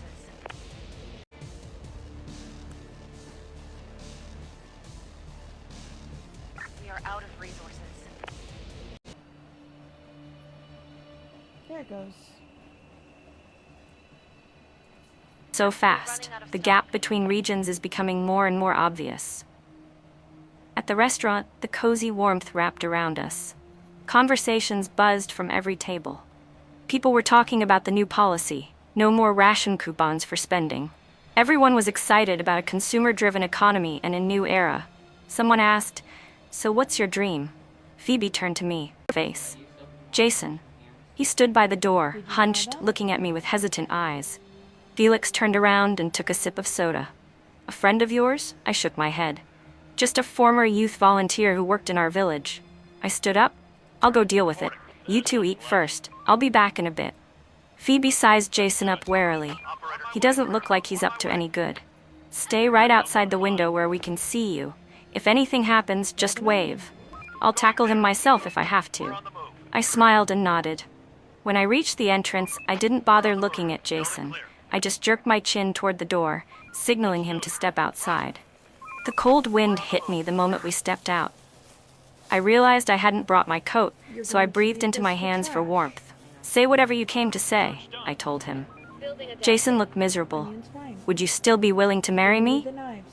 I Don't stared at open him, them. shocked. You are still not Of course allowed not. to do that. You came all the way to North Capitol just to ask me that? That's when I took a closer look at him. In just over 6 months, he had lost a lot of weight. He no longer looked like the man I once knew. Unkempt beard, slouched posture, his whole demeanor full of defeat. Jason lowered his head. Is it because you've been in the city now? Are you looking down on me? Hoping to find some fancy guy here? I let out a laugh, cold and sharp. Going there. Jason, even now, you still don't think you've done anything wrong? Look at me now, crippled. Did you ever feel even a shred of guilt? When you snapped my leg, I wanted to kill you. Jason lifted his head, his face full. Cut off the ends. I shook my head and replied coldly. Back then, you didn't even see me as a human being. Jason pressed his lips together. I admit, at first, I did look down on you. But as we spent more time together, Hold it. I fell in love with you. The It's way I just my taught you perspective to was hold too that narrow. butter knife whenever I I forgot let that you you cut also those have muscles. feelings, dreams, ambitions. I used to think people from the countryside were just lazy and Not waiting like to be this. fed. I was This. wrong. I let out a bitter This laugh. will give you more Jason, I control told you over the before I knife left, than this. don't come bothering me again. He looked desperate. It was only after you left that I realized how much I liked you. But it was too late. Emily messed things up. She pissed off the reviewer during her final evaluation, and now she's get lost too her far last down, chance to go otherwise back to you'll- the city.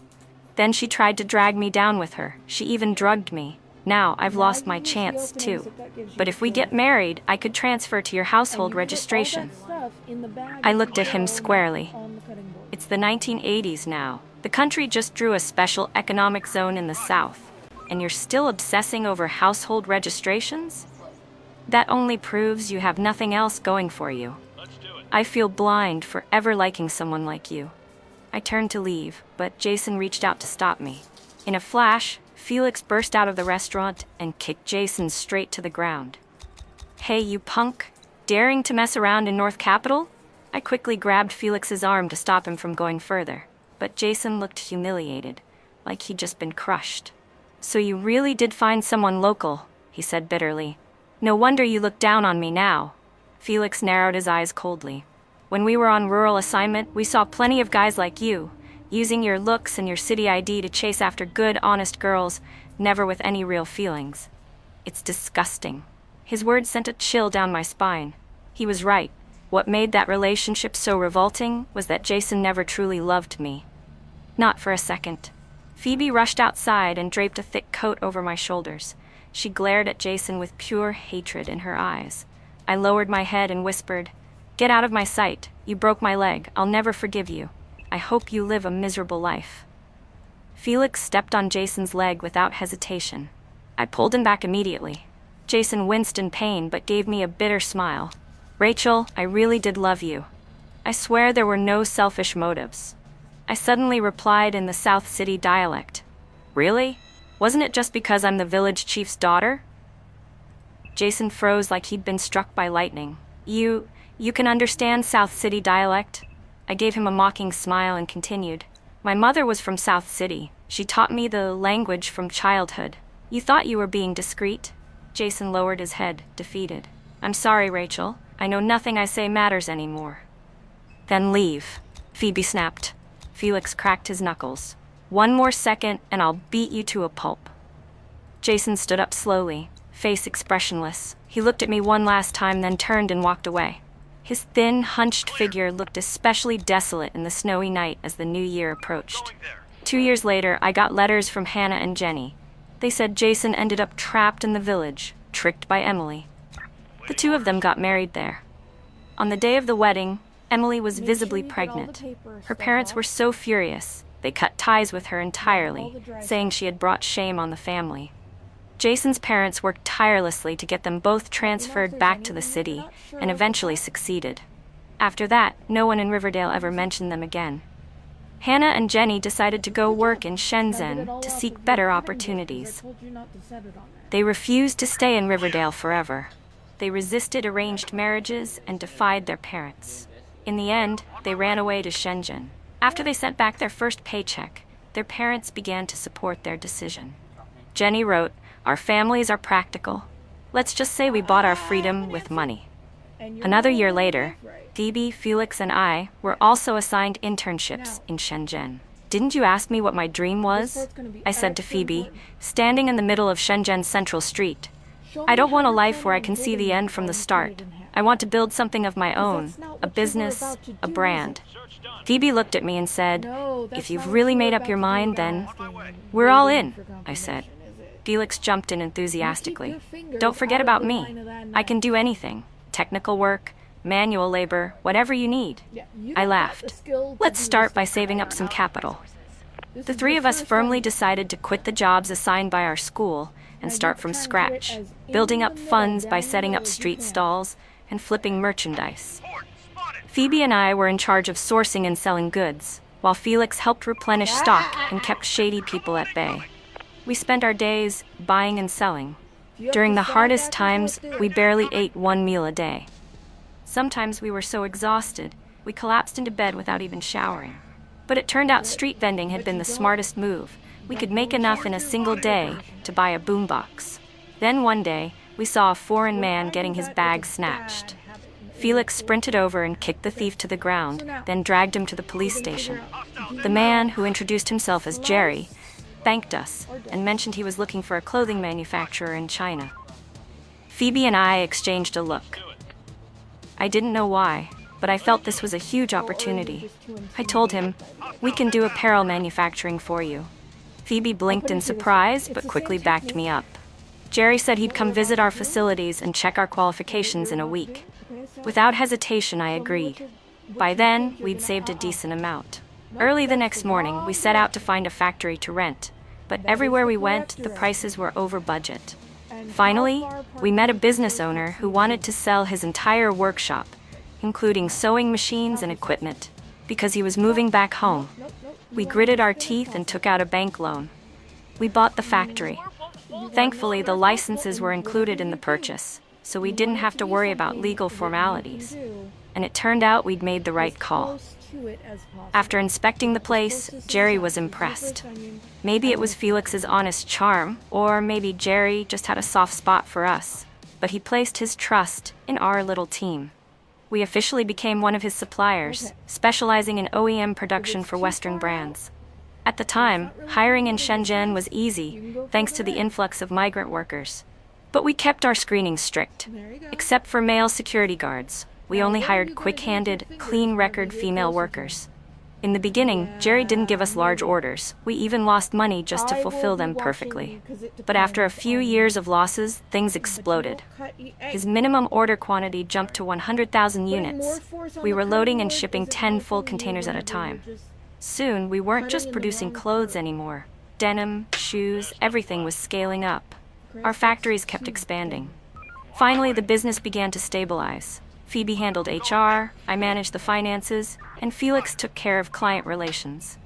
After 3 years, our growth solidified, and things were looking up. One evening, Felix and I returned from a client dinner. As we walked through the factory, Phoebe suddenly called out, "Rachel, I think these two are from your hometown." I walked over, puzzled, and saw a middle-aged man and woman standing in the reception area. I took the ID Phoebe handed me, glanced at it, and froze. It was Jason and Emily. Where is my finger? Jason looked older, worn out by life, with a gaunt face and eyes dulled by Yes, it's on hardship. the blade and it's He looked over unmovable. 10 years older than he actually press was. down on that? Emily, meanwhile, had gained a lot of weight. So if She you no feel longer like you resembled the need to dainty girl adjust from your back grip, then. I looked up in shock, and Jason Whenever clearly your finger's recognized like me this, too. you His expression pull your twitched finger awkwardly, on and he the gave side of Emily the a little blade. tug, That trying to finger get her to never goes leave. under it. But Emily had recognized me as well. She See suddenly my screamed, thumbs? If "You feel cursed like you need to cripple! grip it You harder, that's spiteful what you do. bitch!" I frowned and called for If at security. any point Phoebe's eyes your lit up thumb with or realization. finger aren't on He's the guy who handle came to itself, Beijing looking for you back then, isn't he? Jason suddenly bowed deeply. "I'm sorry, how much President more control Rachel. I have My over wife's it? just emotionally unstable. I'll take her away immediately." See how none But of before my he could grab fingers Emily, are in line she of the lunged blade? at me and knocked me to the ground. Holding me Now you down, try. she shouted through gritted teeth, "It should have been you marrying Jason. You ruined my life. You made me marry this man and waste my youth in his family. You curl ruined that my finger as much future. as it can be And curled now I if can't you even need have to. children." I signaled to Phoebe, Felix, not and the security team ever with a let it quick go wave under of my that blade. hand. She sneered at me and said, You were the one who treated him like treasure and insisted on marrying him. And didn't he treat you like treasure too? Didn't he hurt me just to protect you?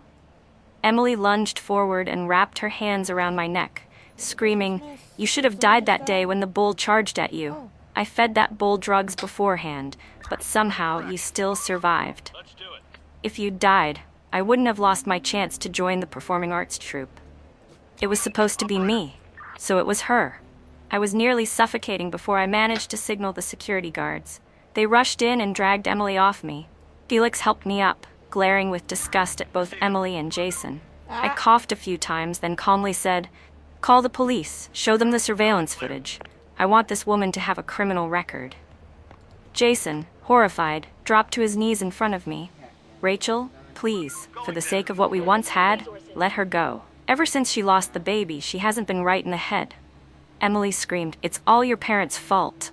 Acting like royalty, making me do all the housework, not letting me work, calling me a worthless chicken who can't lay eggs." I gave a cold laugh. "Jason once said you were a strong, independent woman with ambition." Emily scoffed. "Whoever marries him is cursed. He's a spineless coward who can't even protect his woman." Jason's hands trembled as he pointed at her. "You, shut up. Haven't I done enough for you?" But Emily was hysterical. "You're pathetic. I should be like Rachel, shining, successful. I should be President Chen, not your wife." Phoebe, Felix, and I exchanged glances as the security guards began escorting Emily to the nearby police station. Somewhere along the way, Felix pulled me into a comforting embrace. Jason turned to chase after Emily, but suddenly looked back and saw me leaning into Felix's arms. His eyes filled with tears. "I knew it," he shouted. "I said it years ago. You two were having an affair, and you denied it." I looked at the worn-out, accusatory man before me and saw the faint shadow of the young poet I once knew. How could someone change this much? I chuckled bitterly. "What does it matter to you? Worry about getting a job." That seemed to hit a nerve. Jason suddenly grabbed a piece of iron from the courtyard and charged at me. I didn't have time to react. Felix stepped in and took the blow for me. Blood burst from his back on impact. Phoebe screamed and rushed over to him, yelling to the people around, "Call an ambulance, now." Others, shocked, ran to get help. Jason looked crazed, eyes red with rage. "You look down on me? I'll show you what I can do." Felix tried to stand and shield me, but he lost too much blood and collapsed. I dodged as best I could, though my arm got scraped. Jason blocked the main exit, but a few workers used the distraction to climb over the back wall and alert the authorities. The police station wasn't far. Soon enough, security and police arrived. After confirming that no one had died and Jason was no longer a major threat, they broke open the gate. When Jason saw the officers in uniform, he froze. His hands trembled, the iron bar clattered to the ground, and he instinctively raised his hands in surrender. The police cuffed him and took him away. The ambulance arrived moments later. Felix was carried onto a stretcher, and I was escorted along with him. My injuries weren't serious, but Felix needed to be hospitalized. While Phoebe cared for her brother, she let out a long sigh. "My dumb little brother has fallen for you, you know. But don't feel pressured. If you don't feel the same, just be honest with him. Otherwise, he'll keep throwing himself at you." I stayed quiet for a long moment. But how could I not know? Everything Felix had done for me these past few years, I saw it all, and I remembered it. After a pause, I finally nodded. "I understand," I told Phoebe. "I'll handle it properly." I stayed by Felix's bedside for a full day and night before he finally woke up. The moment he opened his eyes, he anxiously asked, "Are you okay?" Tears welled up in my eyes. "You're lying there like this and still worried about me?" I scolded him. "Focus on your recovery first." Felix chuckled sheepishly and scratched his head in embarrassment. I softened a little. "I'm fine, really. Jason and Emily have both been detained. Jason probably won't be getting out for years. And you, next time, don't try to play the hero like that." Felix suddenly turned serious. "But you being safe is my biggest wish. I just want you to be healthy and happy." Through tears, I smiled. "Okay, then you have to stay healthy too, so we can stay together for a long, long time." He nodded, and then his eyes lit up. You mean?" I nodded again. His face beamed with joy. He tried to lean in to kiss me, but pulled on his wound and winced in pain, I his face don't- contorting. Even So I leaned you in know and what? kissed You him want me to do instead. that last His time? face turned red like a tomato just as Or do you Phoebe want it walked to just in. be that day? She covered her mouth and laughed. I was actually worried you two might fall out with each other. Clearly, I had nothing to worry about. We both looked down shyly. Later, Felix and I got married. We had a daughter, and I brought my dad to Shenzhen so he could enjoy his retirement close to us. Jenny and Hannah had both built careers of their own, and only after they'd made something of themselves were they willing to come see me again. I brought my daughter along to meet them. They were just as lively as ever, quick-witted and full of life. Hannah had gone into the restaurant business. The very restaurant where we met was one of her chain's top locations. She was now known as Boss Hannah. After making it big, she donated elementary and middle schools to our old village, Riverdale, and funded education for hundreds of young girls. Jenny had become the owner of a chain of beauty salons. She looked radiant, like a woman truly living her best life. She had donated a library to Riverdale. As for me, I routinely donated funds to help pave roads and refurbish the village.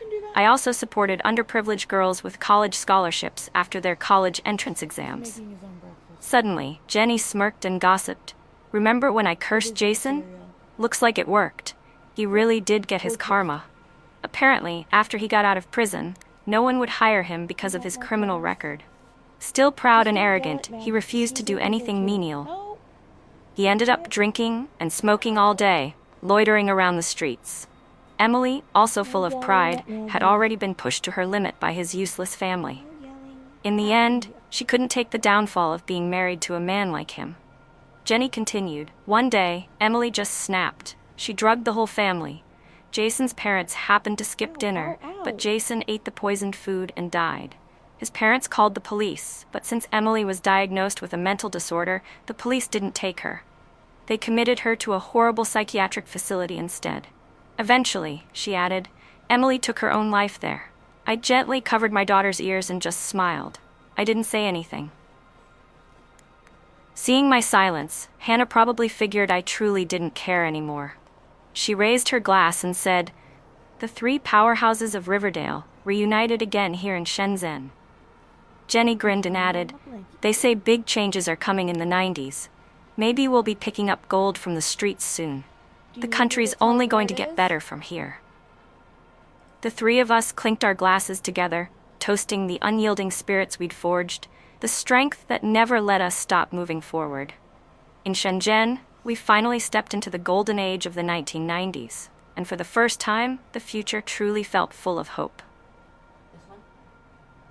yes. The sound of firecrackers exploded outside. As soon as a group of people pushed into my sister's room, they froze in shock. Two completely naked people were lying on the red wedding bed. Everyone stared in disbelief, and then all eyes turned to me. Because one of the people in that bed was the bride, my younger sister, and the other was my fiancé, Ethan Walker. Let's do it. My mom was the first to react. She screamed and shook the two of them awake, grabbing my sister by the ear in a furious rage. Building clear. Emily, are you insane? Today is your wedding day. How could you do something so disgraceful? Do you have no shame? She slapped Emily hard several times to wake her up, but there wasn't a hint of remorse on her face. Instead, a flicker of smug satisfaction flashed in her eyes. Emily immediately knelt on the ground. "Mom, stop hitting me. Ethan and I are truly in love. I don't want to marry Carter Bennett. Please let me marry Ethan." I saw Ethan's ears turn red. On the move. I knew he was awake, but since he still had a shred of pride, he pretended to stay asleep and even pulled the blanket up when no one was watching. My mom was livid. "Emily, what nonsense are you saying? Ethan is your sister's fiancé." "Well, I already slept with him, and everyone saw it. If you don't let me marry Ethan, I'll jump into the river." Emily snapped back, looking utterly defiant and reckless. At that moment, someone came in and announced, "The groom's motorcade is only 2 intersections away. The bride needs to get ready." My mom was nearly hysterical. "Why would you choose today, your wedding day, to pull this humiliating stunt? How am I supposed to explain this to Carter Bennett?" Emily pointed directly at me. "Just let Lauren marry him instead." When I heard that, it hit me. Emily had been reborn too. Emily and I are twins. On my way. Because of our good looks, matchmakers practically trampled down our front door when we turned 18. To support our younger brother's education and help him get married, our mom arranged matches for Where's the both of us fan? with 2 different families. You're skipping One was steps. Ethan Walker, the son of the village chief. The other was Carter Bennett, the richest man in the You're not village. supposed to take In my any previous steps without life, verifying. Emily had chosen Carter without hesitation. Even though Ethan was a college graduate, he was ugly, and his family was poorer than ours. The dowry they offered was borrowed money. The village chief was an honest man, upright but broke. Emily didn't even consider him. Instead, she married Carter. But things ended in disaster. They divorced within 2 years, and afterward, Carter's business flourished. He eventually became the richest man in the country. While Emily's life fell apart, I was the one who married Ethan. After college, he got a job in a government agency, and in just 5 years, rose to a top position. Because of him, I became someone the whole town envied. That's why, in this lifetime, Emily didn't hesitate to choose Ethan. After listening to all this, my mom sighed and turned to persuade me. Lauren, what Emily did was wrong, but the Bennetts have already paid the dowry, and we used that money for your brother's tuition. With their background, we really can't afford to offend them. The Bennetts had a terrible reputation in the village. Carter's father went to prison for murder years ago. Carter himself dropped out of school after middle school and started running with gangs. He was always surrounded by thugs.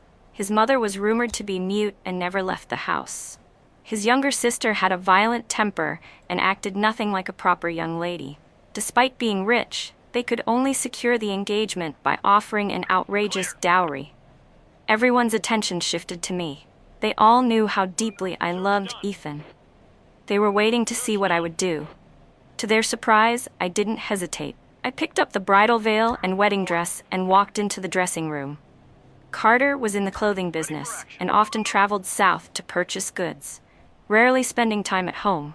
He only wanted a wife to look after the house. Neither my mother nor Emily cared who he married, as long as someone took the spot. So when the wedding veil was lifted and he saw it was me, he didn't have much of a reaction. That night, he came into the room, reeking of alcohol. Before I could even open my mouth, I saw Carter Bennett pull a large duffel bag out of the closet. I'm heading south for a while. Leaving tonight. You'll sleep alone, he said as he pulled 5 100-yuan bills from the bag and handed them to me. This is your living expense for the next month. Take good care of my mom and my sister. I stared at the 500 yuan in shock. To put it into perspective, my entire family of 6 barely spent 20 yuan a month. Seeing the look on my face, Carter let out a short laugh and walked toward the door. I finally came to my senses and called out, "Carter." He turned around, frowning. What, not enough? Maybe it was his years of running with rough crowds, but despite his good looks, Carter gave off the vibe of someone with a short temper, like a mafia boss. Still, I stood up, rummaged through my dowry, and pulled out a tube of ointment. It's the rainy season down south. You might get eczema. Use this if it acts up. He froze for a second, then took the ointment from me, looking at me with a complicated expression that lingered for a long time. Anything else? He asked. I nodded, then shook my head, hesitating. Finally, I mustered up the courage to ask, "Can I use some of this money to buy books?" Having lived a second life, I knew better than to rely on a man for anything. I had always done well in school. If Mom hadn't forced me to drop out for my younger brother's sake, I would have taken the college entrance exam too. It was that longing for education that made me fall so hard for Ethan Walker in my past life. He had a college degree. But what I didn't know then was that he was a fraud. His grades had been awful, and he only got into university by taking someone else's spot. The moment I thought about all the things I endured after marrying him, I got goosebumps. Carter must have misread my reaction and softened a little, as if he'd accepted my request. The next morning, I cleaned the house, made breakfast, and headed to the county town. I bought a full set of high school textbooks from the bookstore. The shop owner was in such a good mood, he threw in a copy of Don Quixote for free. He said, "This book just came in. It's incredibly rare in this country." I gave a polite laugh. Rare? Probably not. More likely he'd only imported 1 copy, and no one wanted it. When I got back home, I saw Carter's mother in the living room drinking water. I greeted her politely. "Hi, Mom." Her face flushed red instantly, and she didn't seem to know what to do with her hands or feet. In the end, she just nodded and tried to slip past me with her cup to head back to her room. But as she walked by, she suddenly stopped. Her eyes locked on the books in my arms, filled with curiosity and excitement. Noticing what she was staring at, I picked up Don Quixote and handed it to her. "Do you like this book? You can have it." I had simply wanted to get closer to Carter's family. I never expected what happened next. Her eyes turned red, and the very next second, she covered her mouth and started crying. I panicked a little, unsure what to do. Before I could say anything, a shrill voice rang out behind me. "What did you do to my mom?" I turned around and saw a girl with greasy hair and an ill-fitting outfit standing in the doorway. That had to be Carter's younger sister, Abby Bennett. Abby stormed over, shielding her mother with one arm and glaring at me like she wanted to eat me alive. "You shameless bitch. Did you bully my mom? If you so much as lay a finger on her, I'll have my brother throw you into the woods and feed you to the wolves." I didn't even have a chance to explain before Carter's mother opened her mouth and said, "It's not her. I'm just emotional." Both Abby and I froze in shock. "Mom, you can talk?" we said in unison, eyes wide with disbelief. Half an hour later, I finally learned the truth. Carter's mom could speak perfectly well. She had only been pretending to be mute all these years because she didn't want to deal with people. According to her, she despised socializing and only liked reading. But ever since Carter's father was imprisoned, her children never understood her. And the villagers mocked her constantly because of her family's reputation. That's why she became more and more reluctant to leave the house, and eventually stopped talking altogether. She could speak, she just didn't want to. But because she never went out, it had been ages since she'd read a new book. Listening to her, I was stunned. In my past life, I'd often heard Emily complain that her mother-in-law was mentally disabled. She'd gloat whenever she talked about it, proudly saying, "She can't speak, so I make her serve me tea and do chores. Just give her a steamed bun and she's basically a free maid." It wasn't until now that I realized how cruel Emily had been. Carter's mom wasn't unaware that Emily had been mistreating her. She had just chosen not to make a fuss. After hearing all that, both Abby and I felt a deep sympathy for the woman in front of us. Right away, we asked her to write a book list. The next day, I took Abby with me back to the county town, and we bought a pile of books. On the way home, I noticed something odd about Abby. She kept staring at a boy standing outside the bookstore. I'd seen that kind of look before, and knew exactly what it meant. Teasing her, I asked, "What's up? Got a crush on someone?" Her face turned bright red. "None of your business. If you like him, go for it," I said with a grin. That one comment completely flustered her. "He doesn't even like me. He thinks I'm ugly," she muttered. In my past life, Emily had once mentioned that Abby was like a toad, lusting after a swan. She had fallen for the top student in the county, but after being rejected, she cried at home every day. Emily got annoyed and introduced her to some thug from town, who not only slept with underage Abby but also cleaned out the entire Bennett household. That incident was what finally exposed all of Emily's horrible behavior to Carter. Furious, he divorced her on the spot. As I recalled all that, Abby had already stormed out of the bookstore in frustration. I chased after her and said, "I can help you win him over." She stopped in her tracks, eyes wide. "Really?" I nodded. First, I took her to the public bathhouse for a proper shower. Then we bought 2 sets of new clothes to replace her dirty, ill-fitting ones. After that, we went to a salon and got her a cute bob haircut. Staring at her transformation in the mirror, she asked, "Will he like me now?" I shook my head. "That's only the first step." "What's the second step?" "Go back to school." I'd already asked around. The boy she liked was ranked number 1 in his grade. "If you want him to notice you, you'll have to be number 1 too." Abby's shoulders slumped. "I can't do that," I smiled. "I can help you." From that day on, a new sense of harmony developed between me, Carter's mom, and Abby. I bought books for his mother, and she helped me with cooking and chores. After meals, the 3 of us would sit together in the living room. I tutored Abby in her schoolwork, while Carter's mom read quietly by the side. One evening, when Carter came home, he saw this exact scene. He cleared his throat, and Abby immediately ran up and hugged him. "You're home." He looked her up and down in disbelief. "What happened to you?" Abby giggled. "It's all thanks to Lauren."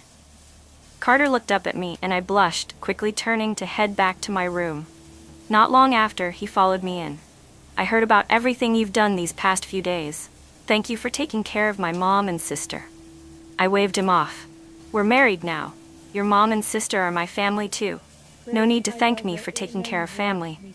He paused for a moment, then suddenly smiled. "You're making me catch feelings." From that day forward, his attitude toward me began to change. The cold and distant man he'd once been softened. Whenever he wasn't traveling for business, he made a point to come home. And every time he returned, he brought me a little trinket or gift. As time passed, we started to resemble a real couple. That's when I realized Carter Bennett wasn't nearly as scary as everyone made him out to be. In fact, sometimes he was even a little cute. Before I knew it, the day came for us to visit my family after the wedding. I wore a beautiful new outfit and carried several large and small bags. Just as I arrived at my parents' house, I ran into Emily, who was holding a modest bag with about 2 pounds of pastries. She was dressed poorly. Because of the scandal at her wedding, she and Ethan hadn't held a formal ceremony. The moment Emily saw Carter next to me, she lifted her chin proudly and strutted inside with an air of superiority. But to her surprise, my mom didn't even glance at her. She came straight toward us instead. She took the gifts from me and immediately began fussing over Carter, asking if he'd eaten, how the road was, if he was tired. Emily couldn't take it anymore. "Mom, aren't you going to ask how Ethan's doing lately?" My mom was forced to respond half-heartedly. "Oh, how's Ethan doing?" Emily lifted her chin higher. "He just received his assignment notice. He'll report to the county tomorrow. I have a feeling he'll be a big shot within 5 years. By then I'll be Mrs. Ethan Walker." No one in the room reacted to that at all. She awkwardly turned her attention back to Carter. "So, what's fun down south?" I could tell she was getting annoyed. "Lauren," she suddenly called my name. I looked up, sensing she had something to say. "Let's go make lunch." In our family, men weren't allowed in the kitchen, so I followed Emily inside. I had just crouched down to light the stove when she leaned in close and said, "Must be hard, taking care of the Bennetts. That mom and sister of his aren't exactly normal." I knew she was trying to stir trouble between me and Carter's family. "It's not hard at all," I replied. "His mom and sister are both really thoughtful. They help me with cooking and laundry. Especially Abby, she always shares her snacks with me. And I can sleep in as late as I want. It's way better than waking up at 5 every morning to take care of a house full of people." Her expression darkened. You'd only understand what being a daughter-in-law really means if you lived in the Walker house.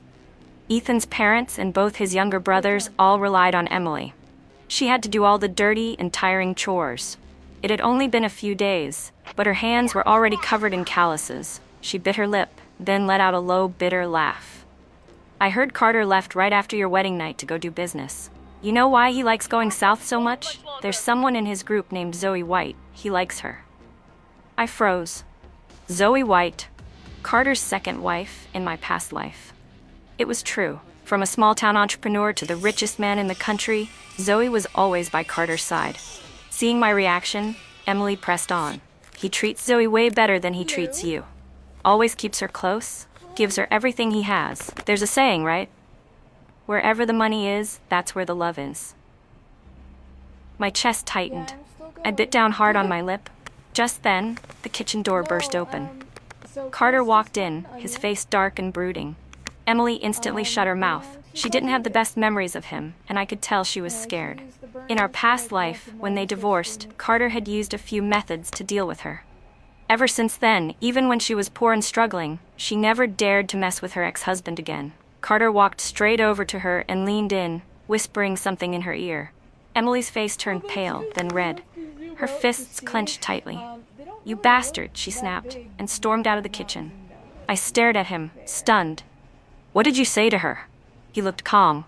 "I told her if she keeps talking nonsense, I'll cut her tongue out." I didn't even know how to respond. Just then, my mom called from outside. "Lauren, don't bother cooking anymore. Carter said we're all going out to eat." I replied with a stiff okay and turned to leave, but Carter strode over and grabbed my hand. "What did you believe?" he asked. "The things she said, do you believe them?" I shook my head. "No." "Then why do you look so upset?" I thought for a moment and finally said, "Carter, if you really have feelings for Miss Zoe, I'm willing to step aside." Carter immediately tensed up. "Why would you even think that? There's nothing between me and Zoe White. I only let her manage the money." "Think that. There's nothing between me and Zoe White. I only let her manage the money because she's great at finances. She runs a business too. Besides her, there are several other people in our group when we go south. I don't like her. I really don't." His tone was so urgent, it startled me. We'd lived together for a while now, but this was the first time he'd ever said so much in one go. I nodded slowly and muttered under my breath, "If you ever fall in love with her, I'm okay with divorcing you." What I wanted to say was, "Please don't treat me like you treated Emily in the last life." But before I could finish, a warm pair of lips pressed against mine. Heat rushed from my mouth straight up to the tips of my ears. After the kiss, Carter still wore his usual stern expression. "I'll say it again. I don't like her. I like you." My head was spinning, and I wasn't sure whether it was from the kiss or the confession. From that day on, Carter began to keep his distance from Zoe. He took back the money he'd entrusted to her and handed it to me instead, saying I should be the one to manage it now. Worried that changing too much might affect Carter's fate as a future tycoon, I tried to persuade him not to sever ties over money. "Zoe's got a real knack for making money. She should be the one handling it," I argued. But no matter what I said, Carter refused. "I want to do the right thing. A married man shouldn't be mixing finances with another woman." I remembered reading news the year I died about real estate prices in the capital skyrocketing. So I took Abby with me on a trip to the capital, partly to show her the top universities and partly to use Carter's savings to buy a few apartments. After we returned, I heard Carter wasn't planning on partnering with Zoe in business anymore. That made me a little anxious. I remembered he made his fortune in our last life by starting a clothing factory, so I suggested he build one in our hometown. I even recommended a well-known designer and encouraged him to look into real estate as well. Yes, I admit it felt a bit like cheating, but I truly didn't want Carter to miss out on his future just because of me. He became busy managing the clothing factory, while I focused on studying for the college entrance exam. When Abby reached her senior year, I sat down with Carter and told him I wanted to return to school too. He raised both hands in support. It was my own family that tried to talk me out of it. "You're not young anymore. What's the point of going back to school?" they said. "Now that Carter's doing so well, you should give him a child to tie him down. That's how you keep a man." That's when I realized Emily's married life wasn't going well. The first year after marrying Ethan, the Walker family had treated her nicely. But starting the second year, they began pressuring her to have children. Around that time, Ethan got transferred to a city job, and Emily wanted to go with him. But the Walker family didn't want to lose their free housekeeper, so they rejected her request. She cried every day, complaining that she rarely even saw Ethan. How could she possibly get pregnant? But even if they were together, it wouldn't matter. Ethan was infertile. I didn't listen to my family's advice. When Abby started the school year, I enrolled with her. After a year of hard work, both Abby and I were admitted to top universities. Once she got to college, Abby finally started dating the boy she'd liked for so long. She hugged me, crying, "If it weren't for you, I wouldn't even have dared to dream this." We enjoyed a full year of college life. Meanwhile, Carter rose with the tides of the new economy. In just 1 year, he skyrocketed from the richest man in our village to the wealthiest in the entire city. When I came home for the holidays, I hadn't even gotten a chance to see Carter yet, because I saw Emily first. She was standing at the front door, and for a moment, I barely recognized her. She had lost a noticeable amount of weight. Her clothes couldn't hide the marks on her skin, and her eyes were filled with fear.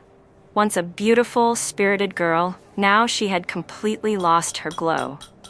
But I wasn't surprised. In our past life, I had nearly been destroyed by Ethan Walker, too. After Ethan found out he was infertile, he stopped even pretending to be a husband. At work, he acted like a bootlicker to his superiors. When Ethan couldn't take it out on me in bed anymore, he found another outlet: violence. He became bloodthirsty, even took pleasure in hitting me. At first, he would pick fights just to have an excuse to strike. Later, all it took was a look, and he'd throw whatever was in reach. Sometimes it was a cup, sometimes a chair. The moment he saw me, he grabbed my arm and blurted, "Lauren, you were reborn too, weren't you?" I steadied my breath and replied calmly, "What do you mean, reborn? I don't understand what you're talking about." But Emily wouldn't let go. She dropped to her knees right in front of me. "I know you were. Otherwise, you wouldn't have married Carter so easily. You wouldn't know how to help him so well. Please, sis, help me." She only called me sis when she was begging for something. Even though we're twins, just because I was born a few minutes earlier, I became the older sister. Our parents favored boys, so she and I grew up depending solely on each other. I truly saw myself as her older sister, always thinking of her first, always giving way. Even in our last life, when Ethan had nearly beaten me to death, and when he was about to divorce her, I dragged my broken body out of the hospital and got down on my knees to beg Carter for mercy. Otherwise, knowing Carter's temperament, he would have never let things go with just a scare. But what I never expected was that the sister I sacrificed everything to save ended up hating me. She envied me so much, she wanted me dead. All because I wore a clean outfit to visit her while she was sick. She poured her own blood and pesticide into my water.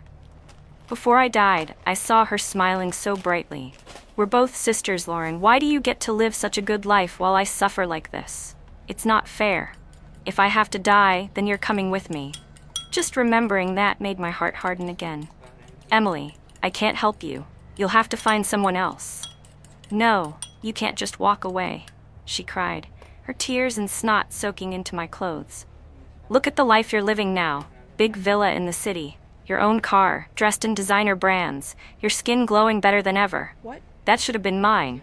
I gave that to you, sis. You swapped lives with me and now you owe me. You have to take responsibility." I snapped. "Swapped lives? What are you even talking about? Do you even remember how you ended up marrying Ethan?" Her face froze. Of course she remembered. She seduced him in secret, drugged him, and manipulated things until she ended up in his bed. Gossip spreads like wildfire in villages. Even though I married Carter in the end, that whole scandal still landed on me. People whispered behind my back, pointed fingers at me, cursed me. I was a victim too, so why did they throw my name into the mud right along with theirs? Emily stopped crying, her eyes wide in shock. Just as I was about to tell her to leave, she clung to me even tighter. "Lauren, I know you have a way to make him stop hitting me. You have to tell me. If you don't, I'll expose what Carter did in the past." I froze. What did he do? According to her, back when Carter was first starting his business, he smuggled illegal goods. If she reported him to the police, he'd be arrested for sure. I didn't know whether to believe her.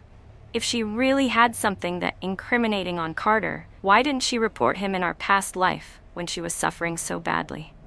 Emily explained that when she and Carter divorced, he had already taken care of the issue. I thought back over the timeline, and what Emily said added up. For Carter's sake, I let out a long sigh and told her, "If you want to get away from Ethan, there's only one way. Go to the police and report that there's a body buried under the persimmon tree at the Walker family home." In my past life, when I finally couldn't take Ethan's beatings anymore and tried to divorce him, I went to his office and overheard something shocking. Everyone there called him by a different name, Mark Zhang. That's when I found out the truth. Ethan hadn't gotten into college on his own. His father had used his position to steal Mark Zhang's spot and let Ethan attend in his place. Mark was from our village too.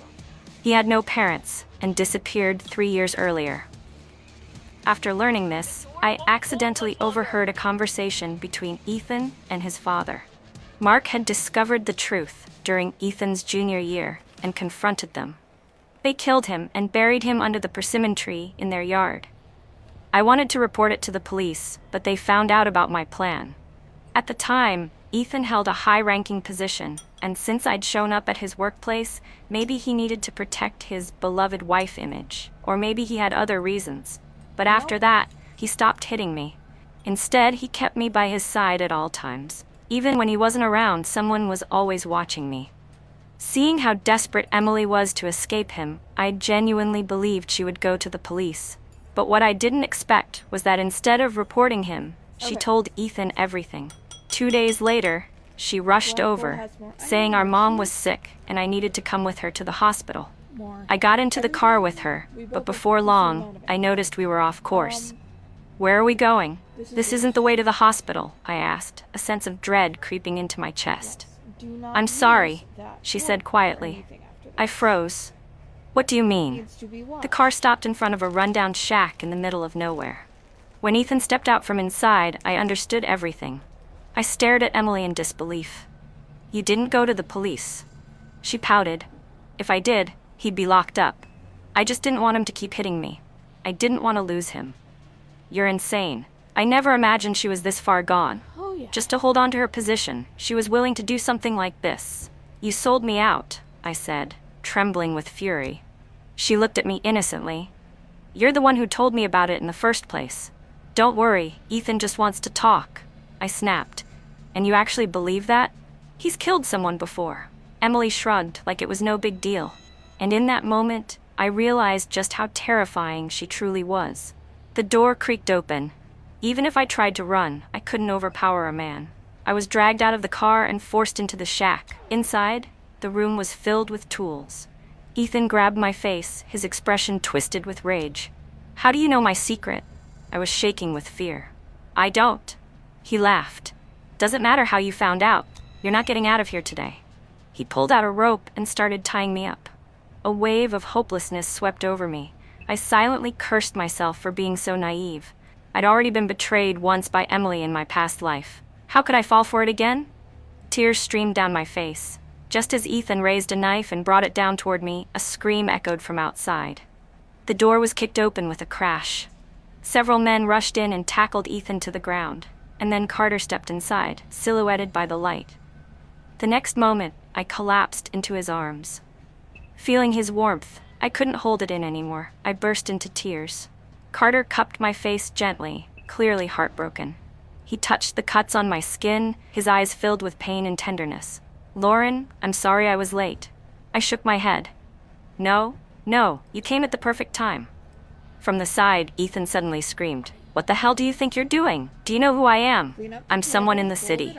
But before he could finish his sentence, Carter kicked Ethan hard. Ethan screamed in pain, tears streaming down his face. Carter, how dare you treat me like this? Do you believe I won't tell my dad? Carter grabbed him by the hair and slapped him hard across the face, his voice ice cold. Your dad? Cops already went to your house. He's been arrested. Ethan's eyes widened. That's impossible.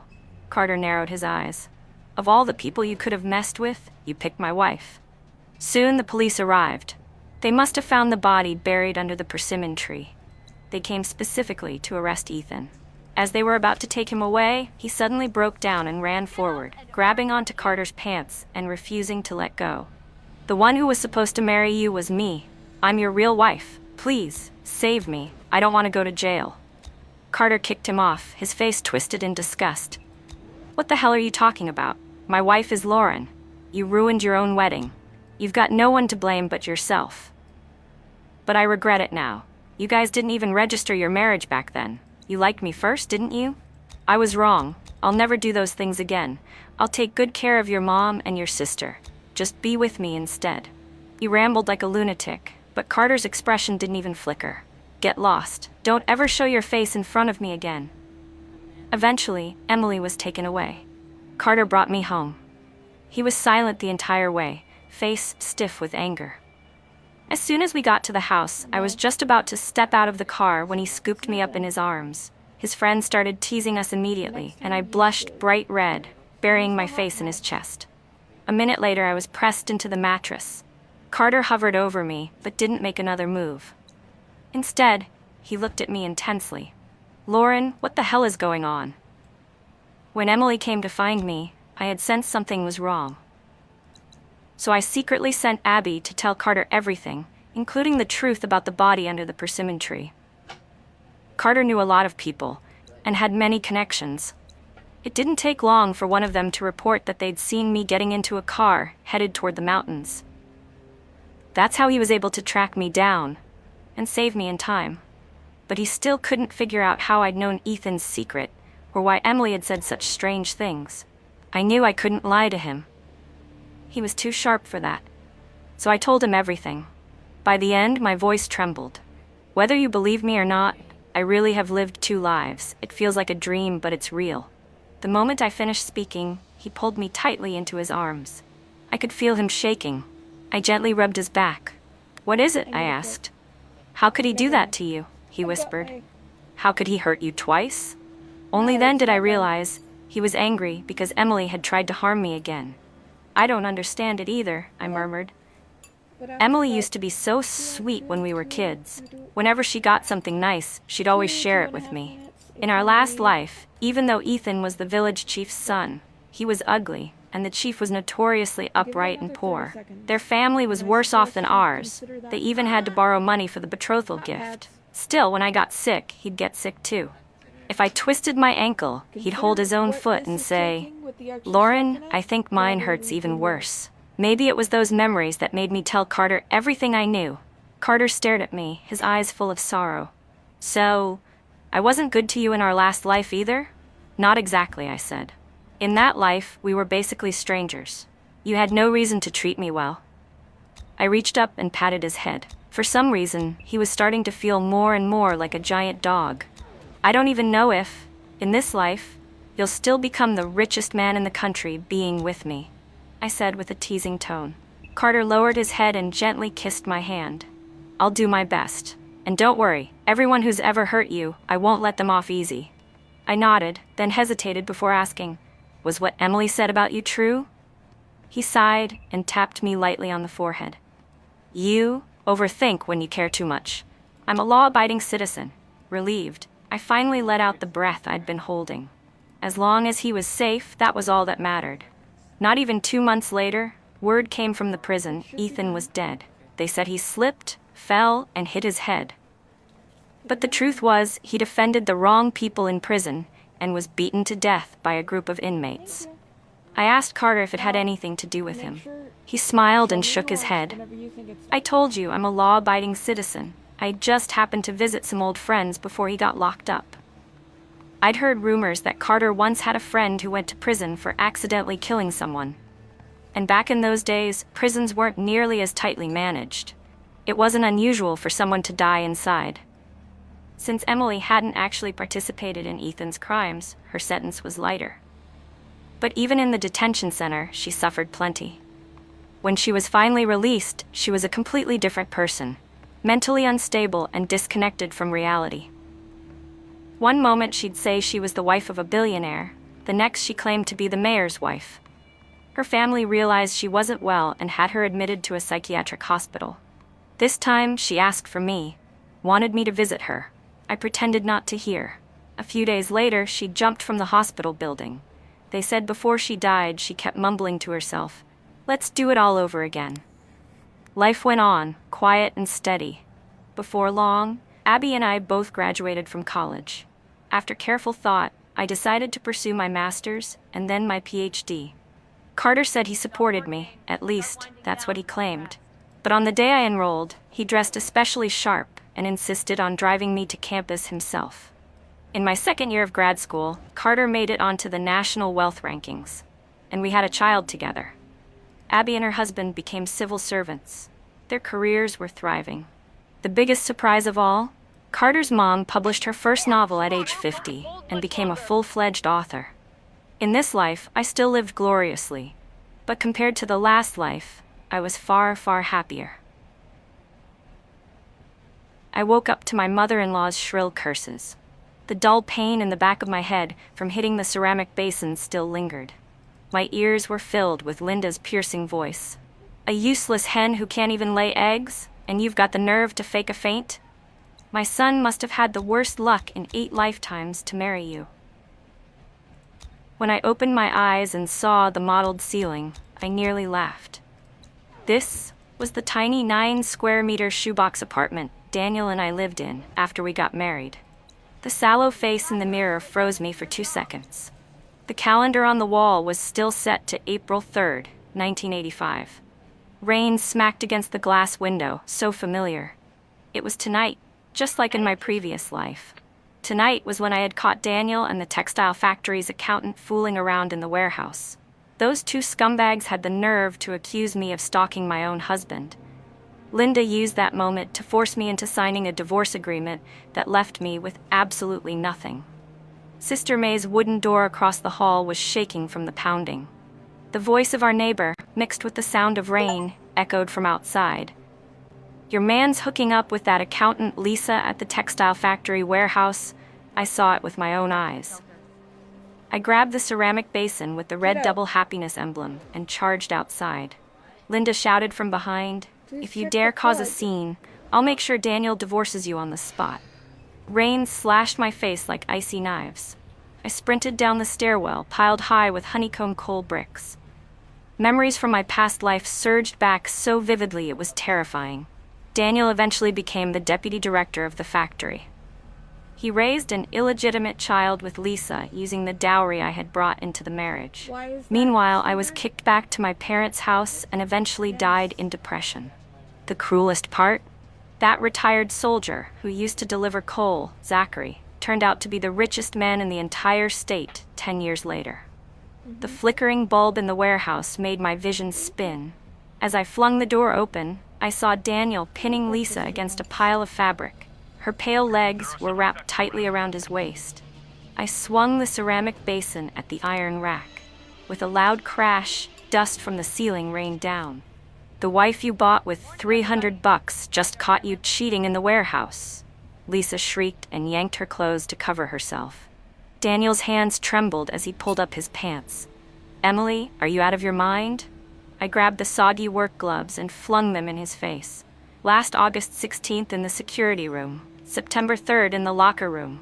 Want me to make a list of all the times you two hooked up?" A crowd of night shift workers had already gathered at the entrance. Daniel lunged at me, trying to shut me up. I dodged and pulled a folded divorce agreement from the pocket of my polyester shirt. This was the one I had rewritten over the past 3 nights after being reborn. Every clause carefully aligned with the latest marriage law. Sign it, and the $3,000 your mother hid in the camphor wood box under her bed. Consider that my compensation for my wasted youth. The crowd suddenly buzzed. I turned and saw Zachary standing at the warehouse door. His dark green military uniform was soaked black by the rain, and he was glaring fiercely at Daniel's raised fist.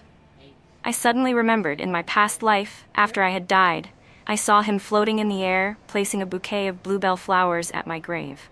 Without hesitation, I stepped over the scattered fabric and grabbed his sleeve.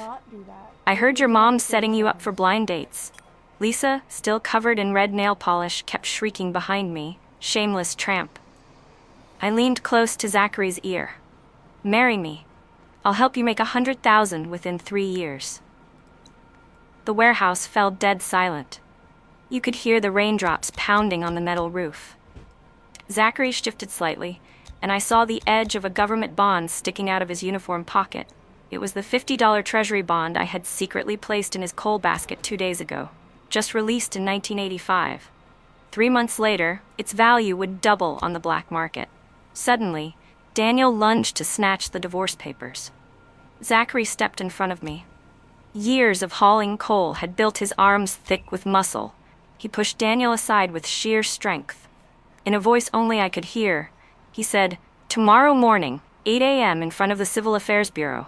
I looked up at the redness creeping across his ears and remembered the interview I read in a finance magazine from my past life. Zachary had said his first pot of gold came from a miracle on a rainy day. The concrete steps of the Civil Affairs Bureau were still wet from last night's rain. Is it still squishy? Holding my freshly stamped divorce certificate, I looked up to see Zachary waiting under the phoenix tree. His military uniform had faded with countless washes. He was holding a thick brown envelope. "Emily," he said softly, as if afraid to startle something fragile. "This is the marriage application." I took it and looked inside. Besides the signed permission from the Army, there was an old, yellowing merit certificate. Zachary had fought valiantly in the counterattack war and received a first-class personal achievement medal. I looked up sharply, stunned. He turned his face away awkwardly, his ears red again. "It's all in the past," he muttered. In my past life, I had only known he was a retired soldier. I never imagined he was a real war hero. No wonder he was always so quiet, and why his right leg would ache whenever it rained. The clerk at the registration desk adjusted her reading glasses and glanced down at my divorce certificate. "Second marriage, huh?" Zachary glanced away, eyes falling on the empty spot where his military badge used to be. His tone, as a soldier, was still light and casual. He stood ramrod straight, but I slammed his first-class merit certificate on the counter. "Ma'am, have you ever seen a living recipient of first-class military honor?" The hard stamp landed on our marriage certificate with a crisp thud. Then Zachary pulled out a package from his coat. Inside was an unblemished Medal of Honor. When he pinned it to my shirt collar, his rough fingertips brushed my collarbone. "Sorry to put you through this," he murmured. We rode a bicycle back to the textile factory's family dorms to pack my things. "Sorry to put you through this," he murmured. We rode a bicycle back to the textile factory's family dorms to pack my things. To my collar. At dawn, I pulled 20 treasury bonds from the bottom of the camphor box, $50 bonds issued in 1985, the most reliable investment I remembered from my past life. By late July, their black market value would rise to $85 each. "Zachary," I said, nudging him awake in the kitchen, "take me to the trust store today." His bloodshot eyes were filled with confusion, but he still pulled out the bicycle. I sat on the back seat, clutching the edge of his jacket as we passed through the misty streets. Mr. Zhao at the trust store was Zachary's old war buddy. When he saw me pull out the treasury bonds, he sneered. "Sis, nobody wants these anymore. You'd be lucky to get 70 cents on the dollar." I pulled out 3 and slapped them on the counter. "Next month, buy them back at 85. We'll split the profit 50-50. Mr. Zhou looked at Zachary in disbelief. That foolish man actually nodded and agreed. 3 days later, Joe burst into the compound, eyes red with excitement, waving a copy of the Economic Daily. "The bonds went up. They're rising." He shoved a wad of crisp bills into my hands, more than Daniel's 6-month salary. Zachary was fixing the coal stove, hands black with ash, frozen in disbelief. I pulled out 15 $10 notes and stuffed them into his pocket. "Buy new clothes for you and Blackie tomorrow." As I turned to leave, he grabbed my wrist. His soot-stained fingers traced a crooked star in the palm of my hand. "Emily, were you sent by the heavens to save me?" I was picking out polyester fabric when a sickeningly sweet voice rang out behind me. "Emily, what a coincidence." I didn't need to turn around to know who it was, Lillian. My so-called best friend in my past life, the woman I gave everything to, heart and soul. And in the end, she teamed up with Daniel to push me to the edge of ruin. She was wearing a brand new floral dress today, her hair curled in solid waves, carrying a plastic shopping bag with Shanghai printed on it. Clearly some exclusive item Daniel had gotten for her. "I heard you and that soldier already got your marriage certificate," she said, leaning in close. The overpowering stench of cheap perfume wafted from her body. "Don't feel too bad. Daniel was only seduced by that accountant, Lisa." My fingertips turned white from gripping the fabric. In my past life, that one line from her had made me soften and withdraw my report against Daniel. But 6 months later, I discovered they had been sleeping together long before, and the child was already 3 years old. "Really?" I turned to face her directly, staring at her lips painted bright red. "Then why were you sneaking around the textile dorms last month? When Daniel dropped off his illegitimate son for me to raise, your face looked a lot different back then." Lillian's face went pale. The plastic bag slipped from her hand and hit the floor with a soft thud. Several women around us who were browsing fabric perked up, listening intently. "Nonsense. What are you saying?" she shrieked, reaching out to cover my mouth. I stepped back and pulled out the second-hand tape recorder I had bought from the trust store. I hit play. "Daniel's wife can't have kids. Perfect. Just dump the boy on her. She's dumb. Give her money and she'll do whatever you say." Lillian's voice rang out clearly, laced with calculated malice. That had been the first thing I did after my rebirth. Spent $15 on an old recorder and waited outside the back window of the textile dorms to capture this. The entire store fell into a stunned silence. Lillian's face turned from red to white. She lunged at me, trying to snatch the recorder. I sidestepped, and she slammed into the glass counter, smudging her freshly applied lipstick. "Emily, you bitch. You'll die a miserable death," she screamed hysterically. A store clerk quickly came over and blocked her. "Take it outside if you want to fight. Break anything in here, and you'll have to pay for it." I calmly tucked the recorder away and placed the navy blue fabric I had chosen onto the counter. "Comrade, please write me a receipt." As I turned around, I caught Lillian glaring daggers at me, her eyes practically dripping poison. Just as I stepped out of the store, I bumped into Zachary's old army buddy, Mr. Zhao. The big guy from the Industry and Commerce Bureau scratched his head and grinned. "Sis-in-law, Zachary asked me to check. When are you planning to open that clothing shop?" My eyes lit up. Finally, all the experience I had from my past life running a clothing business could be put to use. "Brother Zhao, can you help me get an individual business license?" I lowered my voice. "It'd be best if I could get a stall on a main street." Mr. Zhao slapped his chest confidently. "Leave it to me. The government's encouraging private business now, and you've got a veteran husband. It'll be approved in 3 days tops." When I got home, Blackie was squatting at the doorway. The moment he saw me, he stood up quickly, wiping his hands on his pants. Ever since that night, he had a fever. He'd become much more attached to me. "Look what I got for you, a new notebook." I pulled a Sun Wukong notebook and some fruit candy from my cloth bag. His eyes lit up, but he didn't dare reach out. "Take it." Zachary's voice came from inside. He was fixing the wobbly leg on our dining table, his hands covered in wood shavings. Only then did Blackie carefully accept the notebook and whisper, "Thank you, Auntie." I ruffled his hair, then went inside and spread the fabric out on the bed. Zachary came over to look. The scent of pine and sawdust clung to him as he leaned close, his breath brushing against my ear. "You're really opening a shop?" I replied while sketching. "I'll start with kids' overalls. Every family needs children's clothes these days." Just as I finished speaking, the courtyard gate burst open. Linda's piercing voice cracked like thunder. "You shameless tramp. You stole my $3,000 and now you're living the good life?" I rushed to the door and saw her standing in the...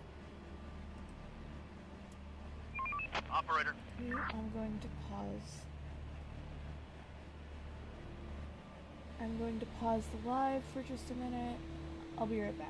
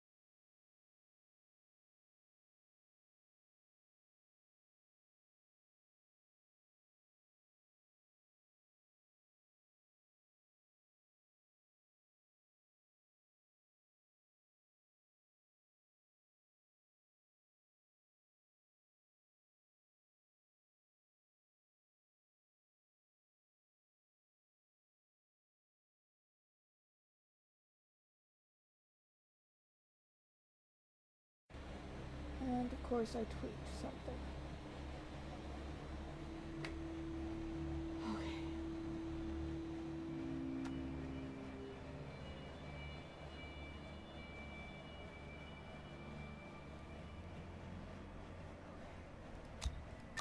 Receiving. Roger.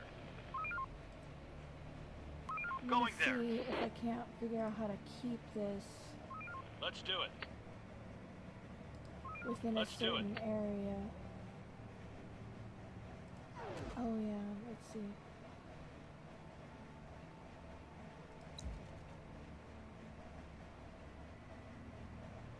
Okay, so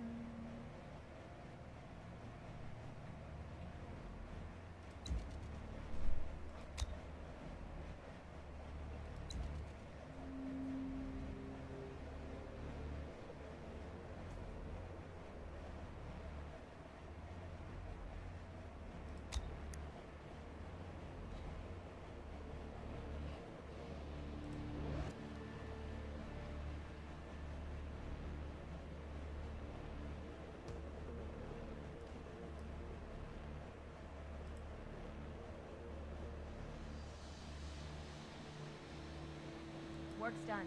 Head back to your shelters.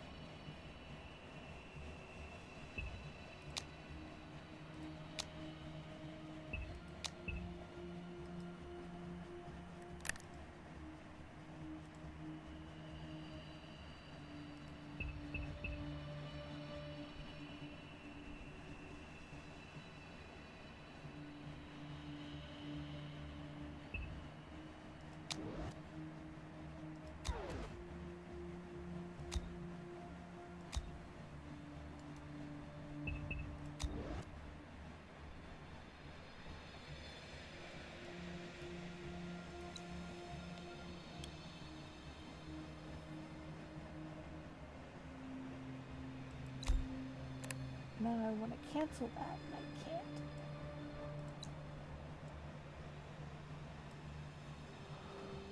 Okay.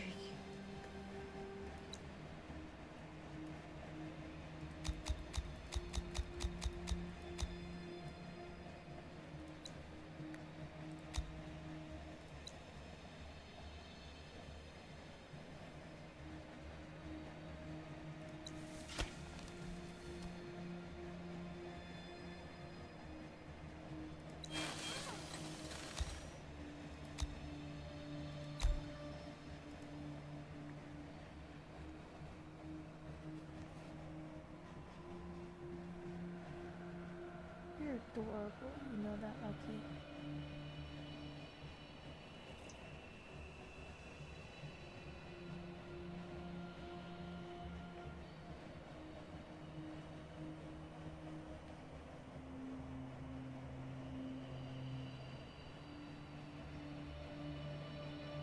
Don't be slackers. Wake up and do your job.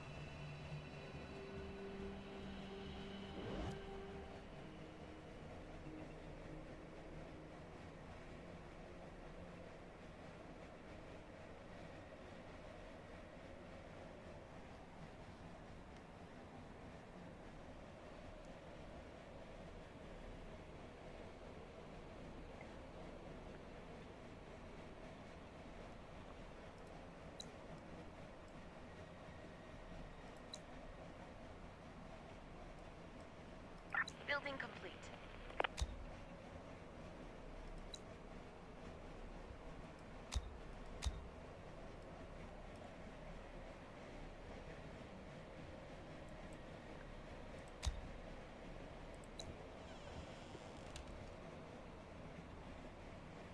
Stop working.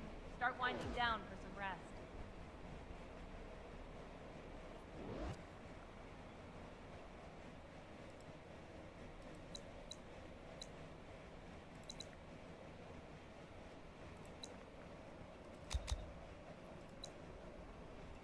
Horde spotted! Our building's under attack. The infected are pillaging a building.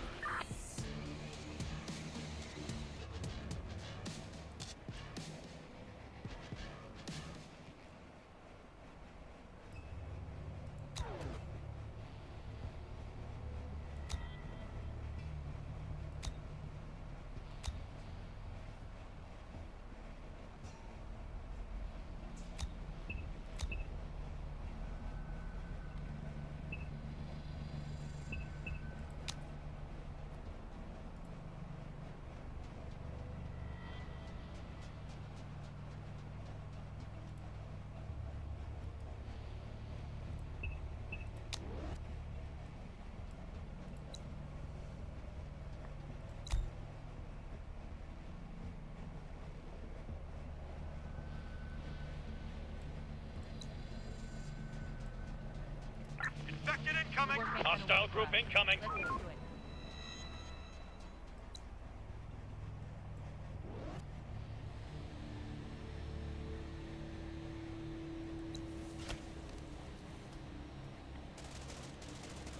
The door won't hold much longer.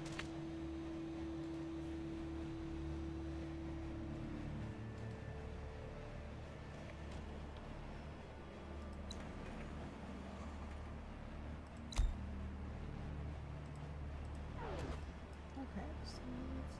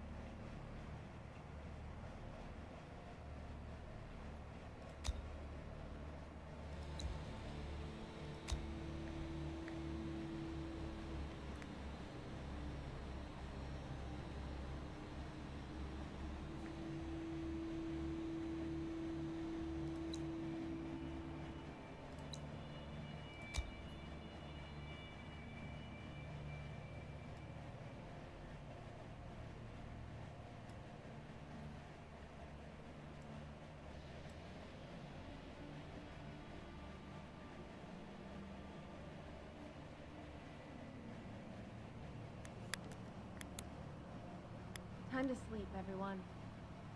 Tomorrow's another day.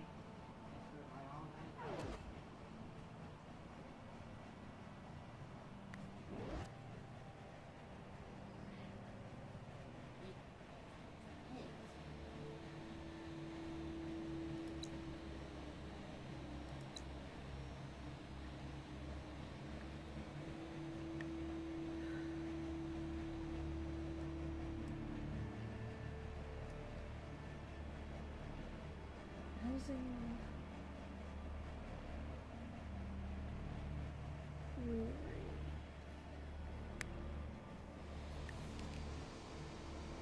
Brewery. Housing. There are some infected around here.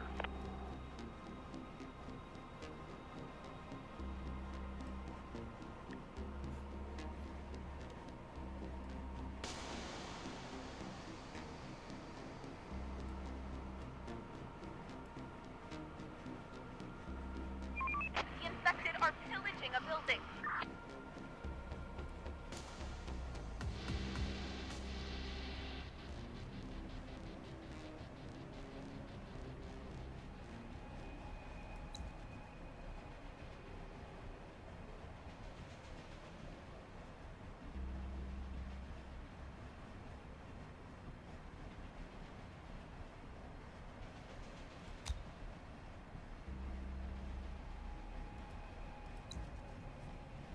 Horde spotted!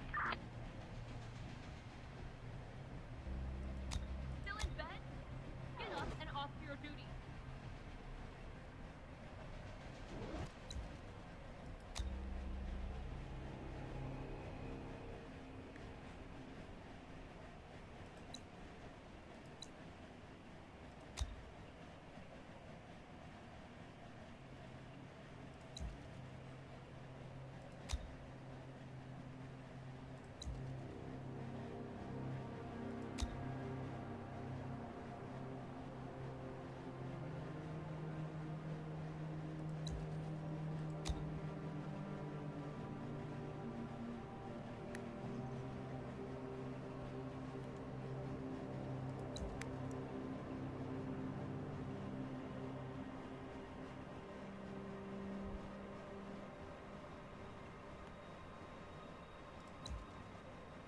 The day's toil is over.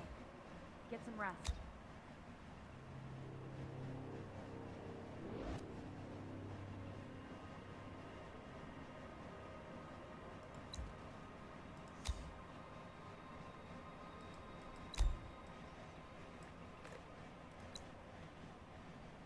Okay.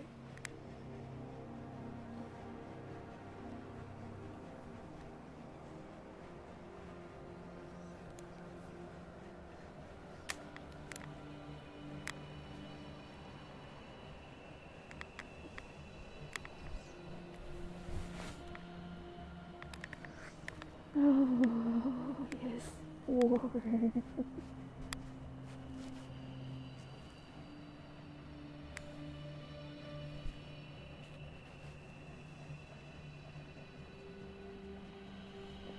Everybody get ready.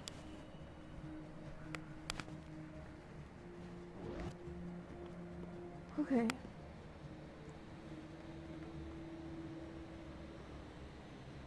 Who would know that I'm also supervising Kiddo at the same time?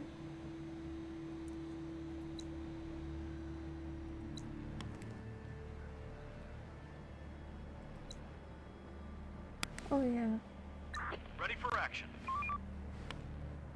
me too.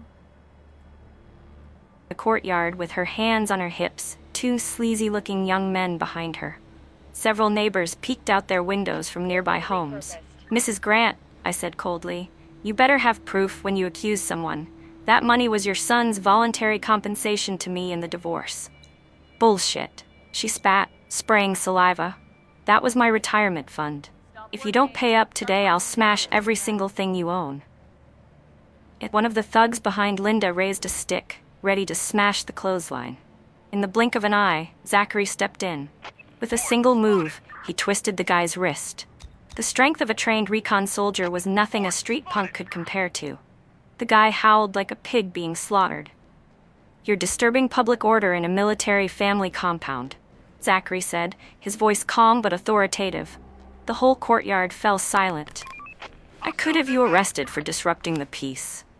Just then, a bucket of water splashed down from the second floor, landing right on Linda's head. Mrs. Zhang, the wife of a factory worker, leaned out the window. "Lady, are you out of your mind? Yelling like that in the middle of the day? My kid's trying to nap." Even Mrs. Lee, Captain Lee's wife from next door, stepped out holding a laundry basin. "Emily is such a sweet girl. She helped patch up my daughter's pants just the other day." Linda stood there, drenched and speechless, looking like a wet chicken.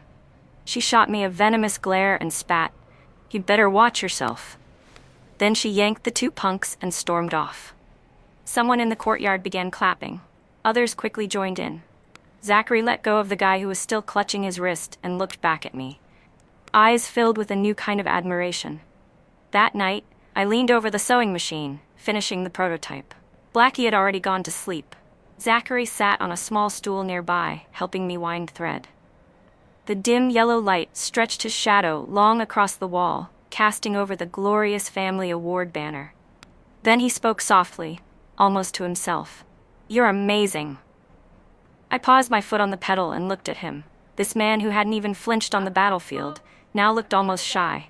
"I haven't even shown you how amazing I really am," I said with a smile, pointing at the finished design sketch. "Once we get the license, I'll start with 20 pairs of overalls to test the waters." He took the blueprint and stared at it for a long time. Then he said, "Emily, I think I've struck gold with you." The sound of cicadas chirping echoed outside the window. The sewing machine clicked along rhythmically, mixing with the summer night breeze. The business license application on the table fluttered lightly. Under business type, I had written carefully, "Custom children's clothing." The day Zachary's transfer orders came through, I was rushing to finish the last batch of overalls. When he handed me the official document with the red seal, he gently tapped the words Southern Coastal Island Garrison with his finger. "It's rough out there," he said, "but the seafood's good." I snipped off the last thread and unfolded the overalls. "I heard scallops are cheap over there. We can turn them into sauces and sell them back in the city." Zachary froze like a startled goose. He probably never expected the wife he brought home from the mainland was already planning how to turn his hometown specialties into profit. On moving day, Blackie clutched the new school bag I made him like a treasure. Inside was a comic book of Sun Wukong battles the Whitebone Demon. At the dock, with the salty sea breeze in the air, Zachary held the camphor box in one hand and wrapped the other protectively around my waist, afraid I'd get jostled in the crowd. The family compound on South Island was even more bare bones than I'd imagined. Sea vines crawled along the red brick walls. You could see the gray-blue ocean just by pushing open the window. The worst part was the lack of supplies. The co-op store only restocked on the 15th of every month. Sanitary pads were always the first thing to sell out. The night my period came unexpectedly, I was curled up on the bed in pain. I had sewn a homemade pad using old towels. Zachary returned from night duty to find me pale and sweating. Without a word, he dashed back out into the rain. Half an hour later, he returned soaking wet, holding a cloth bundle. Inside were neatly folded cotton cloths, edges carefully lined with waterproof fabric. "Sister Lou from the mess hall taught me," he said, ears burning red. He shoved the bundle into my hands and darted into the kitchen. The clang of pots and pans echoed from inside. A few minutes later, he brought out a bowl of ginger-infused brown sugar water, still steaming. I sipped the sweet and spicy broth slowly, listening to him outside the door whispering to Blackie, "Mommy's tummy hurts. Be a good boy. Walk softly." Blackie tiptoed into the room and placed his favorite candy beside my pillow. The next morning, I noticed Zachary had washed the bloody cloths overnight and hung them on the clothesline. The sea breeze puffed them up like a row of embarrassed white flags. Half a month after the transfer, I had already figured out the island's co-op schedule. Every time the tide receded, fishermen would come into the compound carrying buckets of scallops and oysters, hawking their fresh catch. The price was only 1/3 of what it cost in the city. Captain Lee's wife came to me and asked, "Want to go into business together?" Sister Lou came over carrying 2 baskets of dried scallops. You can read and do math. Let's make seafood sauce and sell it to the mainland. We scraped together $30 as starting capital and set up a large iron pot in the kitchen. We blanched the scallops, shredded them by hand, added garlic and chili, and simmered the mixture slowly over low heat. The smell drifted through half the housing compound, and soon kids were hanging on windowsills, drooling. When we poured the first batch into glass jars, Sister Lou suddenly smacked her leg. "We need a label." I cut a piece of red paper and wrote "True Artisan of the South Sea" with a calligraphy brush. When Zachary came home that evening, he quietly added a little 5-pointed star at the bottom. That became the official logo of our product. Opportunity arrived faster than we expected. Zachary's commander brought 2 cases of the sauce as local specialties when he went to a provincial meeting. 3 days later, while I was drying kelp, the courier came running, breathless. "Ma'am, the commander wants you at the guest house. There's a businessman from Hong Kong who just arrived." The Hong Kong merchant's name was Mr. Lin. His hair was slicked back, shiny with pomade, and behind his gold-rimmed glasses, his eyes widened sharply the moment he saw me. "Miss Chen?" My heart skipped a beat. In my past life, I didn't learn the truth until the day I died, that I was the long-lost daughter of the wealthy Chen family from Hong Kong. Mr. Lin suddenly burst into Cantonese. "Mr. Chan has been searching for you for 20 years. "You've got the wrong person," I interrupted him, deliberately responding in Mandarin with a Shandong accent. "If you're placing an order, minimum batch is 20 bottles. Zachary entered just then, fresh from training. His combat uniform was soaked dark with sweat, his muscular arms outlined under the tight sleeves. Mr. Lin leaned in and suddenly said, "Sweetheart," in clumsy Mandarin.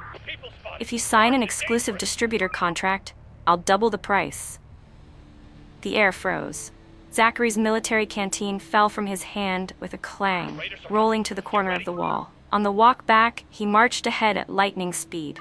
His combat boots crunched the gravel with every step. I chased after him, panting. That's just how Hong Kong businessmen talk to everyone. He suddenly stopped short. I almost crashed into his back. This man who had survived bullets on the battlefield now had a jawline so tense it looked like stone. "Why?" he asked after a long pause, his Adam's apple bobbing. "Why did he call you sweetheart?" The sea breeze tousled his buzz-cut hair, a few strands sticking up defiantly. I don't know why, but I reached out to smooth them down, and he grabbed my wrist. "Emily." His voice was hoarse, barely recognizable. Just then, the courier ran up again. "Ma'am, the commander wants you at headquarters right away." Zachary let out a long breath and loosened his grip, slipping something into my palm. It was a bullet casing, still warm from being worn against his body. On the bottom, clumsily scratched into the metal, was my name. That night, I found a small iron box beneath the sewing machine. Inside were 12 neatly stacked letters that had never been sent. The earliest postmark was from 1979. One of the envelopes was stained with a brown speck of dried blood. "Dear Comrade Emily," the letter read, "I am Daniel's fellow soldier. He asked me to let you know he's doing well." My fingers trembled. So 10 years ago on the battlefield, it had been Zachary writing Daniel's letters home. He had been hiding my replies in his chest pocket all along. Outside, the tide roared against the rocks. The sea breeze lifted the golden business card left by Mr. Lin, revealing Lin Shichan, General Manager, Chan Group Hong Kong.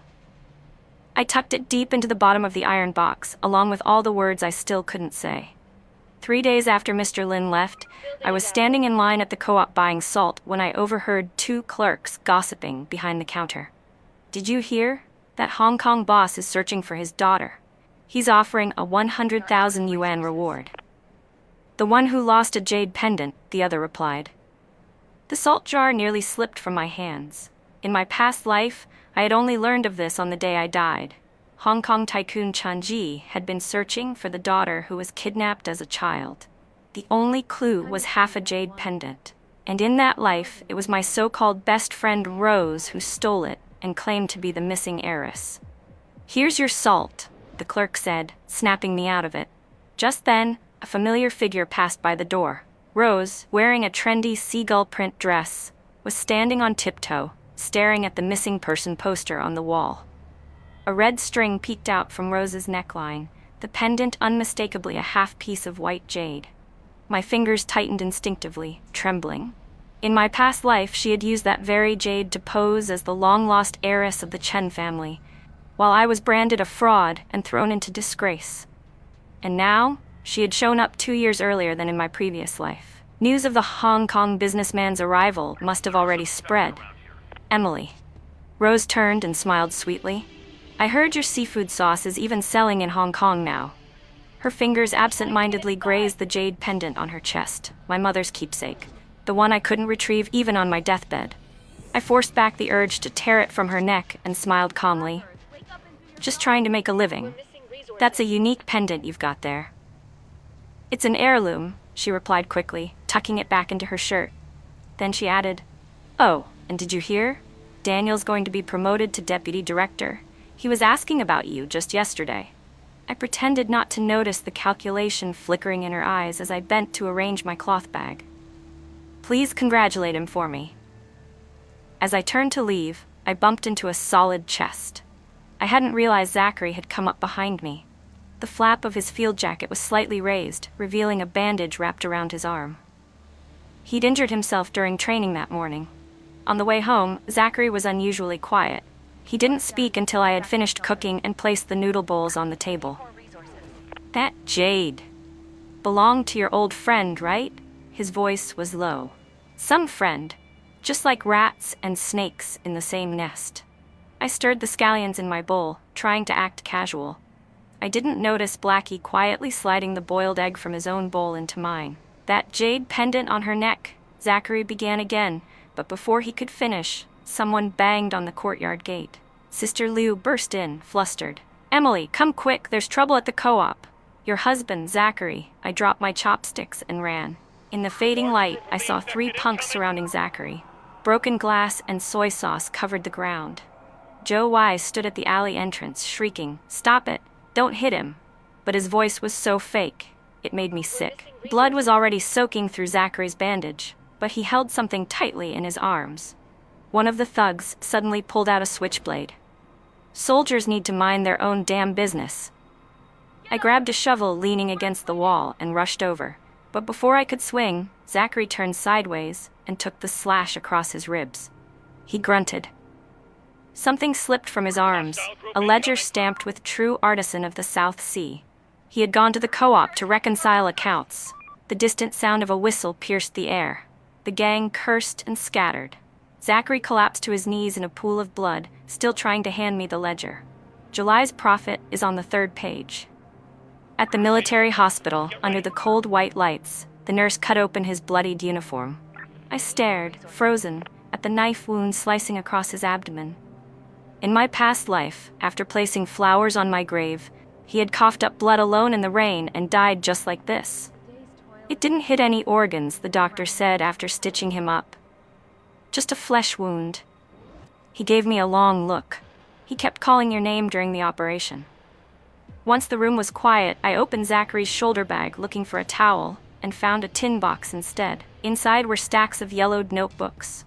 The oldest one had Frontline Diary, 1979, scribbled on the cover. Today, I wrote a letter home for Daniel. He asked me to start it with, "Dear Emily." My heart clenched.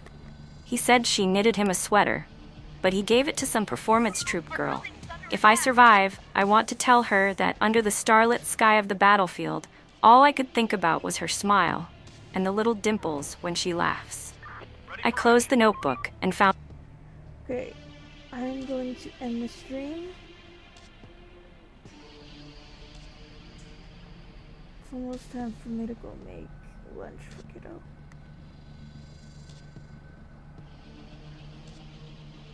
Thank you very much. If you're watching this right now, have a wonderful day, night, week.